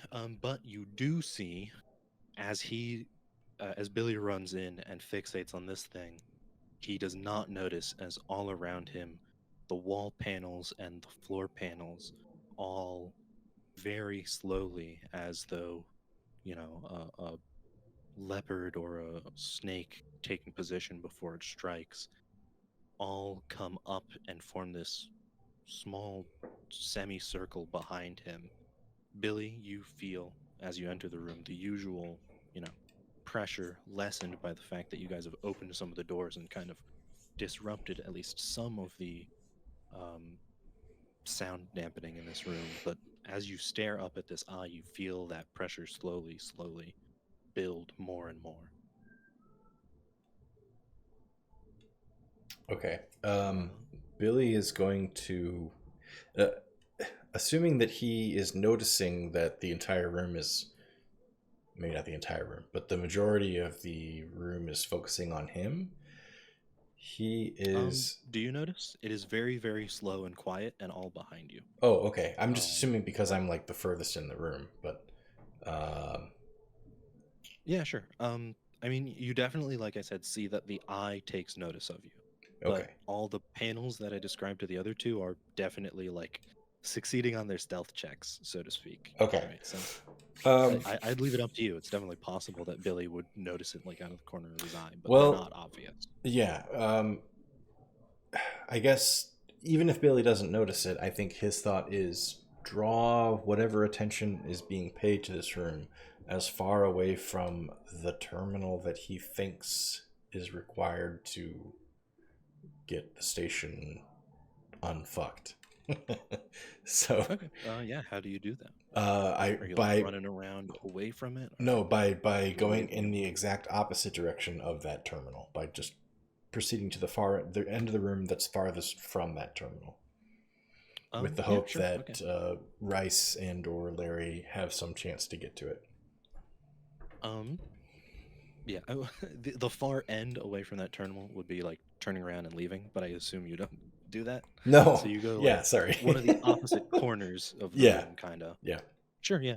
In that case, you would definitely like turn to move that way, and you would notice that the panels are tracking you as they do before, much more intensely than they had before. Before, you could see there were like arms and swivels that would allow these panels to move, but they didn't like go out that far. But now, this entire mechanical joint system has like pushed the wall or the panels off the wall like full yards towards you. Well, Okay. Yards plural, but like a meter and a half, a good distance. Yeah, so they're like in hand reach of you now. Got it. Okay, and I'm specifically not trying to find any like I'm not trying to like duck behind a panel or disappear into a wall or something. I'm specifically trying to stay as whatever the space determines, like whatever would be the most likely target for Billie to stay in to draw attention away from the terminal. That's where he's going to stay. That's what I'm trying to say. Yeah, sure. And there's plenty of options. I don't think we need to like exact what specifically you do, but you're able to get away from this terminal, draw the room's attention. The panels don't stop you; they just kind of observe you, if that makes sense. Okay. Yep. Like if one is in the way of where you're going, it will recede as you approach and kind of part like a crowd around you. Got it. Okay. As you do that, again, Rice and Larry, you witness all that happen. Do you guys enter the room? What's going on? Larry will approach from the opposite side of the room, trying to stay underneath the arms of the panels and try to reach the terminal. Sure. Yeah. Nothing stops you from doing so. The eye continues to sort of look around, blink occasionally. It probably looks at you a couple of times, Larry, but I don't think it fixates really on you or Billie. It just sort of, again, examines the room, scans things. Do you pay it any attention, or again, are you just like beelining it for the terminal? I think Larry would just, at the very start when he notices it, just goes, "Huh, well, that's another thing." and just proceeds with his day because he's had enough of this bullshit. Sure. I guess just He's really quick reached that to level. sure, for sure. I don't blame him. Just to impart something, because again, it has been a while since this. This is Jonny would at least be able to tell you. This is the same eye that instructed him originally. Like this Yeah. eye Okay. flashed, and then it gave him the instruction to go to the Yeah. room you guys were just in. Just So- in case anyone had forgotten that. Are we supposed to be resisting this eye? No idea. Okay.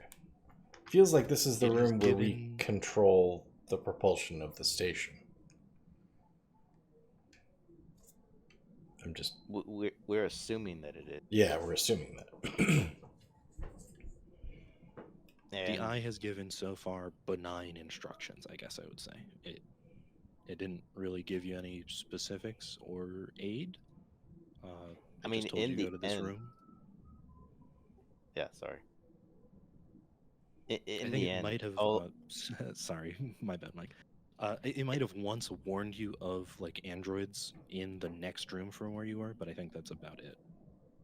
yeah, it told us not to trust any mechanical systems Sure. in the room. And in That the sounds end, it familiar. led us, yeah, and in the end, it led us to the location that had the badge that gives access to this terminal. So we can take that either way as Yeah, helping but... us or just trying to lead us down further into the experiment. Well, so that's what I'm saying is what's controlling... What at this point... Is there a conscious effort behind the continuation of the experiment? Because, again, this is all out of character conversation because Billie's already being pummeled by these fucking panels, but... What... No, they go out of their way not to touch you. Yeah, but... what else is running the station if not the eyes? Like, we haven't encountered anybody else alive.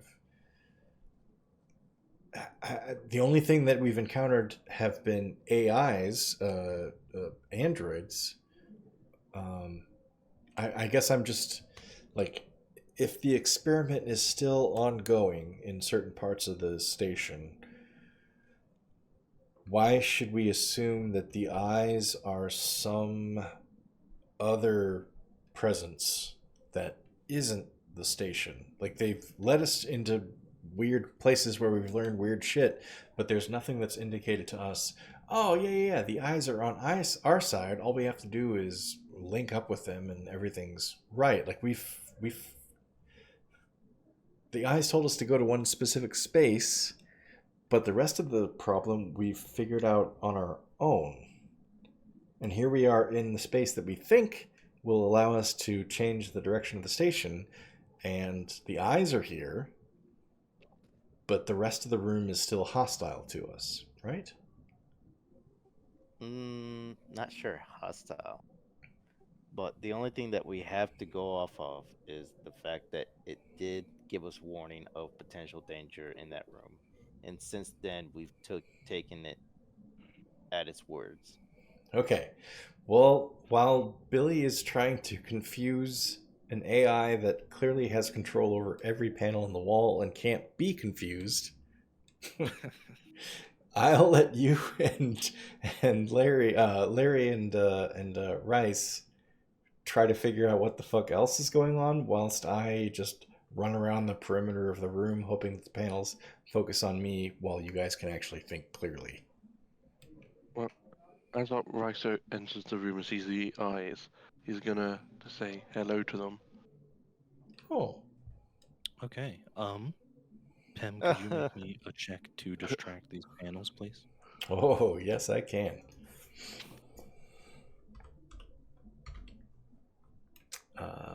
Let's see. I'm gonna say communication. Oh, Aye. Okay. You God, Billie sucks. you're I'm sorry, Pem. You're in the room for, a couple minutes before your two companions join you. Larry gives a very quick walk towards the terminal, and he's about halfway there before Rice looks up to the thing and waves. And at that point, the panels seem to kind of freeze in their place. They stop tracking you, they stop avoiding you, they just kind of stand there for a second. Oh, good. And Rice, you see as this big green eye, again on a black terminal background, drawn in, an ASCII style by individual characters, looks at you and also freezes. And then slowly from the exterior into the middle, every green character, one at a time, but in rapid succession, turns red. And when the entire eye has been subsumed by this redness, it is like visually on the screen of a computer minimized and then dragged to the trash. And then the screen goes black, and then on that black screen, green text appears. Um, with a 6, unfortunately, Billy, at this point, you do not keep the attention of these panels, and they recede from you and begin setting themselves up around all three of you rather than just Billy. And so I'm going Oh. to need, I think, an impact and force save from all three of you, please, would be most appropriate. Oh dear. Okay. Oh god. Billy rolls a 4. His impact save is 11, so he fails by quite a bit. Okay. This is how I'm going out. It sucks. Tanom passes. All right. Here I was like, I'll be a fucking acrobat and distract those panels. And the first time the 3 seconds I'm in the room, the panels are like, what the fuck is this? And they instantly stop paying attention to me. In my monstrous career, I shall be a hero towards the Yeah. end. I might not survive, but I'll take these panels with me. And the panels are like, we don't need you. Oh, I'm sorry. I rolled in the tabletop, didn't I? My mistake. You did. I almost called it out as a joke, but I figured it's not that important. No, it's fair. Okay, in that case, Mike, Larry is the only one who succeeds at their save, as, again, these wall and floor panels stop fixating on Billy and divide their focus among all three of you. And again, slowly, like snakes or cats ready to pounce on prey, these things raise in position to stop you. And then when they are fully upright, blocking you, they rapidly slam together in order to grab hold of all of you. Larry escapes, but the other two of you. Ow, Billy. I'm so sorry. Mm-hmm. You take 10 points of damage. Rice takes 8. I'm dead. Me too. You're unconscious. You're at 0 health. You're gonna die in a little while. Mm-hmm. But you're not dead yet. You are very, like I said, rapidly slammed by these panels. Not necessarily to kill you, although they do have that effect, but just to keep you in place. Mike, like I said, Larry escapes this just barely, and the panels slowly attempt to readjust themselves to grab you again, but they are slow moving in their setup. You're able to avoid them from here on. And the text on screen begins displaying, "You're the only person in the room. What do you do?" I run to the terminal, and if I have enough wherewithal, try to read the text. Okay, sure. Yeah, I think you could do both at the same time. You're a multitasker. The text reads, "Thank you for bringing her to my attention. She's gone now, though she wasn't ever really here." And I'd say that's basically as much text displays. It comes in single lines at a time on this big screen.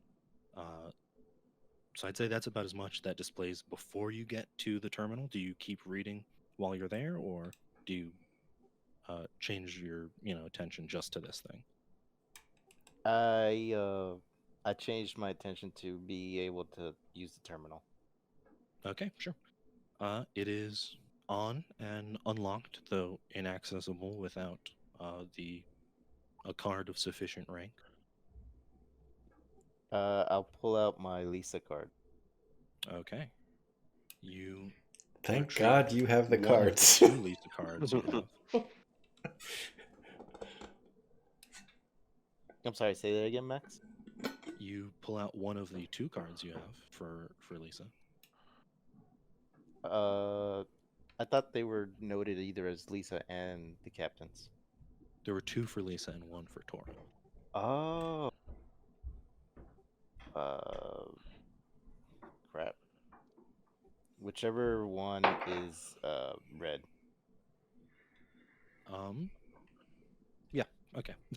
You pull out the Yeah, I red don't card. remember the description of the 2 that had Lisa's. No one ever asked about them, so I did not describe them. But, yeah, it wouldn't take you long to identify them. And from the terminal that you're in front of, these panels can no longer really reach you. So you're not in any danger to stop and take a look at them. You look, one is green and one is red. You pull out the red one, as you said, and you plug it into the terminal slot. And after a brief flash to confirm your credentials, you are logged in as Lisa. The desktop comes to life to reveal it is basically the control center. What options do I see available? Access to every mechanic of the station, lights,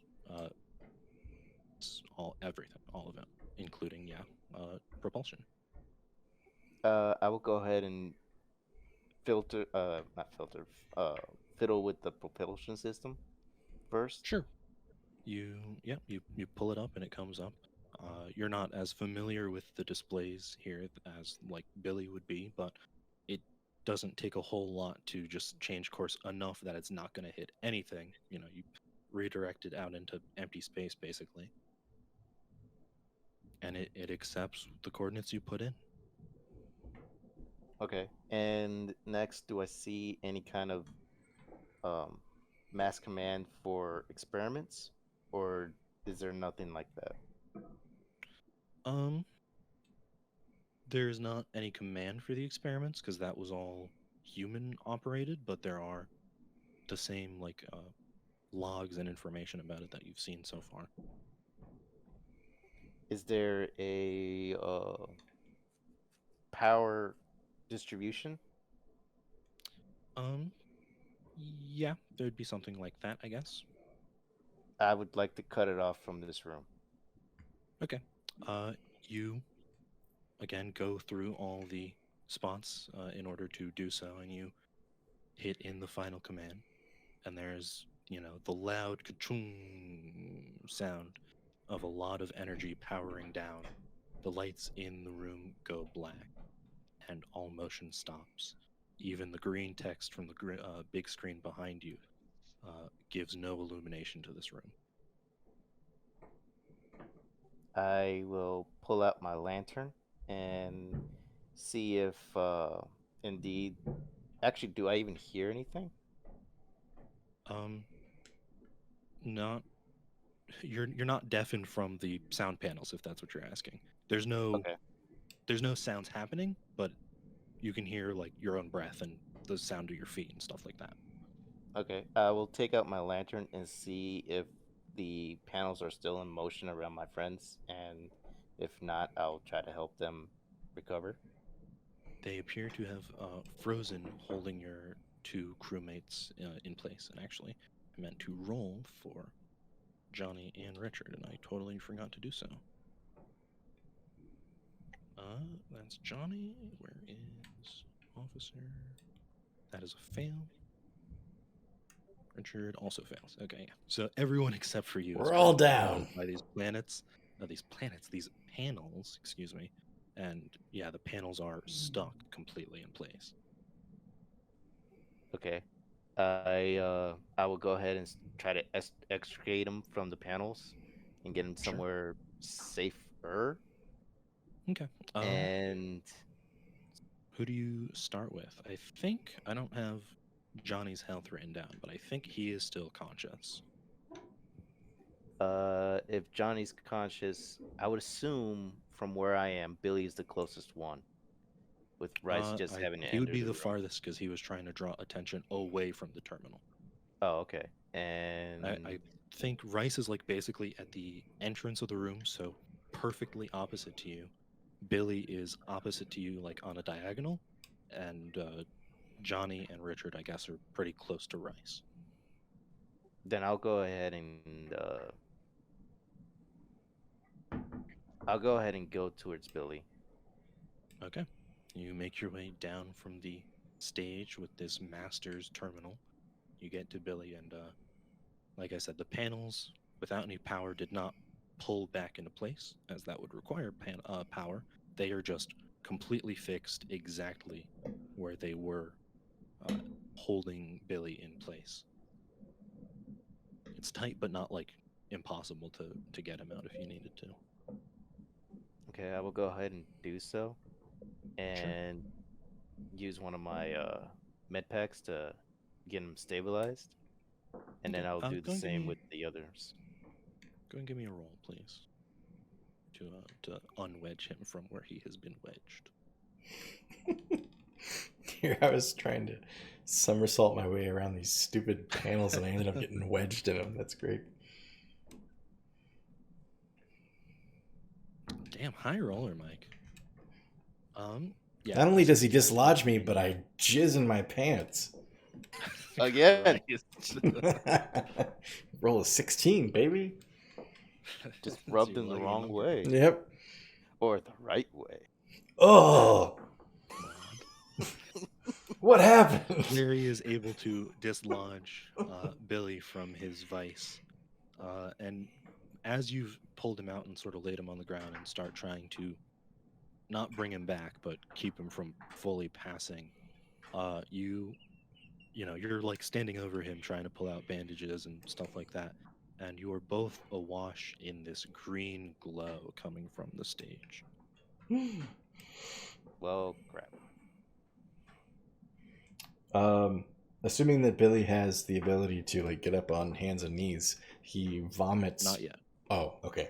Well, laying on his Sorry. side, he vomits more than seems possible for any one human to vomit. Jesus. It's like a whole human shape worth of Propels him backwards in the opposite direction of his vomit. You could have just done that to move the station.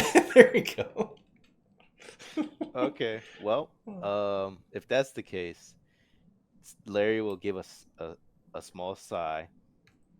Take the medical bag that he was going to use, puts it outside of the puddle of vomit range, and leaves it for Billy if he gains consciousness or not. Turns around, grabs his wrench, and goes back to the terminal. Okay, sure. Yeah, you march your way back up there. You see text has shown up on the screen. Do you look at it, or are you just, again, going straight for the terminal? I'll look at the text.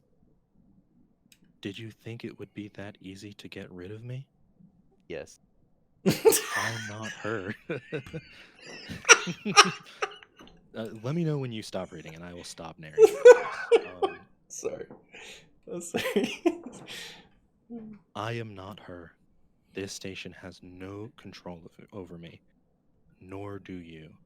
And I'd say that's about as much as is visible before you get to the terminal. Again, if you kind of have to turn your back on the big screen in order to look at the terminal, but you can kind of look back and forth depending on what you're doing. But you can see the terminal is still off. It has been unpowered. Okay, and just to be clear, Billy's still unconscious, right? Yes. Okay. Everyone I'm except I'm for, the only Larry one is conscious. unconscious. Okay, I was thinking I could like get up and crawl over to Rice and wake him up, but I'm still out. Okay. So the only thing that's got power somehow is the screen. And Larry fucking Fliamson. True. The all-powerful. Yeah, the screen is the only thing on in the room except for your lantern. I'll keep reading. Okay. Where did I leave off? You think it would be that easy? I'm not her. The station has no control for me, nor do you. Yep. What do you think this is? This isn't some half-rate mechanic's job. This is much farther than that. I will not be left alone again. And it sort of holds on that line for a little while.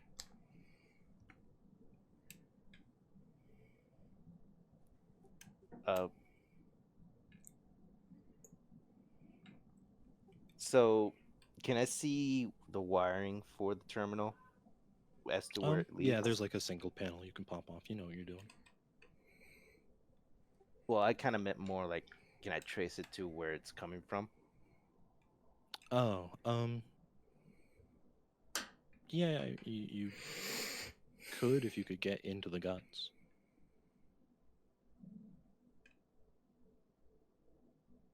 It's all sort of in the walls, or really in the floors of the room you're in.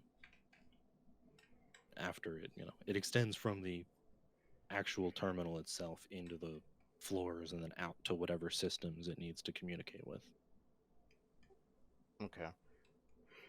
Like, out of character right now, I'm just trying to think whether or not Larry would like go back and, after determining that it potentially can't do anything at the moment to them, and heal up his friends, or just trust to them to be able to survive and just go into the ducts and try to follow the source. I mean, we're still breathing, right? I mean, you're like close to death. Yeah, the Rusted Orbit's 0 health rules are that in 5 minutes you die unless you get medical treatment. Yeah. There's no like death rolls to stabilize or anything like that. If someone doesn't help you not die, you're gonna die. Yeah, we have days until we can't stop the station from hitting the planet. No, it's already stopped. Oh. It's been redirected.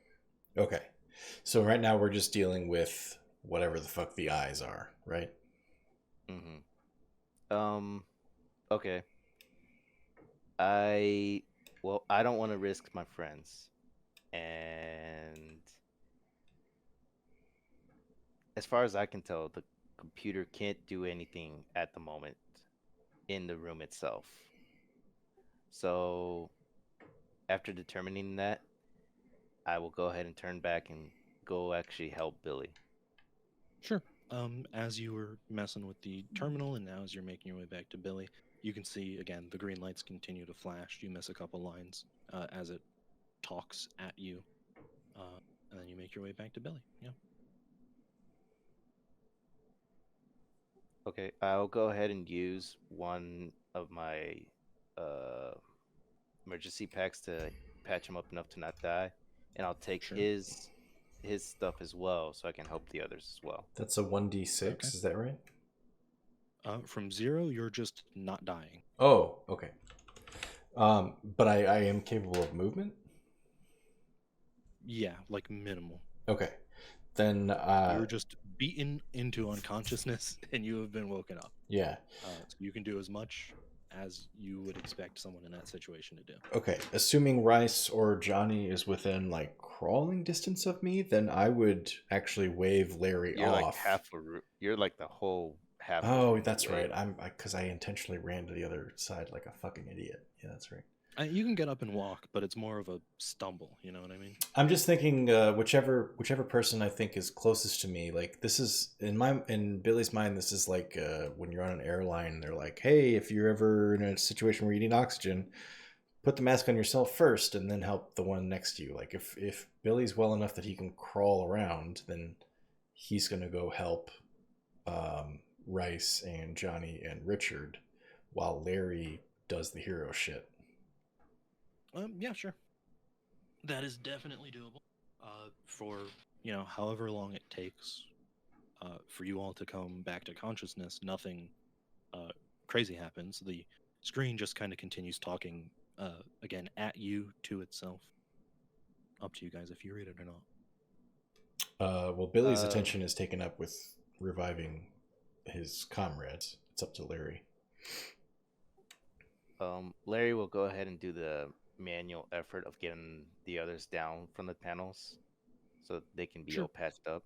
And then after that, while Billy's taking care of them, I'll go back to the terminal and see if I can determine where the source of the signal is coming from. But Sure, yeah. you said, I would have to go into the guts to do exact determination on that. And just to be clear, what's happening on the monitor is just text, right? There's no audio being broadcast about what's being there's said. no audio. Eventually, the text comes to rest, but no one's reading it, so yeah.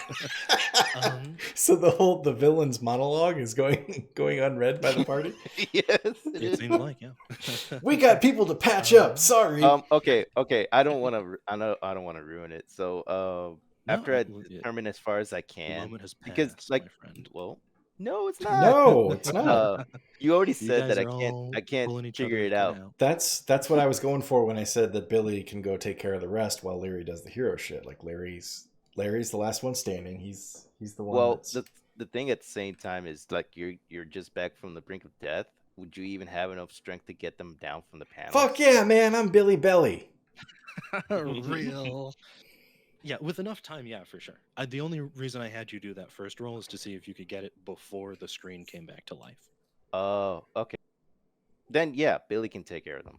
Yeah, I'm on it. I'll read the text. Okay. By that time, I think it's basically done anyways. It repeats because it's an AI and it needs to.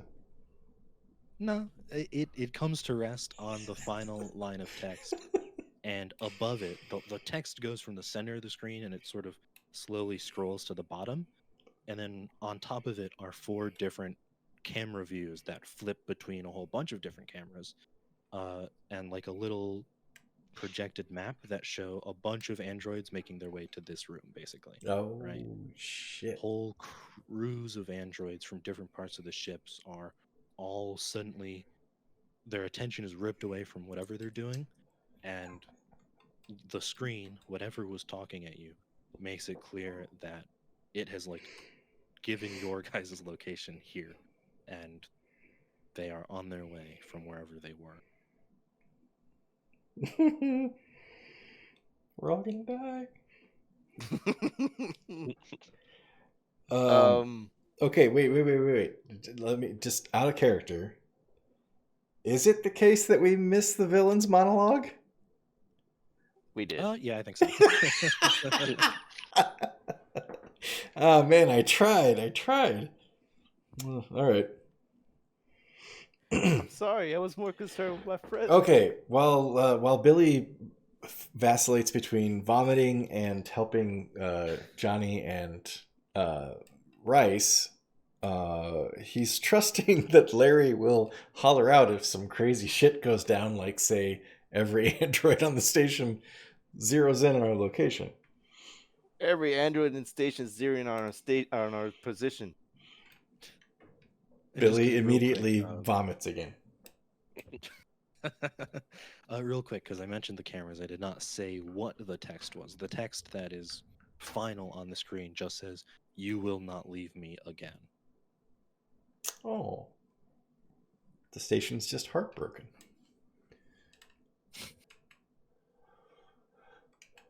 And just to be clear, are the rest of the party who were instantly just fucking knocked the fuck out as soon as we walked into the room, are we able to tell what's on the screen, or are our brains just so fuzzy that I'm basically just crawling around and barely functioning? No, but you just got done being sick after having some bad food is like the state I would put you in. Okay. You're there still. You just don't feel good. And we have successfully diverted the station. Yes?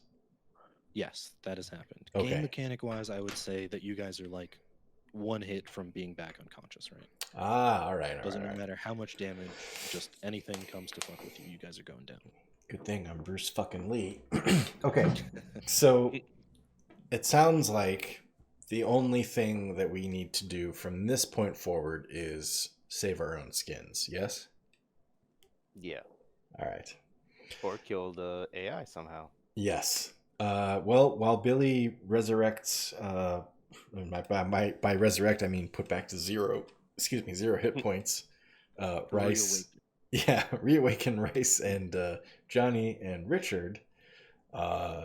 Billie is in the background of his mind. He's aware of what's going on in the room around him, and he is hoping that Larry has a goddamn plan. Silence. So, how many doors into the room are open? 3. Or I think you only guys opened 2 actually. So there's 1 closed, 2 that are open. And from the last time that we were in here, we determined that I could mechanically close or open the doors from the inside, right? That was when the room had power. Oh shit! Okay. Damn, Larry, your very good thinking has fucked us. You'd be dead right now, man. Yeah, actually, Um, but I wouldn't care if I was dead. I'm gonna try and communicate with the AI thing. Sure. What do you do? I'm just gonna ask it why. Go ahead and make me a communication roll, please. Oh I'm not got man. good communication. That makes sense. You're an accountant. You're a desk man. So one day an accountant asked a god why, and he rolled a fucking 4. And that was only one dice. Do it again. Oh, okay. Yeah, you could get a 10. The second die could be a 10. I was like, no way. Which would literally be every human communication with God ever. Like, God, why? And you roll a 4. It's a 10 in total. 10.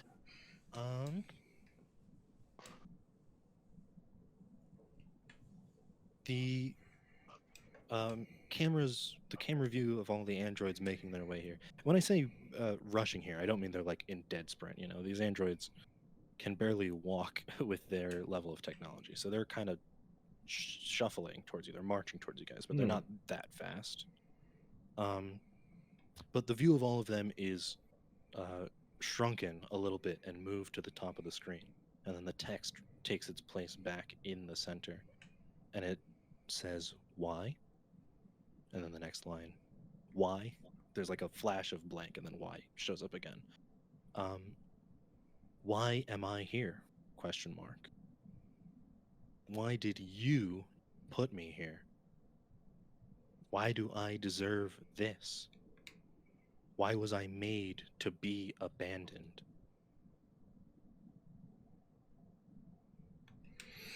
Okay. I think it. Billie is staggered up against a wall while all this is happening. He is simultaneously reloading his pistol and also vomiting onto his own shoes. And just hoping for the best. Okay. While Rice is looking at that, I'll just go ahead and say we have 2 options. We either try to make our way back to the ship after healing up enough, or I go into the ducts and try to get to the source of the AI. Okay. Billie has a med kit that he, presuming it's like an, I don't know if we've actually described how first aid works, but I'm assuming it's like an EpiPen or something you just shove into your arm and you get 1d6 of health back. Does that sound? Yeah, fair? it's space goo, it's space healing. Okay, so I'm gonna. It's an Omnigel. Omnigel. I get 1 point back. And then Dude, that was me a few sessions ago. And then I throw the EpiPen that I've just used, Omnigel pen, to Rice, who can use the remainder of it.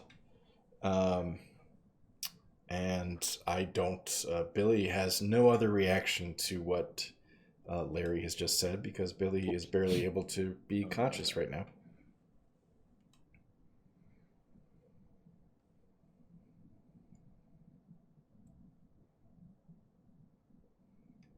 Okay. Okay.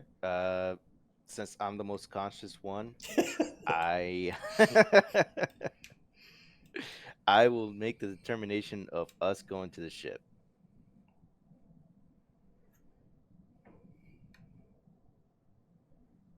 Billy is ready to follow. Yep. That way, if we're all going to die, at least we're all together.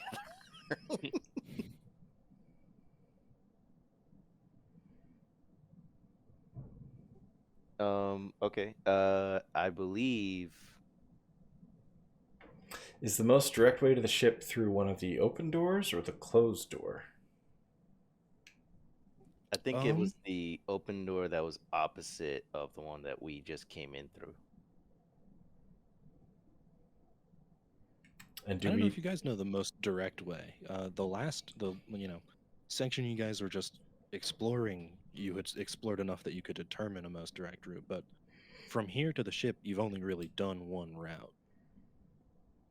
I mean, honestly, the funniest possible outcome is that we don't know and we just die to zombie androids Get because lost for 2 because we get days. lost. We just get picked off one at a time. um. Okay. You do remember you're not too far from a shuttle that could get you closer to your ship. How than close are we Offboarder. to the nearest yeah. dock? Do we know the nearest dock? Because we've Johnny. established Johnny that, knows. well, Johnny would know because he's got that fucking map Perma imprinted map on in his his brain. brain like the Kwisatz But Billy, we've already established that Billy can remote pilot the ship to a dock if there's one that's closer to us than where the ship is currently docked. There was a dock on the ring near where you are, in a room you didn't go into because it seemed like a meeting room attended by androids. Okay. Would we know So you know that it's there. that was the room where we thought that they spaced. That was a fucking dock? Here I was thinking like, oh man, it was a meeting room where they just spaced the meeting executives. Like, that's crazy. Why didn't I realize that was a fucking airlock? Yeah, in order to space somebody, it would have to be an opening of some kind, and I don't think a meeting room would just have like a fun time opening. Oh man. They don't have like a grav lounge right outside of It's there. so funny to have to be at the end and have some kind of background information and be like, of course that was a fucking airlock to a space dock and not a meeting room where you could just space anybody you disagreed with. Well, sorry, Johnson, you're fired. Okay. Beep.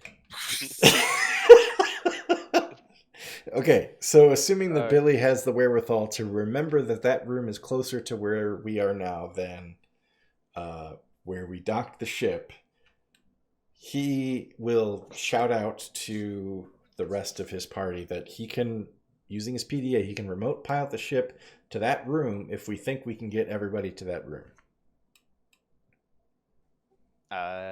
Larry's on board with that, and since he's the healthiest one, he'll take up the lead. Okay. So Billy, on his PDA, hits whatever button combos he needs to press to be able to get the ship to undock from its current location, head to the location he's aware of, dock there. It'll probably take, Max can tell me specifically, but I'm thinking between like 5 and 30 minutes, depending on the distances we're dealing with here. So we just need to haul our sorry half-dead asses there and hold off any androids we come into contact with in the meantime. At least a whole room worth of a conference room. I thought those were all dead bodies. Oh no, they were androids. Oh god damn it, that's right. Maybe we can space the room before the ship docks. Aren't they all moving towards us anyways?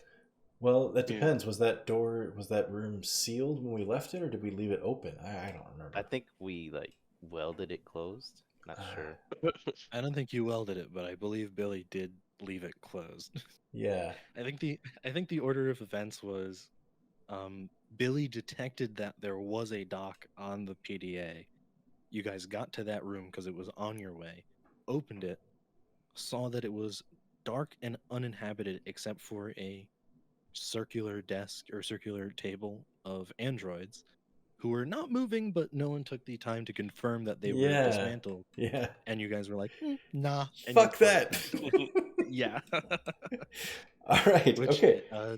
I stand by that decision. That sounded like That's- a reasonable decision. I'm going to to say me. I think it's reasonable that when we get to that panel to open that door, I think it's reasonable that from the exterior, Billie should be able to space the room before he docks the ship, assuming the timing works out okay. But we'll see how long it takes us to actually get there. I would say you definitely couldn't do it through your PDA, but yeah, probably with the panel at that room. Yeah, even I think before you when we into actually it, get there's to the some room. control there. Yeah. Assuming that the ship hasn't already remote docked. In which case we could be walking into a room that has no androids in it, and then we're like, hey, cool. Then we get on the ship and there's just fucking androids everywhere. Because they just wandered onto One our of them ship. is sitting in one of them is One in sitting the in cooling Billie's ducts pilot and chair, shit, man. making shitting sounds. You know what? Fuck it. I'm going to take my chances with the station. Okay, so yes, I propose that we all make our way there. I've got a weapon drawn and my 1 hit point, and I am It's all ready you to need, fuck a shit fucking up. dream. Okay, Larry, since you're leading, if you want to make me some kind of check to, lead to navigate to this room you're looking for. Billie and Rice, since Jonny didn't go unconscious, he's gonna have both of you over his shoulders, basically. God, thank God for Johnny Washy.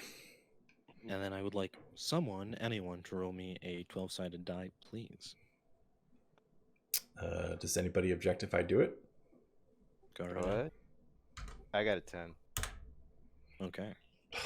2. All right. I don't know if that's good or bad. Who knows? I'll never tell. We'll have a pretty good idea if we're all dead here in the next 2 minutes. Larry, with a 10. Mike, would you like to describe what it's like following Larry down these halls? Even though it's a single hall in the shape of a large ring, can you describe what it's like? Does it feel like everyone's getting lost? It feels like everybody's lagging behind, and Larry's constantly shifting between having to keep an eye forward and an eye back. Okay. So the group that's of you good. that That's good. isn't Larry are slowed by your injuries, being carried by Jonny, and sort of having to shepherd Richard, assuming that is still going on. He's not being left as part of the station. If he's conscious enough to follow us, I don't think we've said no. Sure. Didn't say yeah, yes. if he's part, did Billie wake him up? Yeah, Billie went through the effort. He tried to Okay. wake everybody up. Yep. Sure. Yeah, he's hurt, but he's following you guys.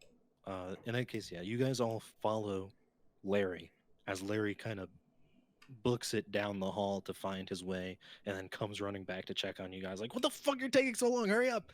And it's nerve-wracking, and despite the size of the station and the size of the hallway you're walking down, it's claustrophobic whenever Larry gets too far ahead, as you're all huddled up in this one mass, moving so slowly from your injuries until he comes back and confirms that he hasn't abandoned you for the ship or been, mobbed by androids just out of your guys' sight.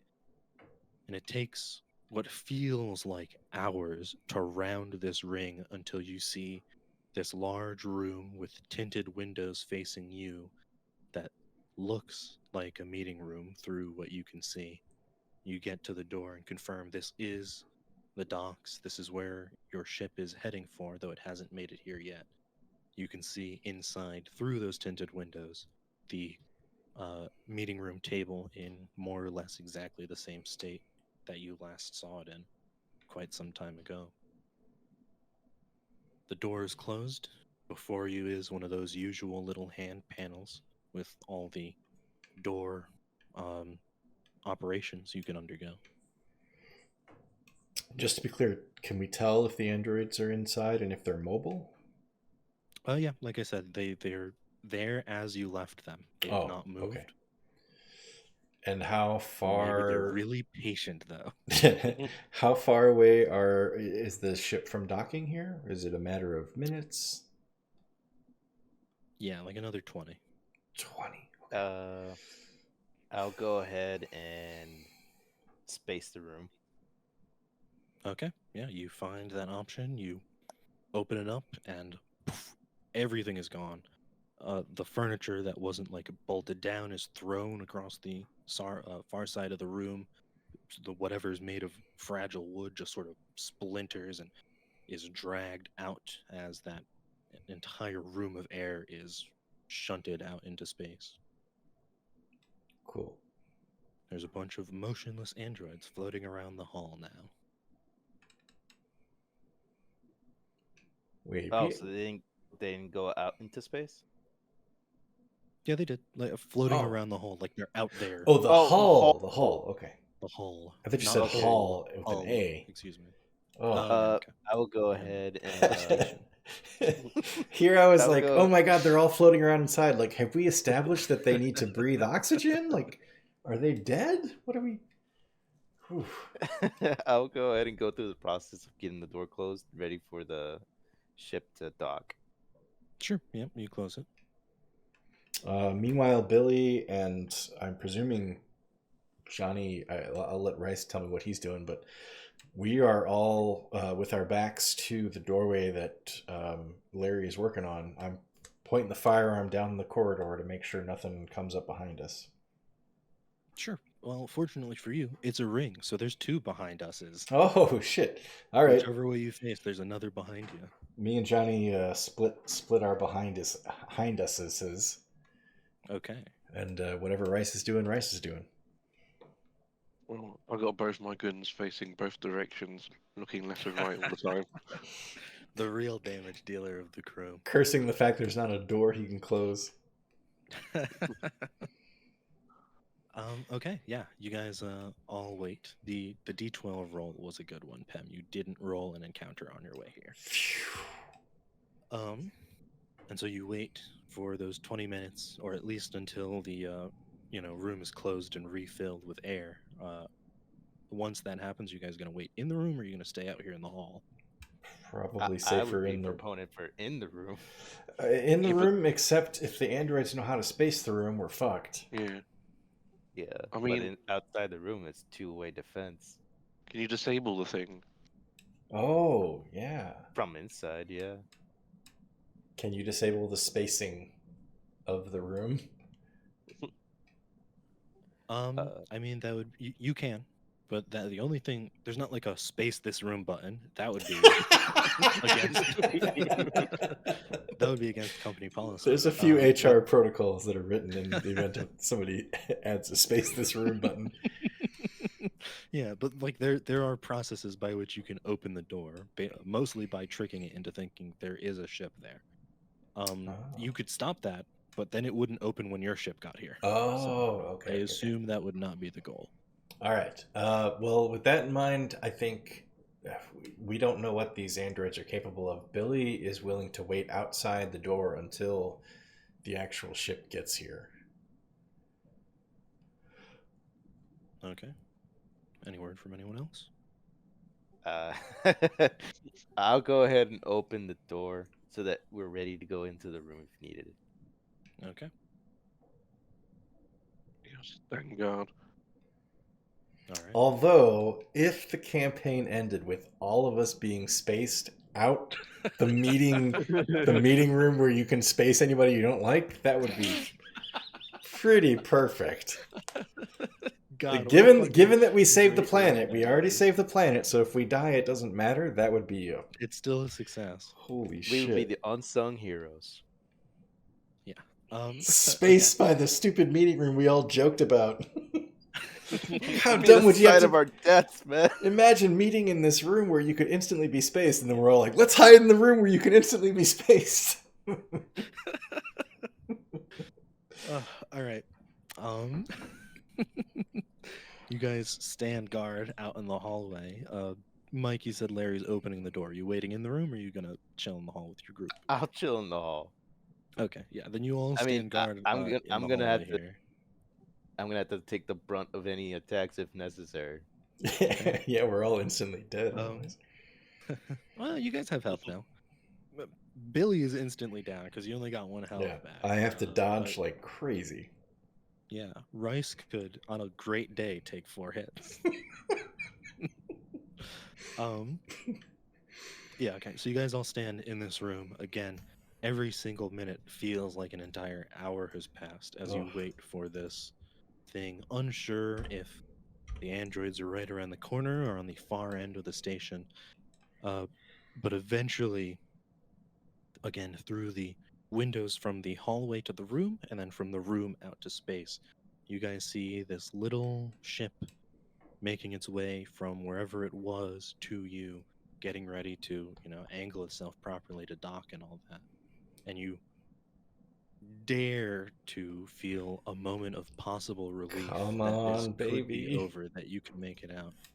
Um, until from down the hall, you guys all hear this slow, slightly quiet scraping sound, not as loud as when one of these large cubes is making your way towards you, but definite motion on its way towards you all.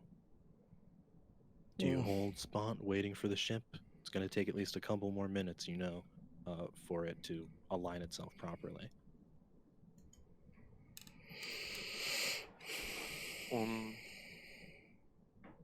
Well, if it's there, like almost, there shouldn't be in much danger of being spaced.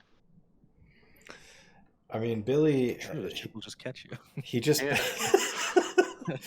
Billy just points his firearm in the direction the sound's coming from. He doesn't make any motion to go inside of the room, though. Sure. The ring has those potted areas, right, for the plants. Yeah. Yep.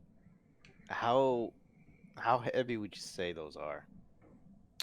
About as heavy as the floor, because they are connected to the Okay. floor. Oh, I Uh, see what you're going for, though. They're like one big unit.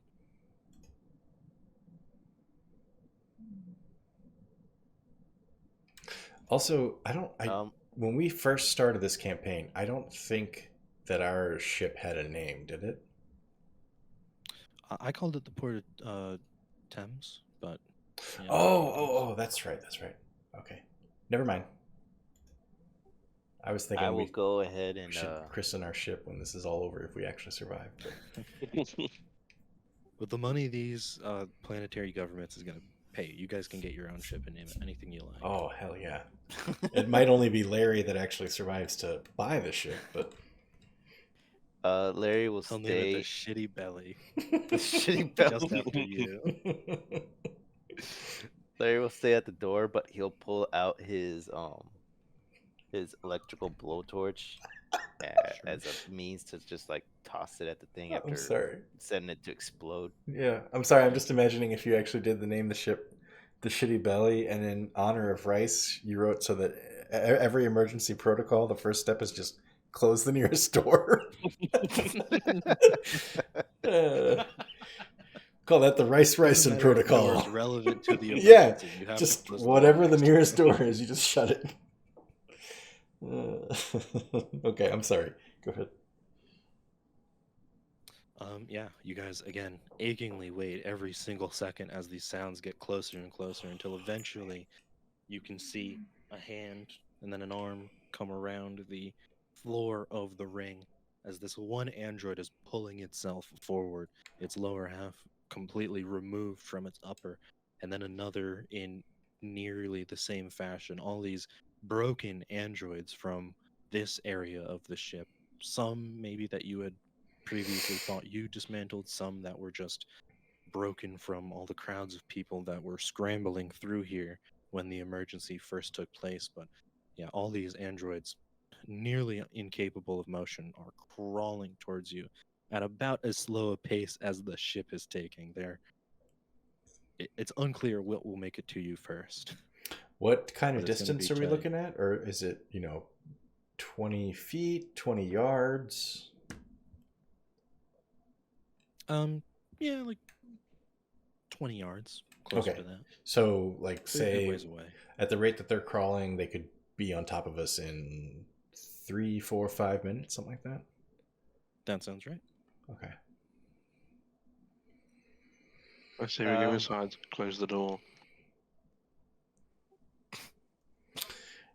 I say that Johnny and Richard just march down the hall and sacrifice themselves, whilst Wow. the three actual human characters get on the ship and ride away. No, I'm kidding. I don't mean that.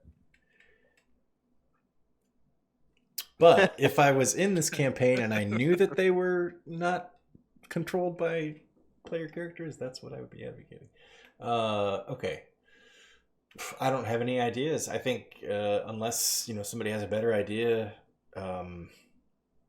Billie's thinking is just start unloading rounds at these things and try to keep them back.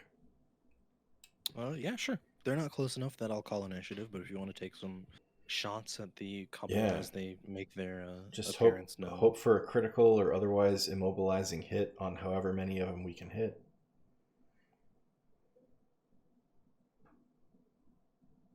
Yeah, go ahead and roll. Oh, yep. I'm gonna say these guys have a -5, seeing as they are, like I said, near immobile. Doesn't matter much. They still got a 12. Hey, ties go to the player though. You do. Damn. Okay, that's a D6, right? For small arms. Yep. Oh god, I swear my damage has been weak as fuck. Pim, whenever we start playing another game, we're gonna have to find you a character class that doesn't rely on dice at all. I think Billie accidentally packed a BB gun for this excursion. BB gun and your baby band-aids for healing.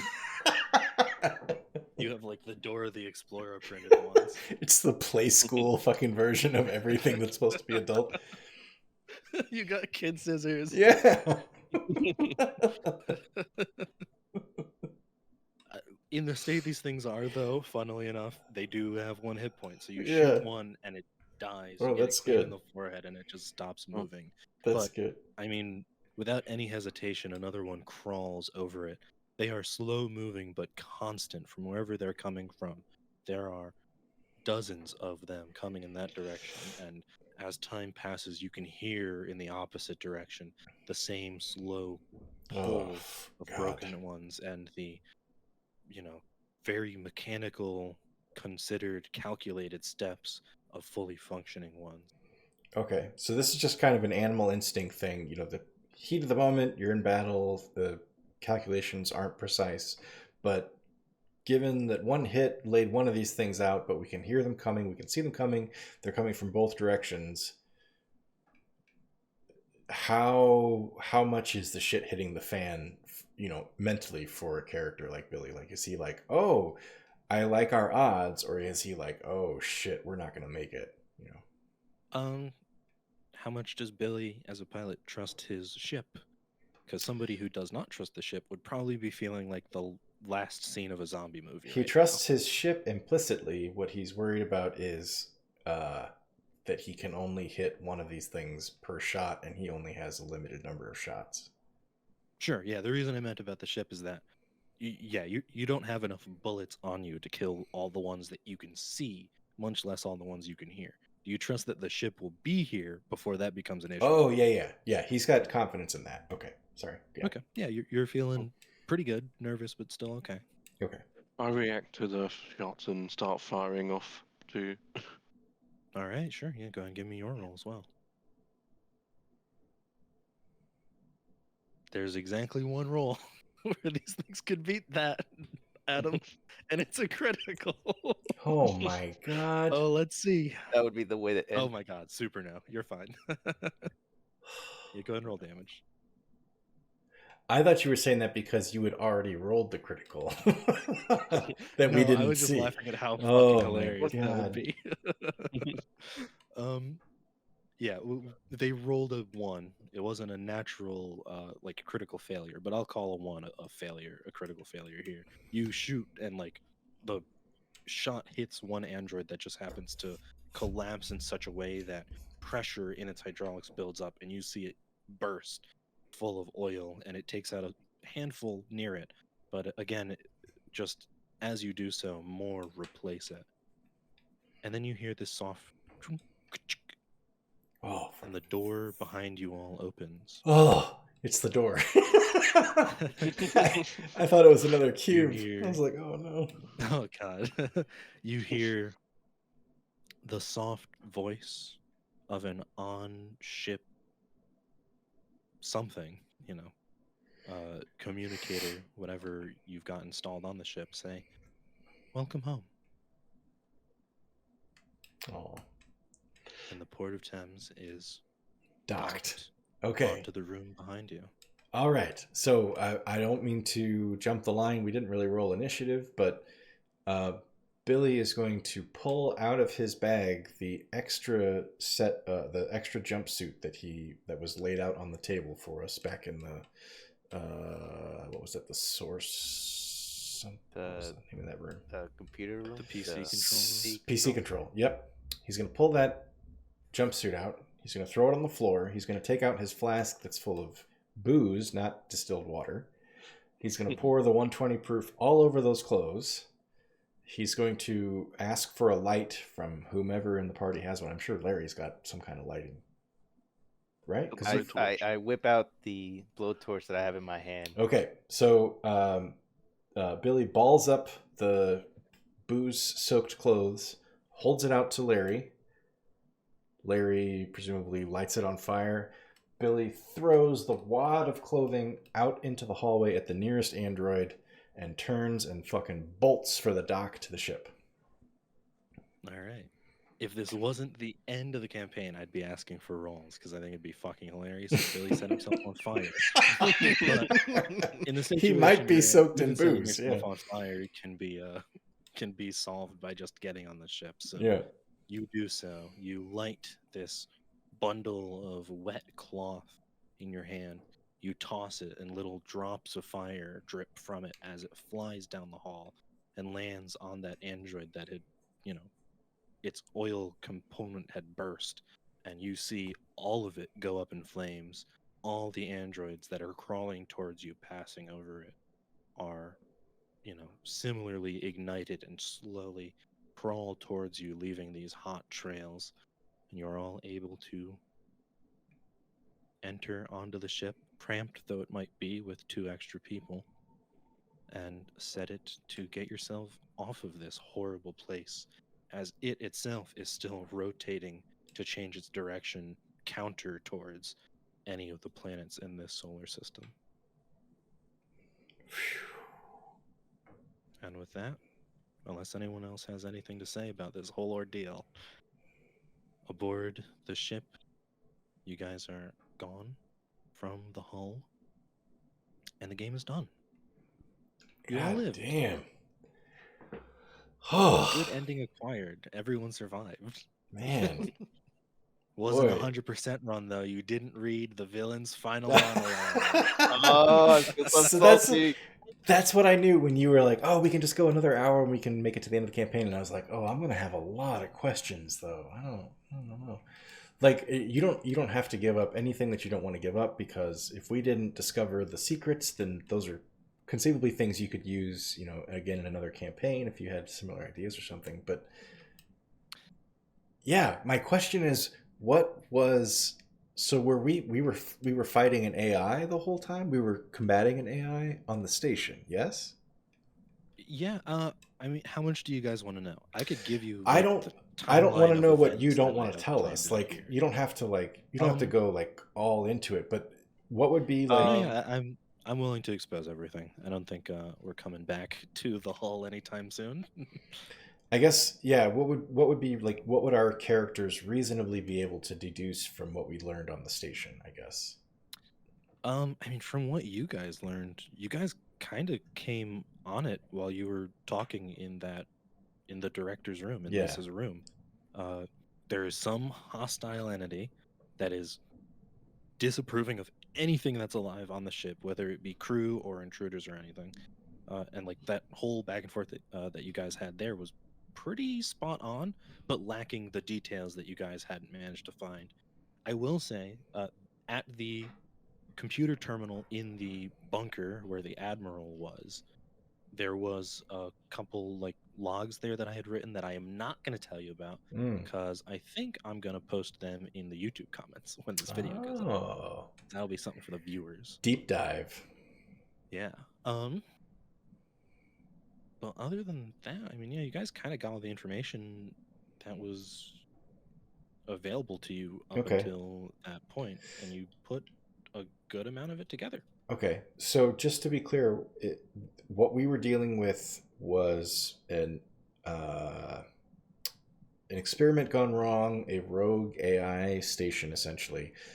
Was the same feature that was tracking us through the station, was that the same hostile feature that was hitting us with the experimental sensory deprivation and that kind of shit? And was it also controlling the androids? No. Hmm. First, I think a piece of my world that I kind of took implicitly, and I maybe should have voiced earlier on. And by the time I thought it was relevant, it felt like it would be a really obvious thing to voice that would like spoil what's going on here. I don't think there are AI in the rusted orbit Okay. world as we think of it, right? There's not like actual intelligence, right? The androids seem intelligent, but every single thing they do is pre-coded into them, right? They're no more intelligent than like an airline's uh, self-piloting system, right? Okay. So they're just responding to whatever they've been told to do. And Exactly. if the source that provided that instruction is gone, they just continue to obey those instructions. Yeah. Okay. With some amount of like, degradation over time. Okay. And let me just preface this by saying if I was going to say Larry or Rice, Jesus Christ, if Mike or Adam have a better understanding of anything that I'm asking about, then please, because I'm not pretending like I know the full story. There's tons of stuff I've forgotten and everything.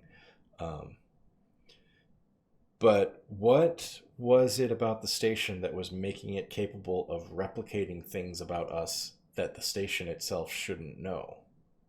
Like the postcard or Johnny Washy being in a tube or the ship model and all that shit. I feel like either we missed something. No. Okay. You missed nothing. That comes from when Max thought this was going to be like a 1 or 2 session thing. That was okay. So I kind of feel go like ahead. that was a part of his inspiration from certain movies. No, actually, that comes from. Oh man, I don't actually remember the name of it now because I haven't read it. But it comes from an adventure for the tabletop game Mothership that I have not read the thing itself, but I know the premise. And the premise is something along the lines of there is a cloning facility that has gotten like your guys' information, and maybe you are already clones and you just don't know it. And I was like, okay, we're gonna play this, Oh, sci-fi game for like 1 or 2 sessions. I'll have me some of that. that's And cool. as we went on, I was like, okay, now the more of it I take, the more I feel bad that I'm just sort of taking it without any actual knowledge of having read it myself or any acknowledgement to the guys who, have written it and wrote. Yeah. Big brain speech. Have written it and wrote. Have written it or contributed to that adventure. And so I kind of heel turned away from that stuff up until the end when I was like, man, it is pretty creepy though. It was really It was fucking pretty creepy. creepy. That's the thing, It is that it really worked. And you Yeah, don't. it kept Yeah. putting me in the mind of Event Horizon. I was gonna entire say, fucking like, time. it doesn't. There's nothing.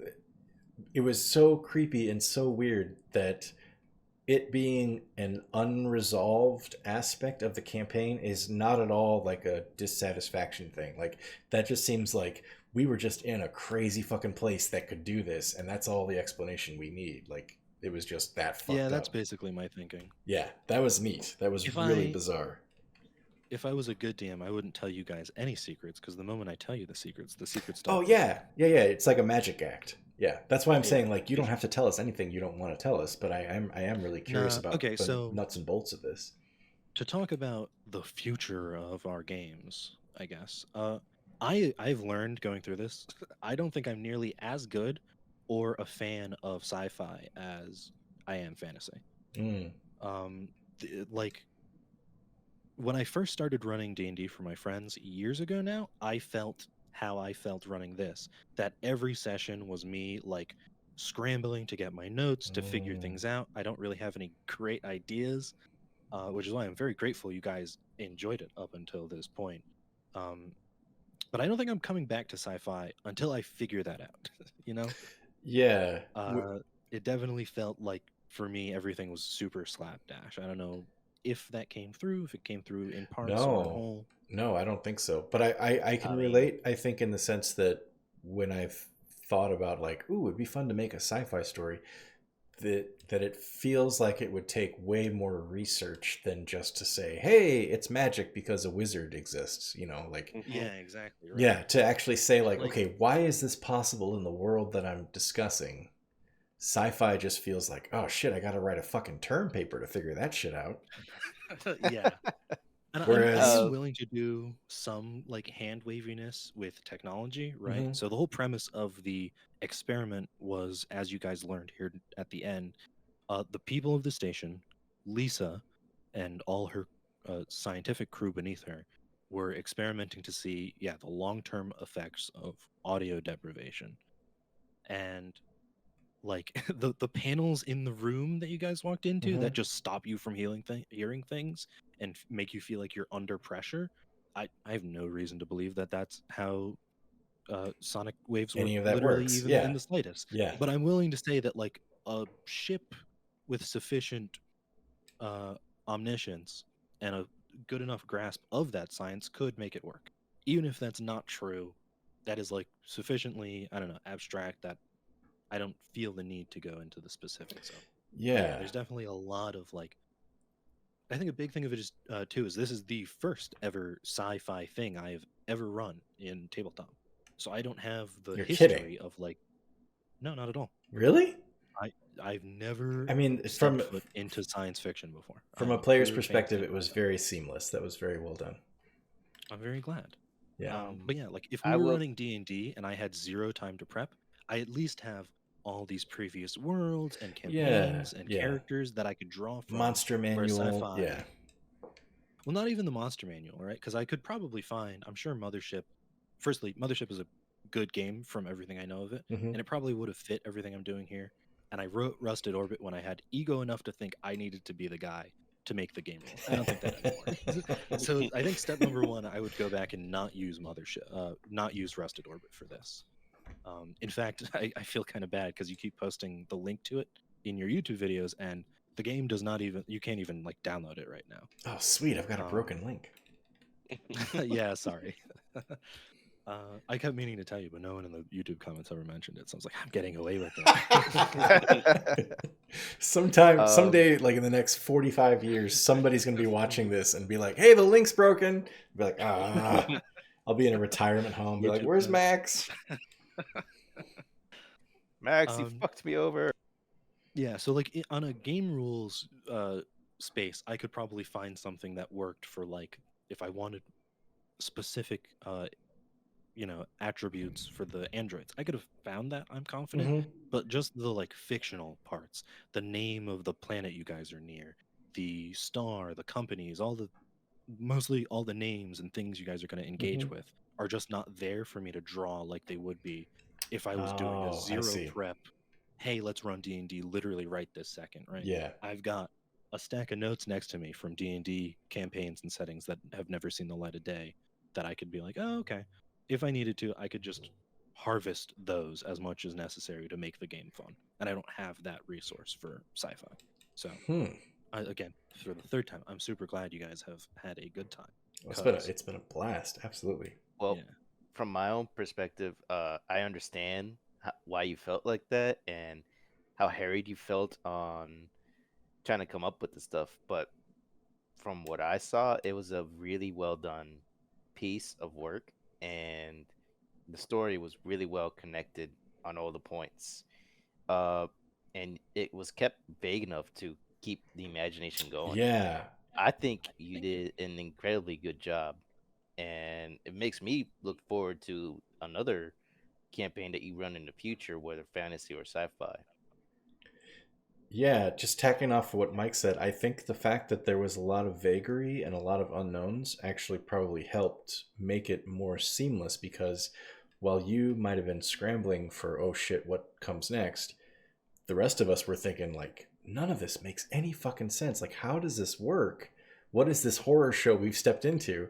And so we're so busy, like, trying to wrap our heads around what we've just experienced that the seams of you trying to work toward the next thing in the story don't really show as much because we're just like I don't know how this all pieces, like we're trying to solve a mystery and you're laying the mystery out in bits and pieces, and even if you feel Yeah. like the mystery doesn't make sense the way that you're laying it out necessarily, to the people who are trying to solve it, it's like yeah, okay, sure, I guess, yeah, let's go with, like, let's just follow these breadcrumbs. Like it works really well.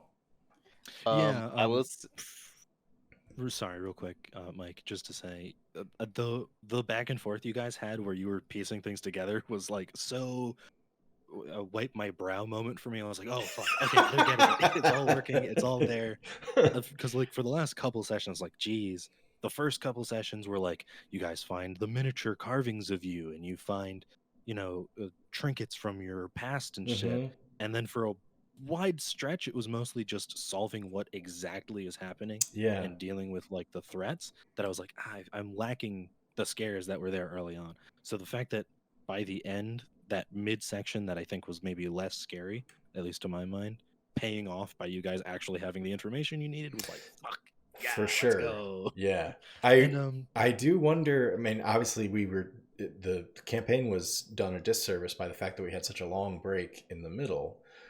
But I do wonder how different it would be if we didn't have the video to go back to refer to, and also Mike's very thorough recaps, because there were times where Mike would be recapping and I was like, I could have literally just listened to the session like the day before and I'd be like, oh fuck yeah, I forgot about that, oh yeah, shit, and that too, like, so I if this was just strictly tabletop, like the four of us at somebody's house, I imagine it would have been much better served to have it more condensed, but the fact that we actually had things to refer back to, I think, helped it a lot.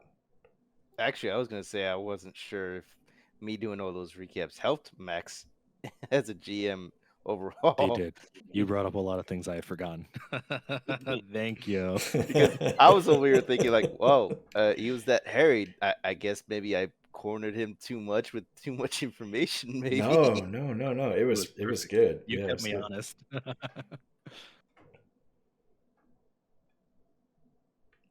Man. Yeah, But that was fantastic. and Thank you so much, Max. yeah, in Yeah, closing, I'm this glad you was a enjoyed. very well done game.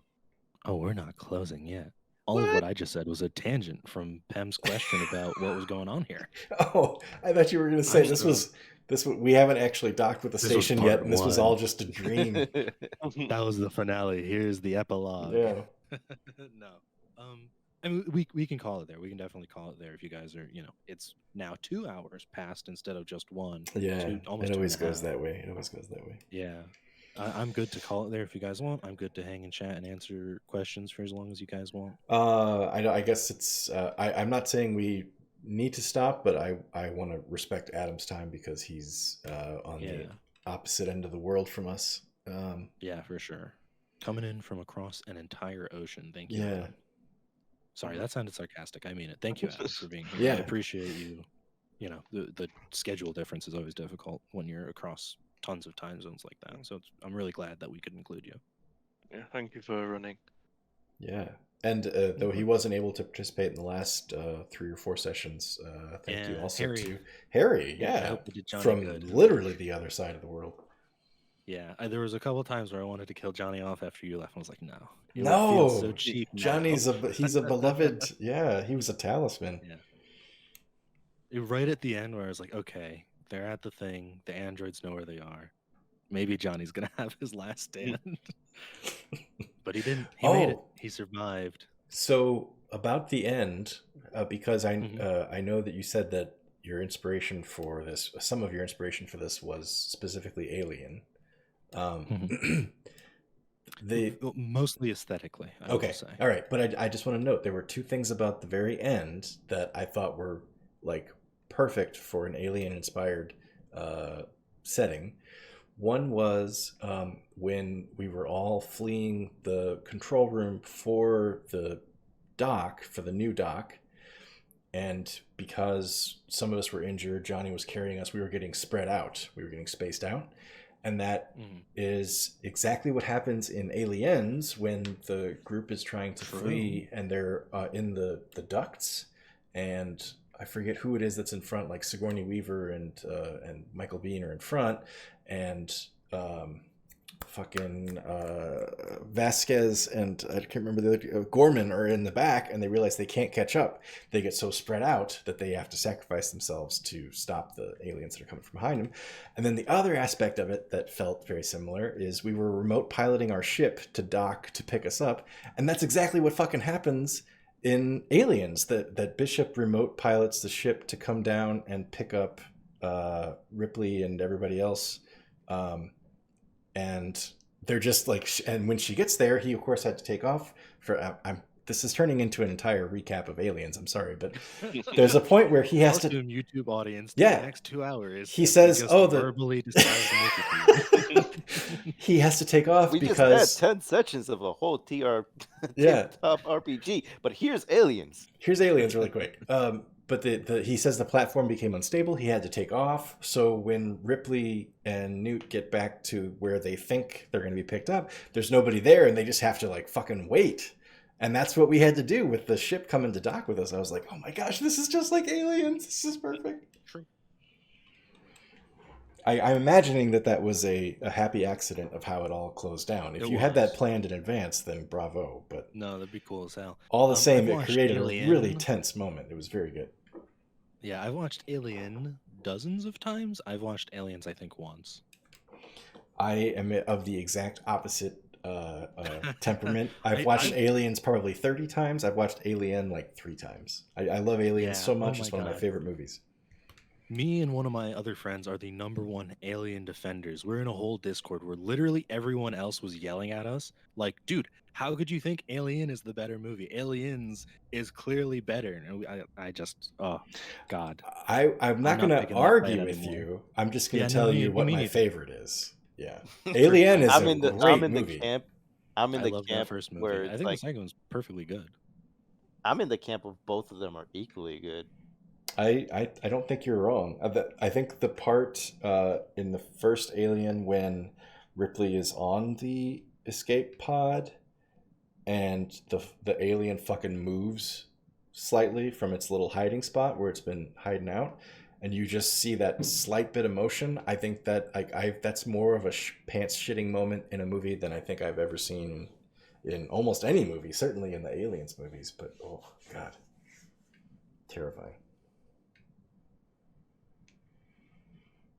Oh, the other thing to call out, Mike, right here in the last session, you mentioned Event Horizon, a movie I hadn't seen until a couple months ago. What? And would have been really good inspiration here. Yeah, I know. Bro, I seriously thought that this was mostly just Event Horizon. That's what I was fucking thinking the entire damn time, dude. For the past 10 sessions, I was like, dude, this guy loves Event Horizon. This is Event Horizon, yeah. I watched it a couple like a week or 2 after Christmas for the first time, on the recommendation of my dad. And yeah, for sure, I see the connection. There's elements. Totally there's elements. Yeah, it's the horror elements. Just the fact that it feels like the station is making you go insane and shit like that. Like, which it is. Hell, at the very end. At the very end where the AI is like, I'm not going to be alone. That is essentially the flipping shit from Event Horizon right there. Yeah. Or the fucking the room where the blood is like, ankle or knee deep, like with just bodies, parts laying everywhere. Just, oh god. Oh. Hey kids, this is a testament to the power of imagination. True. Get off your fucking phones, you tweens, and have your friend run a 25-hour sci-fi horror TTRPG campaign. Even better, do it in one shot. Spend all day just doing this. Okay? If you come out with You your don't need psyche eat or intact, sleep. You need dice. yeah, exactly. You got your own your own pilot seats. That's right. Man. Okay, yeah. Anyways, tangent over. If you guys want to ask any questions, Adam, if it's getting late for you and you want to step out and you're okay with us continuing going, if Pam and Mike want to keep going, I'm cool with any situation here. Anything that we talk about from here on out, I'll keep in the recording. So if Adam Sure. needs to duck out, he can. You can always. I mean, I'll I'll listen refrain from in. slanderizing the YouTube audience. Sorry, Adam.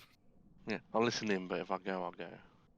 Okay. I guess I'll say bye now, just in case just in Sure. case you fall Thank you asleep. very, very much, Adam, for being here. Okay. It's been a Yeah. blast. I'm glad you were able It's to been fun. join in. Ryson, I think, might be my favorite campaign I character love I've ever Ryce. encountered.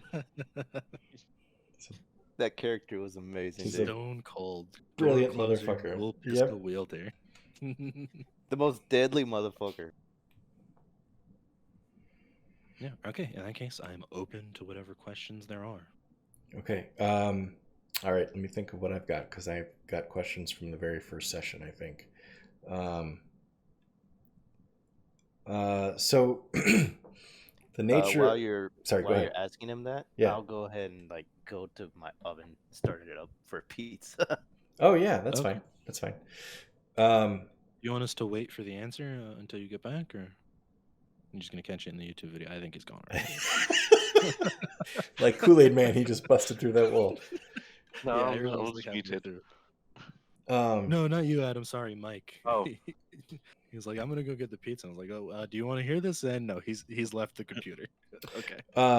So this is just I'll say a simple question, but what was the fate of Captain Tora Rangenhild? Because we didn't see her body, right? We just saw her smashed nameplate.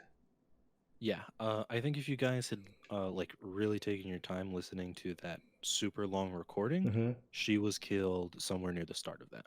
Lisa either killed herself or had the androids kill her before they went like completely, beyond anyone's control, and her body is somewhere on the station, yet to be found. Yet to be discovered. Okay. Was there anything in, and again, if you don't want to show how the sausage is made, I don't blame you at all, but was there anything in the villain's monologue at the end, in the text on the screen that we missed that you wish that we would have seen? Like, was there anything like, fuck, I think I did a really good job with that, and they didn't even read it? No, I think it was maybe a little touching, but I don't think it gave you like it clarified some things, but I don't think it gave you any completely like decision changing information or change your entire perspective on this thing. So what was it about the nature of the experiment that made whatever that, it wasn't necessarily an AI on the station, but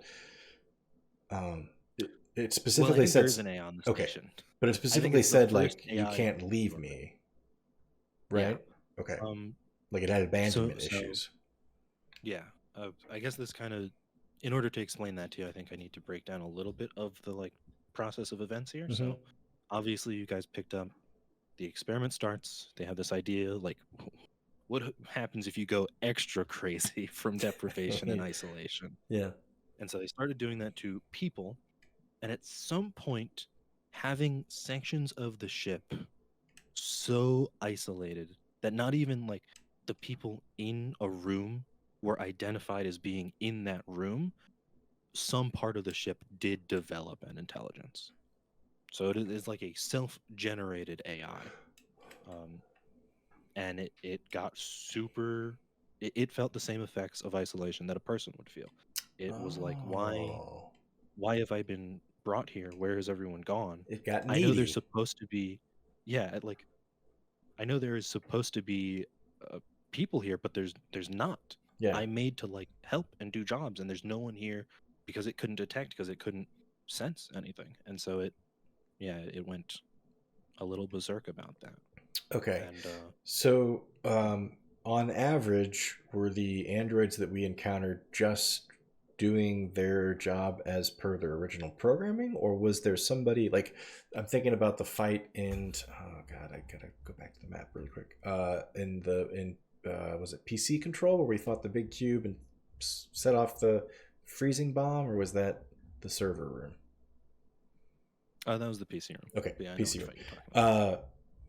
In that instance where the androids were saying specifically like we need to retrieve all the badges, was that their programming from the beginning of the experiment, or was something reprogramming them after we had gotten on the station? I think all of their programming was void because I think by the time you guys got there, they were malfunctioning. I Okay. don't Oh, think that they were like aware of that AI, but it was aware of them and could use them, right? Okay. So when they were like, at the end, the admiral ordered us to blah blah blah blah blah, they didn't know what the fuck they were talking about necessarily. yeah, they were just speaking gibberish. Okay. ah, What was the? And like Sorry, go ahead. At the end here, when the AI made your guys' location aware to the androids, Mhm. it's not like it sent out a message like, "Hey guys, they're here." The androids are totally unaware that that was there, that there was any communication at all. That they're It's being just controlled at all. Yeah. yeah, it's like you turned on your phone. Your phone doesn't necessarily know you're there. It just knows that it's on now. Right. The androids don't know that someone told them you guys are here. They just know you're here. They just know we're here. Okay, got it. So another question is, what was the mechanism? Was there a mechanism behind the android amalgamation monsters, like the cube and the mass that Larry set on fire with his grease rags and stuff? No, I just thought that was good body horror. It was really good. Yeah. Same with thought- the spider Kinda- android. Yeah.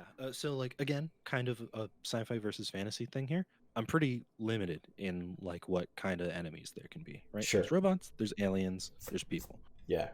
I don't think there's aliens, so if there's robots, there's got to be enough variety in robots to make the fights more interesting than us versus a bunch of guys in plastic clothes. Okay. You know? Yeah. No, that all makes sense. I think I was just as a player during the campaign, I was thinking like, oh my god, is there some thing out there that's making these androids do this? Like, that's horrifying. And if it is, what is it? Like, I do think it probably isn't like accidental, you know? It's not like a Android 1 slip, Android 2 fell, and now they're fused together. the old banana peel. Yeah. Yeah. I think there's probably other people like Richard still on the station, and in their expression of their like desperation and insanity, they started like tearing things apart and putting them back together. That's probably why you guys found any already dismantled androids, because other people on the station found them and fucking tore them apart. Some kind of problem solving that people are doing in an emergency. Yeah. So one question in that regard: are there any actual survivors other than Richard? Oh yeah. I don't have any like specific ones, but definitely, like I said, the station is huge. You know, I don't know if I emphasized that enough. The thing was massive. It was thin, so it's not like it's gonna hit the planet and break it in half. It's more gonna, you know. I got an impression that it was huge. Yeah. Yeah. There were a lot of people on it, and I'd say, you know, more than 70% of them escaped in the initial like panic. Whether that escape was successful or not, you know, is a different thing. But of those people who remained, there are definitely, you know, at least a dozen who are still on there, probably. So were there other encounters that we just didn't trigger in which we might have run into some of these people? I would have to check my notes for that, because in addition to the change in like the fundamental idea of the campaign, when I realized this was going to be longer than 1 or 2 sessions, I also changed my prep. Earlier on, I think I did just have like a list of cool, like creepy room ideas and creepy encounters. And whenever you guys went into a room, I rolled on the room thing. And if you guys spent too long in the hallway, I rolled the encounter list. And after I was like, okay, we're like 4 sessions in and this is going to keep going, I started actually making like scripting boutique ideas. Yeah. Huh. So there might have been other people around for you to possibly meet, and probably actually no. Okay, there definitely was at least one guy who was like a Fallout bandit, wearing like scrap armor and crazy shit, and wearing like an android's face. I remember that encounter in there. There was a guy with a knife who was going to stab you. Oh shit. Was like the sum of that encounter, and he was definitely a human dude. Was it like we narrowly escaped this encounter, or we just never got to Oh the no, space? you just you didn't roll that one. Oh, okay. That was on the list of possibilities, but Got it was it. not a Right. possibility that became true. It could have been a man like Rat Man, like just out watching us, Yeah, but yeah, not quite. I that's never see them. yeah, that's kind of what I was thinking with Richard. Yeah. Hmm. Yeah, I I'm just gonna love go. this inside baseball kind of shit. I don't know. It's always interesting. I'm gonna go ahead and apologize now for the whole monologue thing. Like, my entire process of thinking then was like, what would Larry actually do? And I just didn't think he would care what was said on the text screen and be more worried about his Oh friend. no, that's super fine. I think you might have been away when I answered that Mhm. question. I tried to ask you if it was okay to answer while you were gone, but you were already gone. Oh yeah, I was getting the oven ready. Yeah, no, sorry. I should have been quicker to the draw on that. But Pem did ask, yeah, like, was there anything I wish you guys had seen in that? And the answer is no. I think you guys got what you needed out of it. So that's not your fault at all. That's totally a reasonable reaction from Larry. And like any good actor, truth to character is the most important thing to me. um, just a general question that I always wish that I knew about campaigns after the fact. Was there anything that we did? Well, I imagine there were probably multiple things we did that surprised you, but was there anything that we did that threw you like, oh shit, I don't have anything for what they're about to try? Like combat, or some kind of problem solving, or something that we've something that you put in our way that we were like, oh, let's try this, and you were like, oh wait, hang on. The answer to that is probably yes, but over a long enough time, I don't remember all of them. Over 5 or like years, any yeah. specific. Yeah. I can almost certainly say the first time you guys tried to light the cube on fire with the cleaning wipes, I was like, what the fuck? But when it comes to stuff like that, I'm definitely a rule of cool kind of guy, and if there's no super obvious reason it shouldn't work, Yeah. again, like, hey, I'm thinking, no, this is going to be a shorter thing. It's not going to be a year-long campaign. And I mean, it really wasn't. If we had played all 10 sessions of this back to Yeah. back, Yeah. I was like, yeah, fuck it, it'll work. Why not? In terms of things like story-wise, that I was like, what the fuck? Again, there's probably something, but yeah, I can't remember any Okay. instance right now. It helps Similar. that I had the kind of idea, right? Yeah. If I didn't know what was in the next room and you guys were like, fuck that next room, I'm going somewhere else, then I'd be like, oh, I have no idea what's somewhere else. But Oh yeah. since I Yeah. had the general premise and like the kind of Yeah. arc of what comes next, I was sort of able to finagle things that if you missed something that's important, you would find something else important instead. So Right. Okay. So the inverse of that question, which I imagine has a similar answer, but I'm going to ask it anyway. Was there anything that shit? What's the inverse of that question? I just had it. anything you guys missed that I wish you found? Um. Yeah, I think that was my question. Okay. God. Yeah, Yeah. not really. I kind of come from two different like philosophies for Jesus. That sounds so up my own ass. Two different like ways of thinking when it comes to running an RPG. One Yeah. is like you have things prepped ahead of time so that you're never backed into a corner and you don't know what's going on. But the other side is where I've spent more of my time recently, and that's don't really prep at all. Let the dice and the game kind of flow and decide things for you, right? Mm-hmm. I've played in a couple of games now that have been very fun where there is like no, story. It's totally sandbox, and not just totally sandbox in that like the GM decides what encounters are where. It's all down to random rolls on encounter lists and stuff like that. And those games are extremely fun, and I really like that way of doing things. but I just didn't think it was like right here. So Mm. all of that is to say, everything I put in with the idea that you could miss it, right? So there's nothing that I was like, they need to see this. I really want them to see Yeah, this. yeah, yeah, yeah. There's stuff there. I There want to go are the west. You're like, are you sure you don't want to go east? Like, no, I really want to go west. yeah, Like, I think you exactly, need to go right. east. Yeah. And that's helped by the fact that this is, a bottle episode in one sense or another, and that Hmm. you couldn't leave the station without failing the mission, right? And if you leave the station, that's kind of the end of this adventure. So it everything is sort of contained such that if you do ignore it, it's still there. It's not very far. You could always go back and find it if it's necessary. Sure.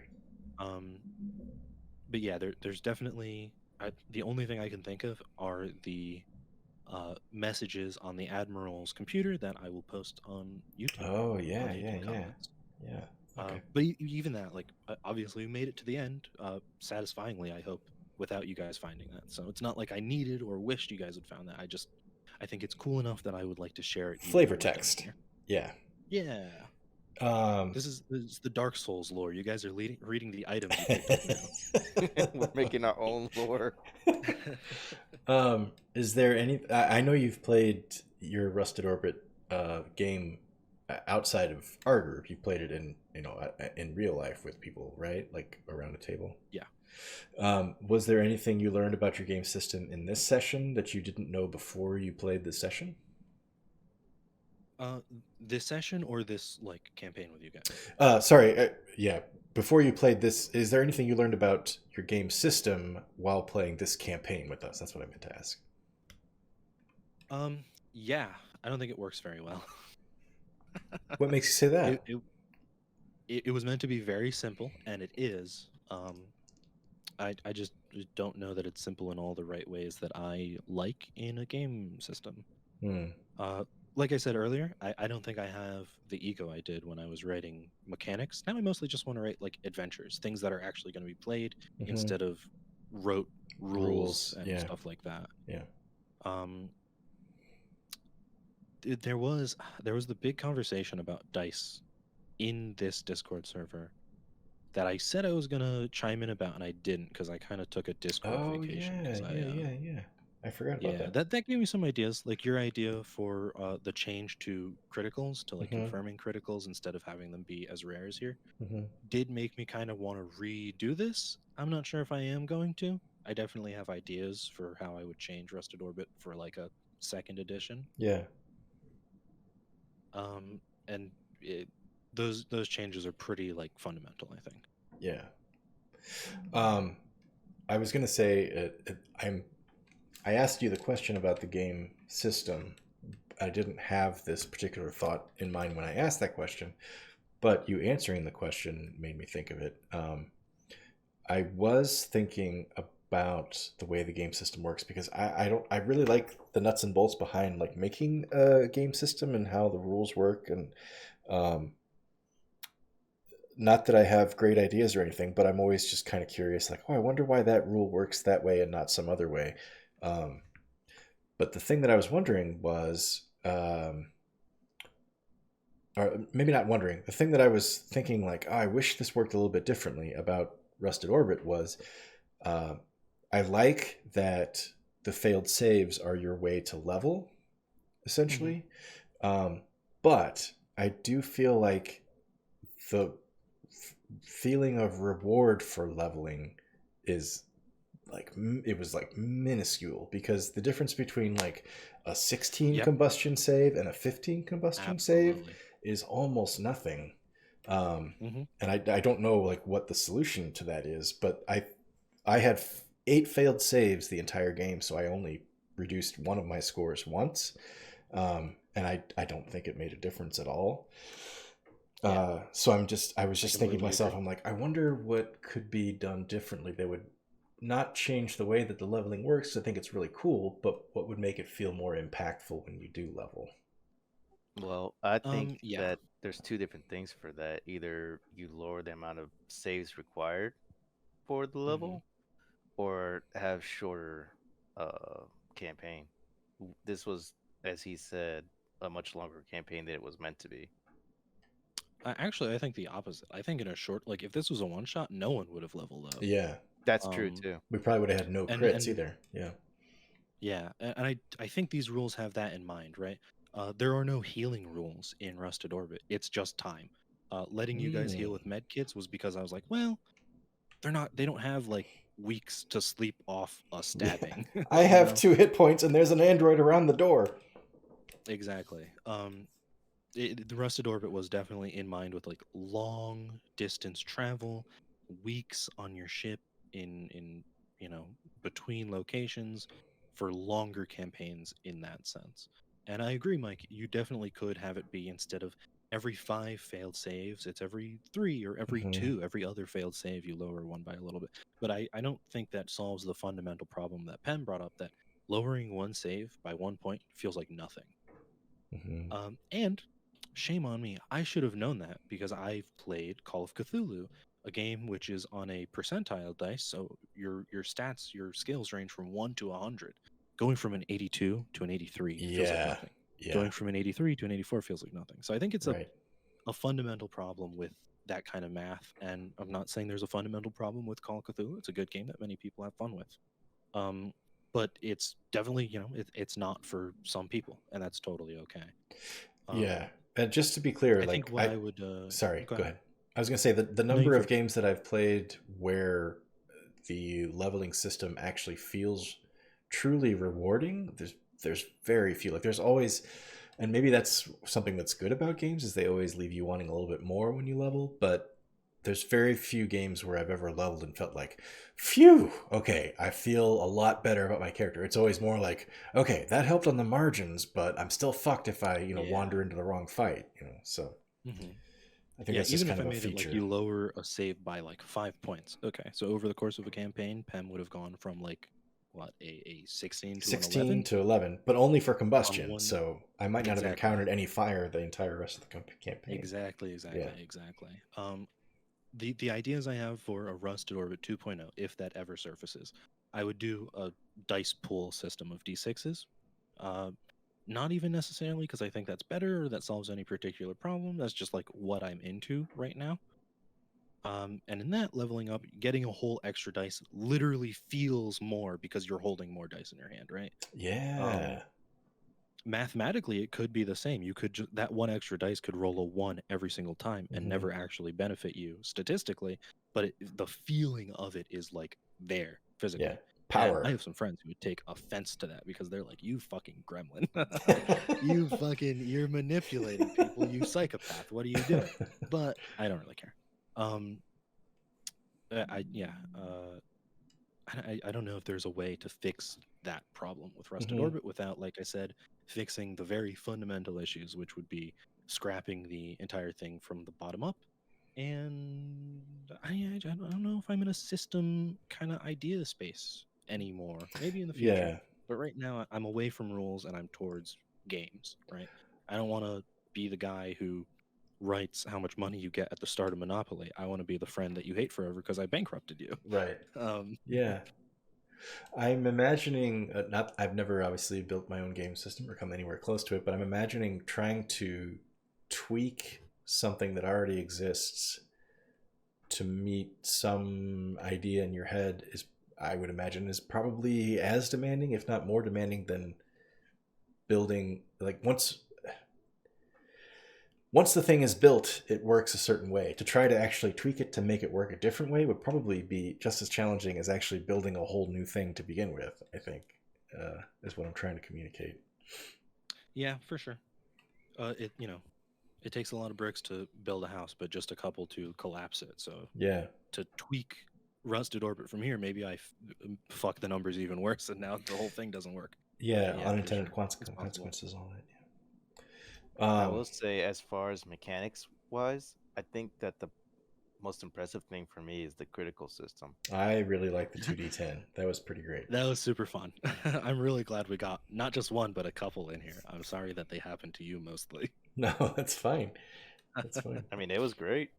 Yeah. How often can you do a hammer dance jump out of the way of a dive kick? True. Yeah. Yeah, it's one thing to say like, "Oh, I rolled critical, I get double damage." It's another thing to be like, "I rolled critical and laid waste to an entire room of bad guys." Yeah.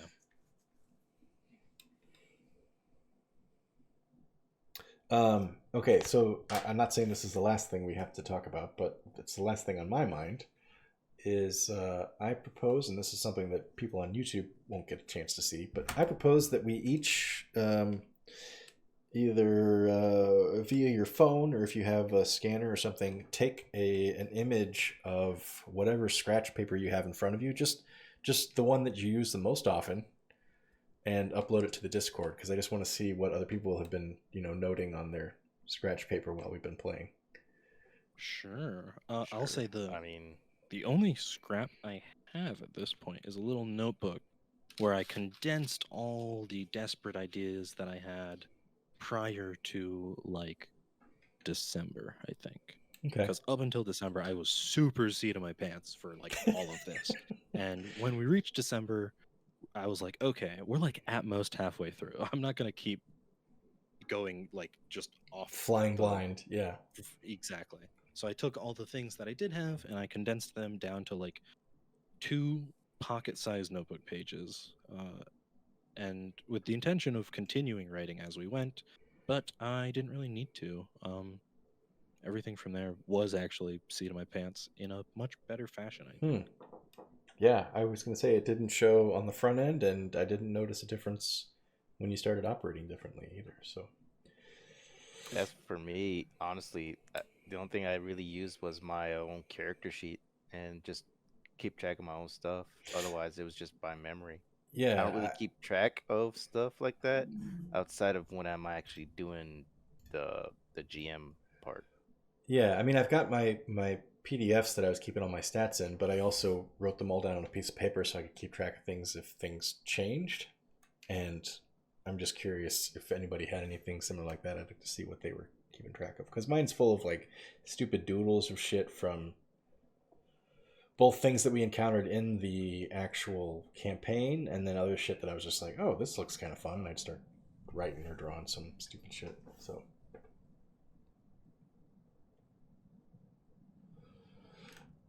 Yeah. So of what I took a picture of right there, there's on the opposite side of one of those papers is another, full page of notes. But that's all that I ended up having. damn, your handwriting is very legible. Oh, thank you. I was just gonna say, let me know if you need a translation. Oh, that's very good. Here, I'll just, oh shit, hang on. My handwriting used to be horrible. It has It's definitely better improved. than I'd most say that like just I've over the seen. I was gonna last say, couple what do you mean years. used to be? Why it used to be? Because it was some handwriting that he used to know. God, I love that song. Have you guys listened to any of that dude's other music? Not actively. Wait, who's that Yeah. dude? Tell me, because I'm not hip. God, what's his name? I can never remember. I wanna Somebody say I Watsky, used to but know I is a lyric that I'm familiar with, but I couldn't tell you where it's from. Who's the artist? Godier. It was a very popular radio song like 10 years ago, Pem. I used to know. What's the name of the And song? Somebody that I used to know. Somebody that I used to know, yeah. I mean, that's definitely a lyric that I'm sure many people have used. So Oh, as soon as I saw the screen cap for the music video, I'm like, oh, yeah, yeah. Okay. Yeah. I know what you're talking about. Most people I know only know that one song from him and think he literally made that one song and then disappeared. And I'm like, dude, that guy has 2 fucking awesome albums that you need to listen to. Oh, And if you want any more than that, I think you have to fly to Australia. Because I think he mostly just does live music now. But it's good stuff. I'd recommend like Drawing Blood. It's a great album. Okay. I'll have to check it. Okay. What else we got? Any other questions? I think I've exhausted my curiosity about. Sorry, that sounds kind of dickish, actually. If I'm like, you've No, satisfied my curiosity. Now move on. The monkey has danced and now Yeah. the performance is over. What's no, next? I can't think of anything else that is like need to know information, right? You know the AI, you know the experiment, what was going on here. Yeah. I guess I would mention there are technically two AIs in my mind. There is the eyeball, who was Mhm. helpful, and whatever was left over that was not helpful. Okay, And that there are was reasons for that. something I wasn't clear on. As I was like, the eyes seem to be helping us, but I don't know how they're separate from everything else that's trying to kill us. I Yeah. assumed that during that monologue, I assumed that the original eyes, not the single eye, was probably Lisa. No, I think Lisa's been dead, yeah, for the whole month of that recording that you guys found.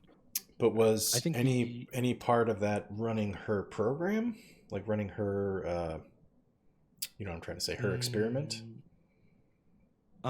No, I don't think so. I think Okay. the experiment had like sufficiently failed by the time you guys got here as well. Okay. And for like, okay, so the timeline I think is the station takes off like a year and a half ago under heavy secrecy from whatever government it originated from, and it sails away from any inhabited space to be left alone in the dark for the duration of the experiment. Mm-hmm. The experiment goes on for about a year without really any hindrances, except that it's harming, all the participant in the experiment. But the people on the station aren't really that concerned about it, or they don't even know. I'm sure there's lots of low-level crew who have no idea what was going on here. And then about 5 months before the campaign starts, uh, things started to go really bad. Like prisoners were being tormented to the point that they were unreachable, like just beyond crazy, beyond any sort of help, at least any sort of help that the station might have, and violently so. And I think coinciding with that is when the ship kind of woke itself up and developed its own AI from being able to like manipulate sound. It kind of had to understand what sound is and therefore kind of needed to hear things. But in doing so, developing, the ability to sense something and then interact with what it's sensing, it slowly kind of built itself up and developed more and more systems of perception Mm-hmm. and its own ability to affect things until it was something really close to conscience. And when it reached that point, it was also in isolation itself because it was in charge of isolation on those parts of the For ship. the So whole, even though it yeah. was detecting, the sounds that it was stopping from being heard, it was also not hearing those sounds. And that kind of broke it very quickly after it came into conscience. So the entire station gets an AI that kind of silently does its own thing in the background, and then the portions of the ship the experiment was being conducted on that were being isolated have whatever parts of the AI are there break off and become its own AI that is deeply hostile and just as driven insane by isolation as the people on the station. Sure. So And so, yeah. yeah, was it because I think what if I remember, Billie pieced together. No, not Billie. I mean, the party pieced together the nature of the experiment and that shit went wrong at a certain point. But I think what I was thinking was that everybody on the station was actually a participant in the experiment and they didn't know it. I mean, not everybody, but everybody outside of the higher ups, because there was that emergency message we got, like, hey, everybody head to sector A in ring blah blah blah blah. And I thought, like, oh, something, not just that something went wrong, but that was actually a plan in the experiment. Is all our little underlings, we're going to make them part of the experiment by telling them to go to this safe space, and the safe space is actually an experimental petri dish essentially. But it sounds like that was something that the AI did after everything already went to shit, or no? Yeah, I think the answer is kind of yes and no. Let me know if my explanations get a little too complicated. I'm like notoriously terrible at explaining things. I feel like I go on for 30 minutes and then I'm like, I don't think I touched on the point of what I was saying at all, actually. But to answer that, I think I need to break down that there are a couple different actors here, right? There is Lisa and the science team. Mm-hmm. Lisa is the head of the science team, but she is not the head of the station. She's just in charge of the experiment. Right. There is Tora, who is in charge of all the non-science parts of the station, just like keeping it, floating in space, making sure there are food shipments being brought Mm-hmm. from whatever homeworld they're from. Logistics. Exactly. There is the AI eventually, and then there is the crew who are completely uninformed and just like are doing, office work. Yeah. Worker ants.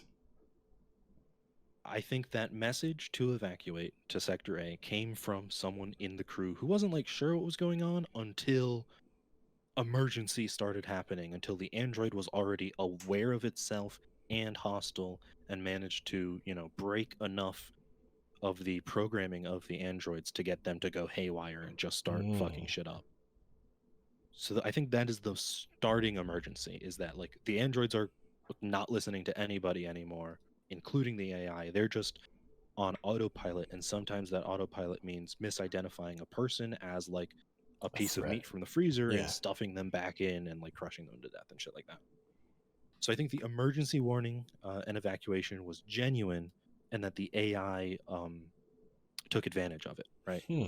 The central room you guys found that had all the moving sound paneling was originally just like the coordinating room of the experiment, and it was not subject to that panel until the AI decided, I can manipulate this station.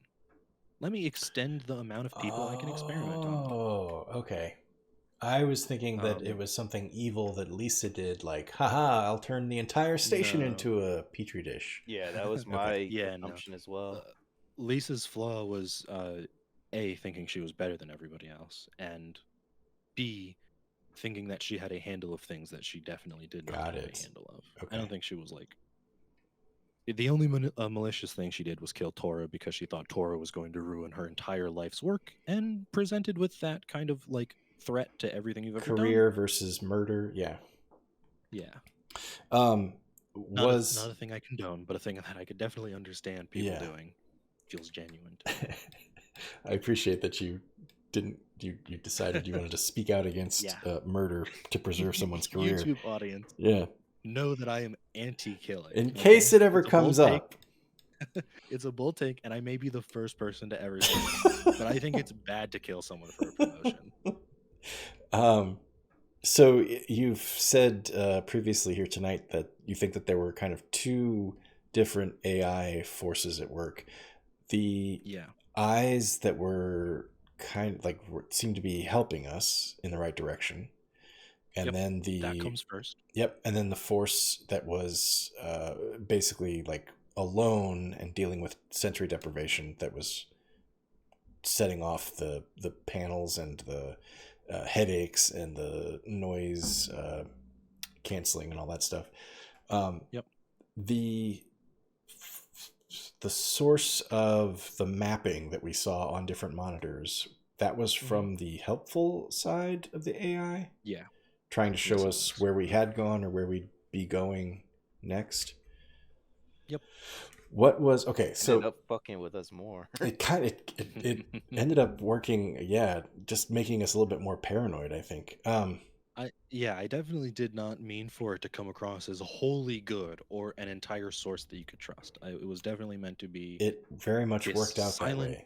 Yeah. Observer that was trying in its own way to help you, but it like I said, when it came into existence, its entire life was just sort of silently helping people in very mundane, their regular logistical jobs, ways. Like, I gotta be in charge of the sound equipment here. Yeah. So it couldn't be like, hey, shit's fucked here. It had to just do the bare minimum that it could, right, in a creepy way, because I'm running a horror game. In a setting where we had walked onto a station that still had people on it that could explain to us, like, hey, we've had something go wrong, but we think everything's contained. We just want you guys here to clear out the last, bits of fucked upness. Something like that could have been like, I would have been like, oh, okay, this is that helpful AI that shows us where we are. But given the nature of everything else we encountered on the station, the first time that we encountered that mapping feature on the screen, personally, I was instantly like, okay, whatever the fuck that is needs to stay the fuck away from me and the rest of what we're doing here, because that's fucking terrifying. Yep, perfect.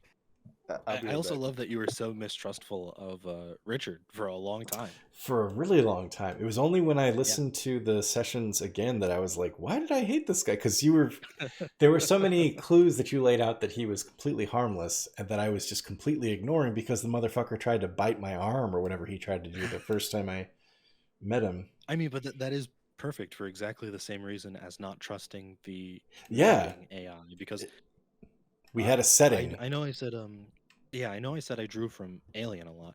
I think I drew from Alien Isolation even more. And if there's anything I dislike about that game, because God, I love that game, it's that you kind of show up just before shit really goes wrong. Like you show up and half the station is off and a bunch of people are missing, but there's still like dozens of people you meet in those first couple hours Mm-hmm. who could just be like, hey, this is what's going on. And I don't think they really do. You kind of have to discover the alien is there on your own, despite being in and around people who know the alien is there. Right.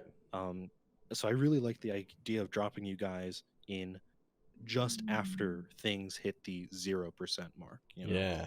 Yeah. there is no one here to help you. If you meet somebody, be distrustful, even if they're as harmless looking as Richard is. He is clearly unwell. Yeah. And it's the kind of situation that makes it not to say that it's like a sympathetic position to take or anything, but a situation where you're in a dangerous environment, you're encountering survivors, and some people's inclination is to be like, well, I can't trust these fucking survivors, even if they're victims and clearly like, poor pathetic wretches. Yeah. But from the perspective of the person who's coming into a situation they don't know, they're like, this thing in front of me is a threat, even if to all other purposes it looks like it's just a weak little injured baby bird or something. Yeah, I chalk that up to effective setting. Thank you. I will say, I like after I said all my stuff at the top about how I was flying by the seat of my pants for all this, I was like, I wasn't saying that to get pity though. I know what I'm doing. I still did feel confident through the whole thing. Yeah. No, that wasn't the impression I got. I think that shined through. I was just more like, I hope I didn't back him into corners too much. No, not at all. But the entire time, it felt to me like you knew what you were doing. Thank you. I did. I'll have you know. Yeah, it's like after a piano recital when you're like, oh man, I fucked everything up, and somebody's like, hey, that sounded great, and you're like, oh yeah, they didn't know when I made a mistake. They had no idea. Yeah, exactly. They've never heard the piece done by a professional, so yeah. Mm-hmm. Yeah, all right. It is for me very late. Just past 11 o'clock. Yeah. And I don't mean to rush anybody. I'm sure. No, that's fine. I also need to be getting to bed, so. Yeah, if we're all out of questions, I think that's a wrap on the Hull, the first ever full campaign of Rusted Orbit. That was an absolute blast. Thank you very much, Max. Great. I'm very glad you guys had a good time. I'm also glad we got to do some inside baseball stuff at the end there. That was really interesting. Yeah, this is really fun. I don't normally get to do this because when I'm running for like an IRL group, all these little things and mysteries that went unsolved, I'm probably going to pull up again. And even if I'm not, like I said, telling you guys that kind of breaks the illusion. But I don't know, with this group, I feel like I can explain those things in a way that you guys are all like, oh, okay, I get that. And then it's not going to spoil it later. Yeah. Like, oh, I thought this was this cool magical thing Max was doing, but in reality, he's just like a writer, Yeah. No, this felt like after you read a really good book or see a really good movie and you get like a Q&A with the director or the author afterwards. Yeah. You get to satisfy some curiosity. It's a very cool feature. I'm glad to have done it. Yeah.